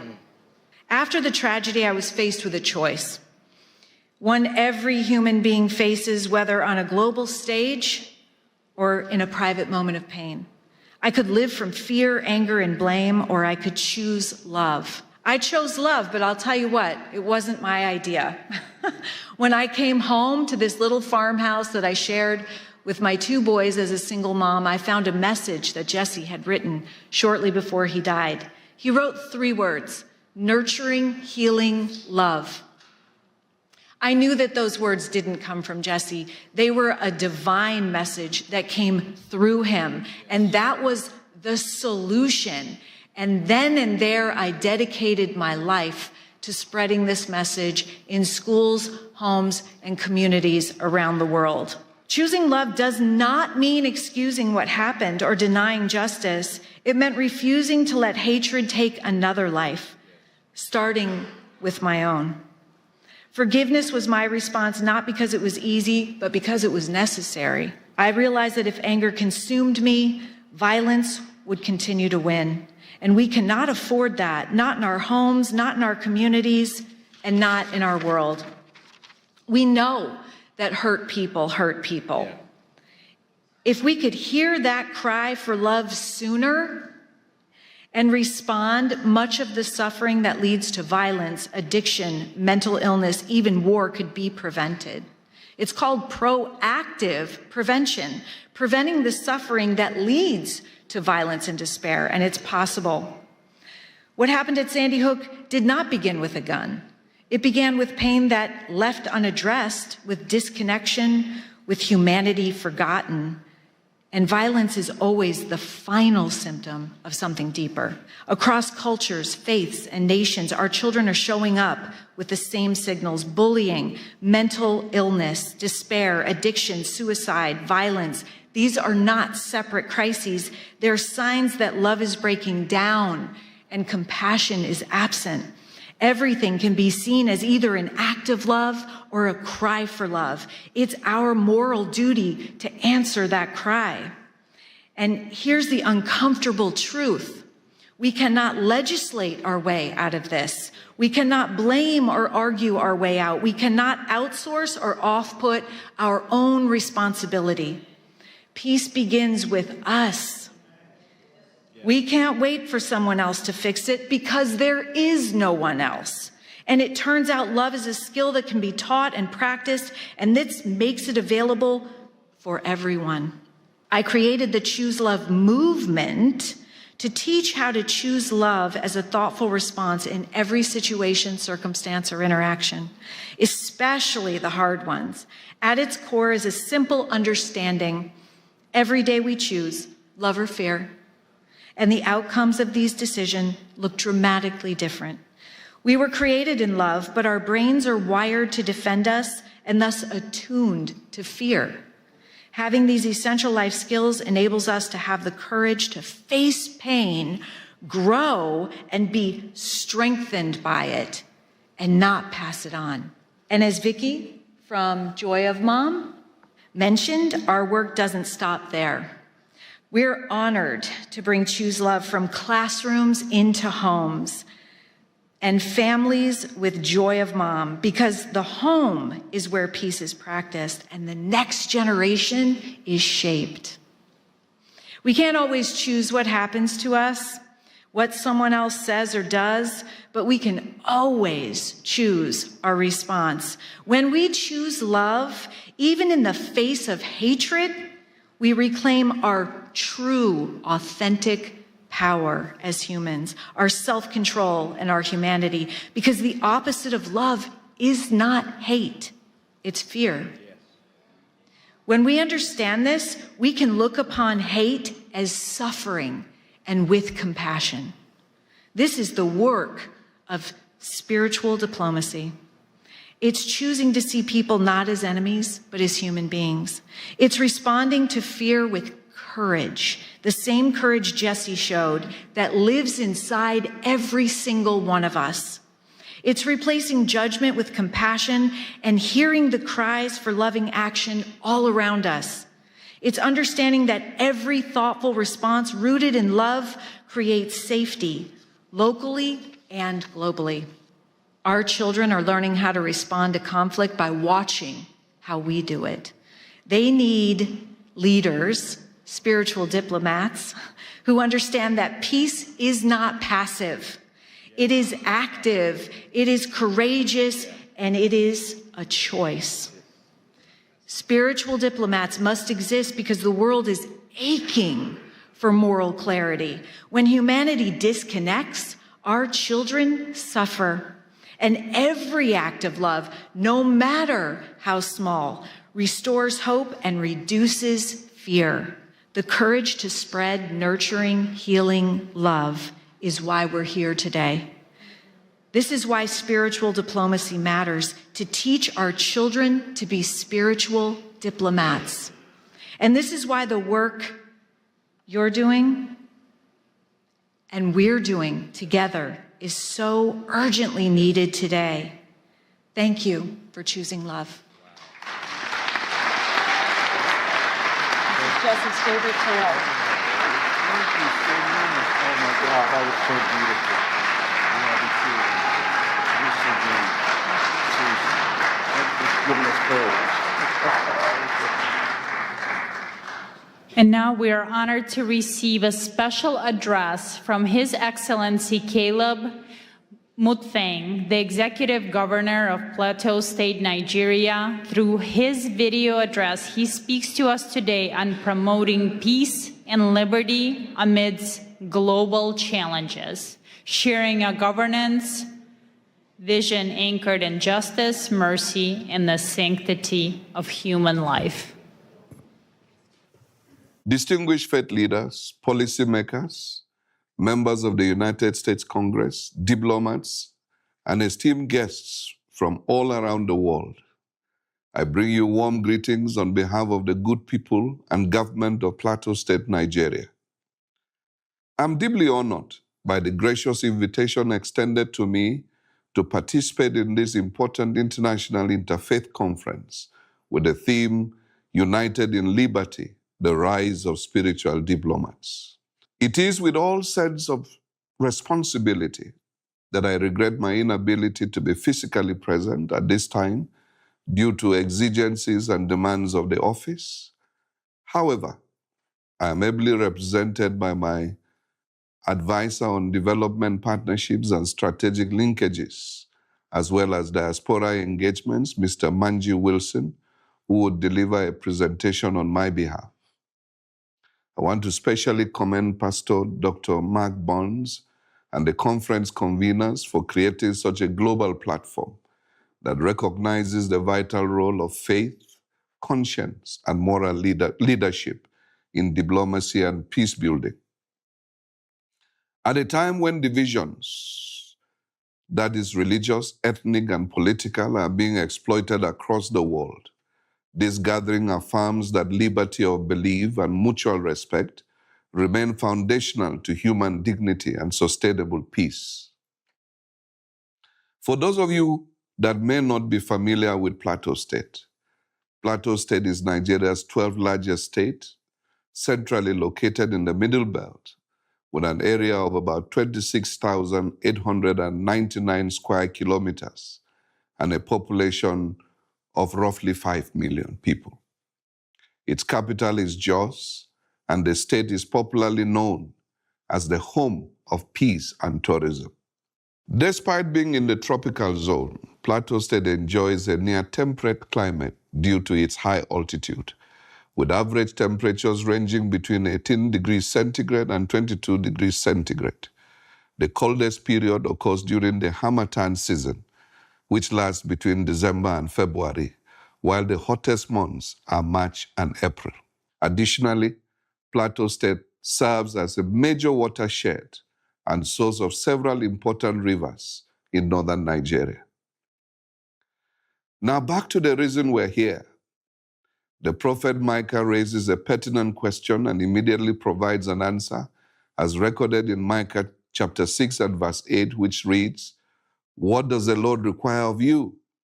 To act justly, to love mercy, and to walk humbly with your God." This timeless call speaks not only to people of faith, but to all who hold positions of responsibility. It captures the essence of spiritual diplomacy, justice in policy, mercy in leadership, and humility in power. Plateau State is often described as a microcosm of Nigeria because it is home to diverse ethnicities and faith traditions that have coexisted for generations. Under the administration I am leading since coming on board in May 2023, we have made deliberate efforts to rebuild trust, strengthen interfaith dialogue, and restore the social contract between government and citizens. We're investing in inclusive governance, youth empowerment, agricultural transformation, infrastructure renewal, digital and economic reforms aimed at restoring livelihoods and hope for our people. However, it will be incomplete and indeed dishonest not to acknowledge the grave challenges we continue to face, especially with regards to the persistent attacks by violent extremists and criminal elements that have led to the loss of lives, the displacement of tens of thousands, and the destruction of communities. Christians and moderate Muslims alike have been targeted, and internally displaced persons, including women, children, and the elderly, continue to bear the heaviest burden.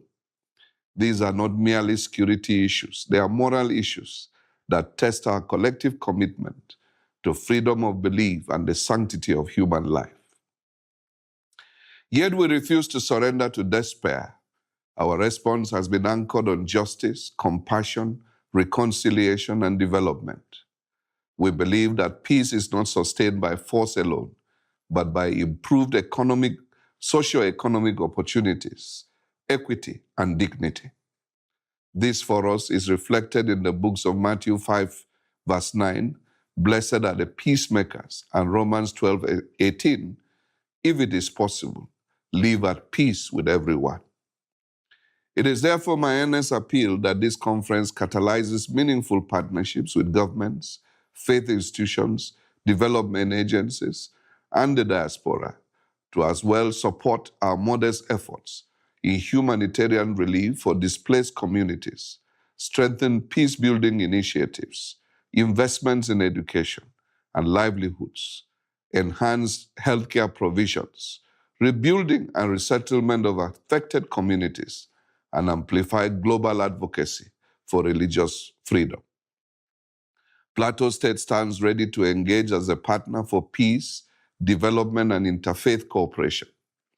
It is my earnest belief that together as spiritual diplomats, united in liberty, we can transform shared values into shared action and prosperity for our people.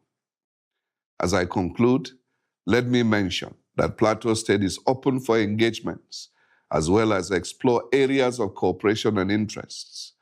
As a government, we are dedicated to creating an enabling environment for all our partners. As Chief Executive of the state, let me assure you of all the political will and support as you consider a partnership with us towards making a difference for humanity. By God's grace, I intend to be in Washington the first week of February and attend the Presidential National Prayer Breakfast. I will be delighted to meet with some of you that will be in DC at that time towards deepening our relationships and partnerships. My advisor, Manji Wilson, who is on ground, will coordinate on this and make meeting arrangements. Thank you for your attention, and may our collective efforts advance peace, justice, and human dignity across nations. God bless you all. God bless Plateau State. God bless Nigeria. God bless the United States of America. Thank you.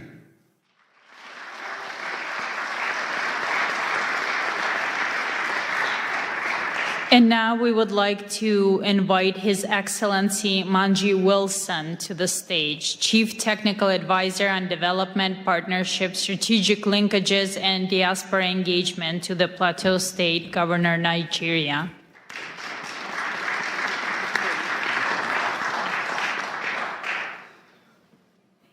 Good evening, everyone.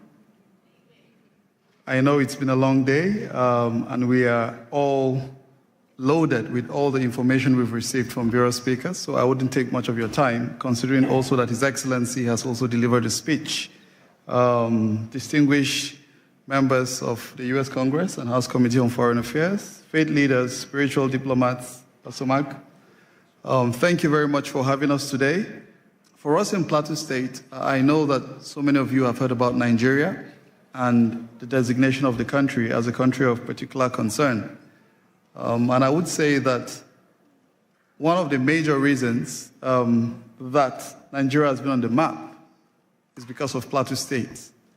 For some of you that may not be very familiar, between the year 2001 to date, I think conservatively estimated figures has indicated that over 12,000 people have lost their lives due to the activities of violent extremists, as have been highlighted by His Excellency.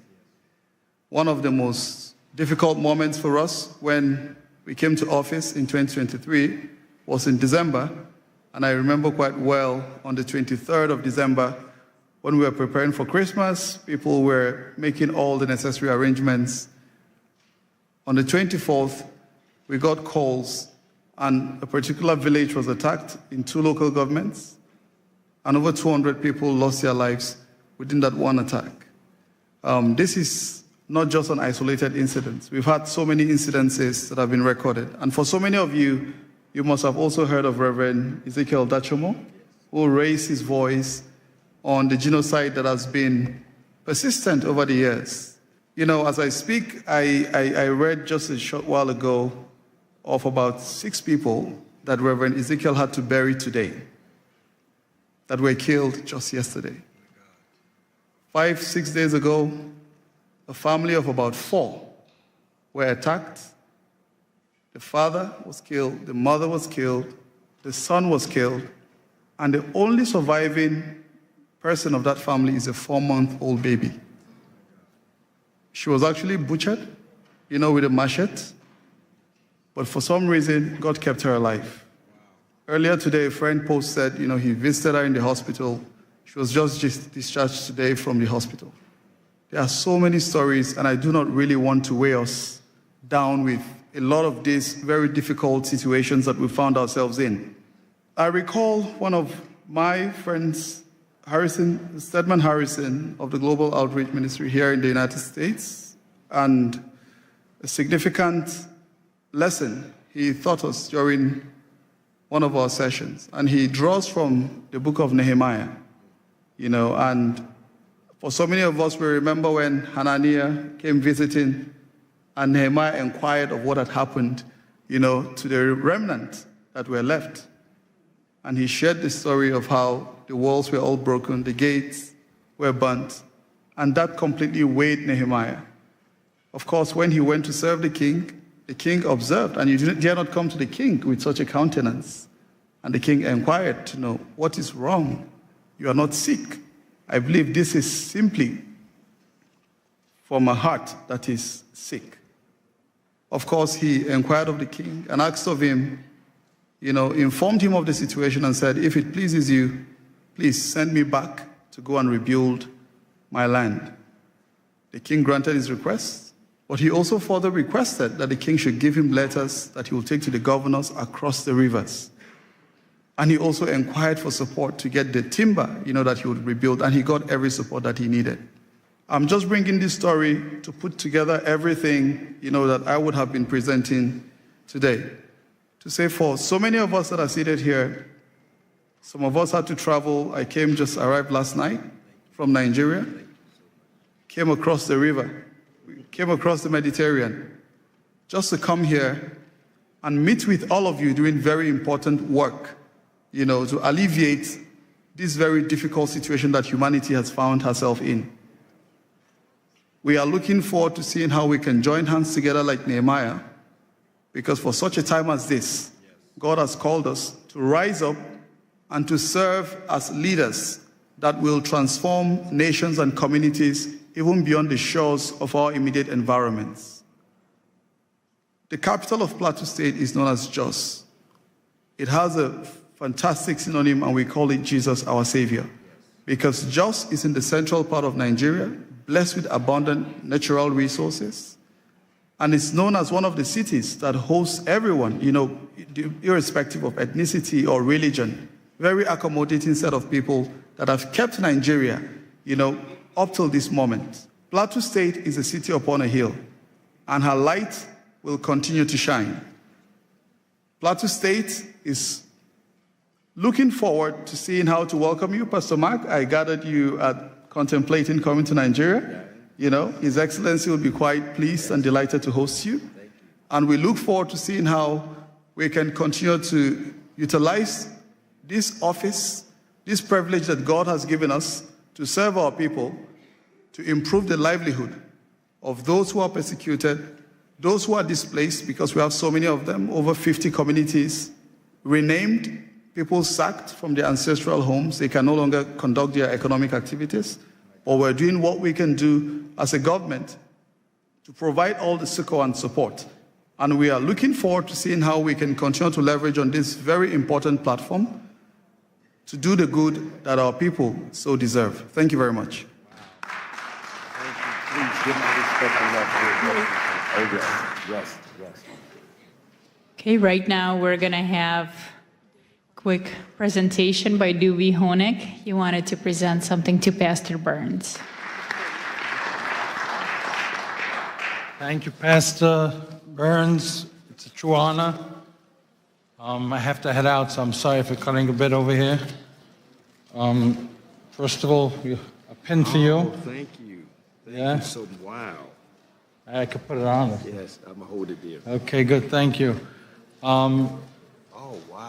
This is an award, Advancing Peace Beyond Political Award, Politics Award, presented to Pastor Mark Burns, spiritual advisor to President Donald Trump, founder of Spiritual Diplomats, in recognition of your visionary leadership and selfless dedication to advancing peace through faith, uniting leaders across religions, building bridges where politics cannot, and fostering peace where policies fall short.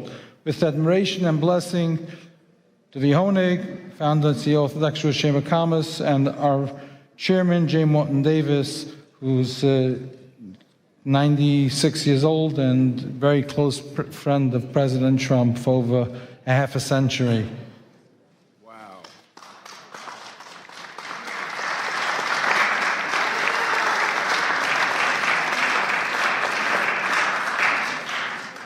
What an honor, what an honor. Thank you. What an honor. Thank you so much. And now, please welcome Ms. Madeline Rodriguez, a celebrated journalist, author, and preacher. She brings a message of empowerment titled Standing in the Gap, highlighting how women of prayer become crucial advocates for justice in our society.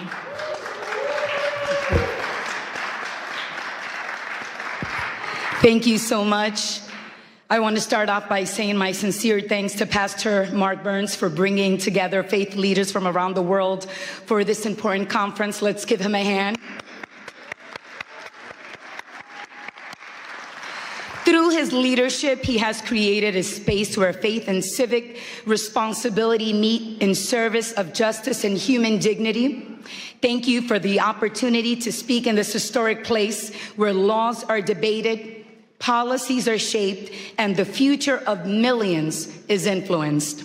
Honorable leaders, distinguished guests, and faith representatives, today I will talk about standing in the gap, how women of prayer become advocates for justice, and how prayer moves from the secret place into courageous action. I am the founder of Women with Purpose, a global movement of women who gather daily across nations and time zones through Zoom to pray. These women come from every background, culture, and life experience, yet they are united by one conviction, that prayer must move us to action and faith must compel us to pursue justice. For our God is a God of both mercy and righteousness. Prayer is so important that it moves heaven, transforms lives, and brings freedom, hope, and healing to the body, soul, spirit, and mind. Prayer is not just words. It is power. It is life flowing from heaven to earth. When we pray, what happens? What was lifeless begins to breathe again. What was broken starts to be restored. What was chained is set free. What was dark is filled with light. And what seemed impossible becomes possible. The word of God says in Psalm 34:4, I prayed to the Lord, and he answered me. He freed me from all of my fears. I also serve as chairwoman of the Faith Advisory Board for the United Nations Association of El Salvador. In this role, alongside the president of the organization, we are committed to cultivating and sustaining a prayer-rooted presence at the UN, at the United Nations. One that invites the global Christian community to engage through intercession and God's word. This work is grounded in the belief that when faith communities approach global engagement prayerfully and with integrity, they help foster peace, uphold human dignity, and strengthen cooperation among nations. Prayer doesn't just change our circumstances, it changes us as well. It makes us more compassionate, loving, and full of grace towards all people. To stand in the gap means to step into the space where others are vulnerable, unheard, or forgotten. It is the choice to intercede, to advocate, and to act when silence would be easier. One of the clearest biblical examples is Queen Esther. Esther was a woman of faith, positioned within power, yet initially hidden. When a decree threatened the extermination of her people, she faced a choice: remain silent and preserve her own safety, or risk her life to speak. However, Esther chose prayer, fasting, and courageous advocacy. She stood in the gap, approached authority with wisdom and humility, and ultimately saved her people from destruction. Esther's story reminds us that access without courage changes nothing, and prayer without action is incomplete. Her faith did not remove her fear. It gave her the strength to act. Throughout history, women of prayer have done the same. Women have prayed in kitchens and in sanctuaries, in upper rooms, in quiet corners, in homes of worship and hidden places, often unseen and unnamed. Yet their prayers have shaped history, protected God's people, and challenged injustice. Prayer has long been the place where God forms courage in the hearts of women and men. It is through prayer that God forms fearless women. God plants courage in the hearts of women, preparing them to move with faith and strength. Why women? Why am I talking about women today? Because women have often lived closest to the cost of injustice. They have carried families through war, protected children through famine, endured discrimination, violence, and exclusion, yet refuse to surrender hope or believe in Jesus Christ. In our daily prayer gatherings with Women with Purpose, I witness this transformation continually. Women enter carrying the weight of the world on their backs, but they leave with clarity, courage, and a renewed commitment to stand for what is right in their homes, communities, and nations. When women pray, they do not merely ask for comfort, they ask for change. It's about honoring the image of God in every single person. It is about defending the widow, the orphan, and the stranger. It is about ensuring that no one is overlooked or forgotten in the eyes of the Almighty God. Just as Esther stood to protect her people, so God calls us to stand for those who cannot stand for themselves. Standing in the gap is not passive spirituality. It is saying someone must speak, someone must care, someone must act, and often that someone has been a woman. Today, in a world torn by division and injustice, we need women of prayer more than ever to rise, to stand with conviction, and let God's justice flow into every place, crying out for hope. We need women who will pray and vote, pray and advocate, because justice does not belong to one religion, one party, or one ideology. Justice belongs to humanity. And prayer at its best does not divide us, it unites us. And we stand here on Capitol Hill. Let us remember to protect the sacredness of human life in all its form.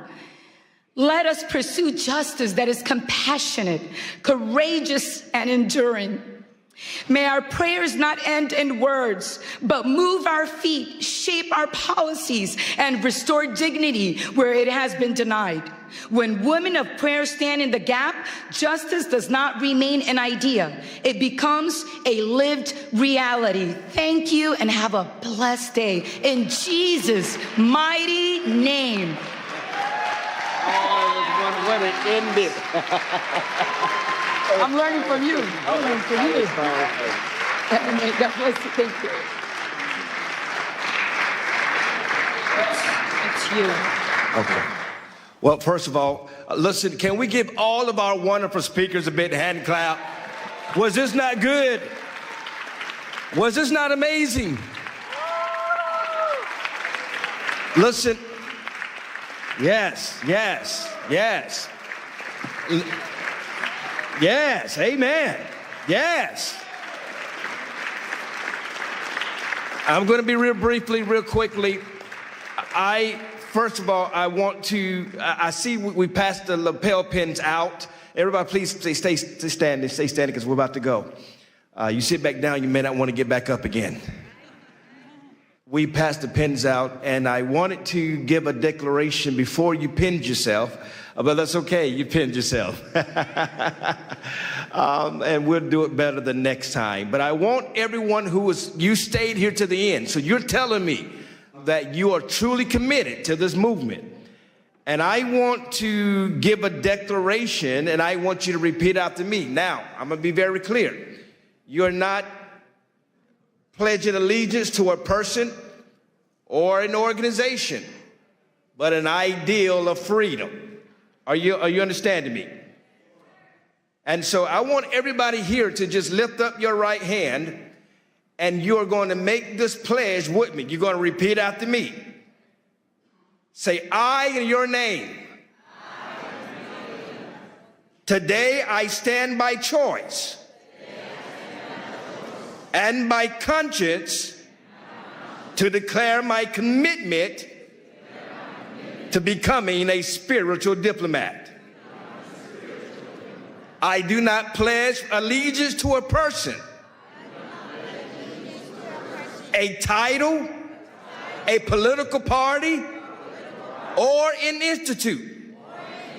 I pledge myself to a higher ideal of peace, the sacred responsibility of peace. I commit to carrying peace before all conflicts, wisdom before reaction, and truth before pride. I choose honor, the dignity of every human life, regardless of faith, culture, color, nationality, or background. I will be a bridge where others build walls. A voice of calm where anger seeks control. A servant of reconciliation where division has taken root. I accept the responsibility to listen before I speak, to seek understanding before judgment, and to act with courage guided by compassion. I commit to protecting the vulnerable, advocating for justice, standing firm against hatred in all forms. I recognize that peace is not passive. It requires discipline, humility, and strength. I will pursue peace in my own words, my actions, my actions, my actions, and my influence, in public and in private, in public and in private, in public and in private, in moments of ease and in moments of challenge. Today I declare that I am accountable to my conscience, my Creator, and future generations. I choose the path of peace. I declare and accept the calling of a spiritual diplomat. So let it be said, so let it be spoken, so let it be committed. Congratulations, spiritual diplomats. Congratulations. Congratulations. And I want to quickly, before we dismiss, I want to thank, we got a couple of people to thank. We've got to thank ALLATRA, Miss Marina. Come on, give her, the president of ALLATRA. Y'all give a big shout out to all of ALLATRA. Where's Miss Valerie at? Where's she at? She's running around here somewhere. Where's Valerie at? Valerie's so busy, she can't even tell that I'm calling her name out. Valerie, thank you. Y'all give Valerie a big hand clap, who's so hard. Miss Olga from the president of Creative Society. Y'all give a big shout out to Olga. And to every spiritual diplomat that helped make this happen, God bless you all. Many thanks to you all. And don't forget, in February the 5th, we're coming right back here during Ukrainian Week to have our Ukrainian conference. It is called Freedom Has a Name, and it's called Ukraine. You don't want to miss it. Be right here. And also, in 6 months, June of 2026, we're doing this again, but we're doing it at Mar-a-Lago in Palm Beach, Florida. And then in December, we're taking over the G20, and we're doing it again in Miami, Florida for G20. God bless you all. Thank you all.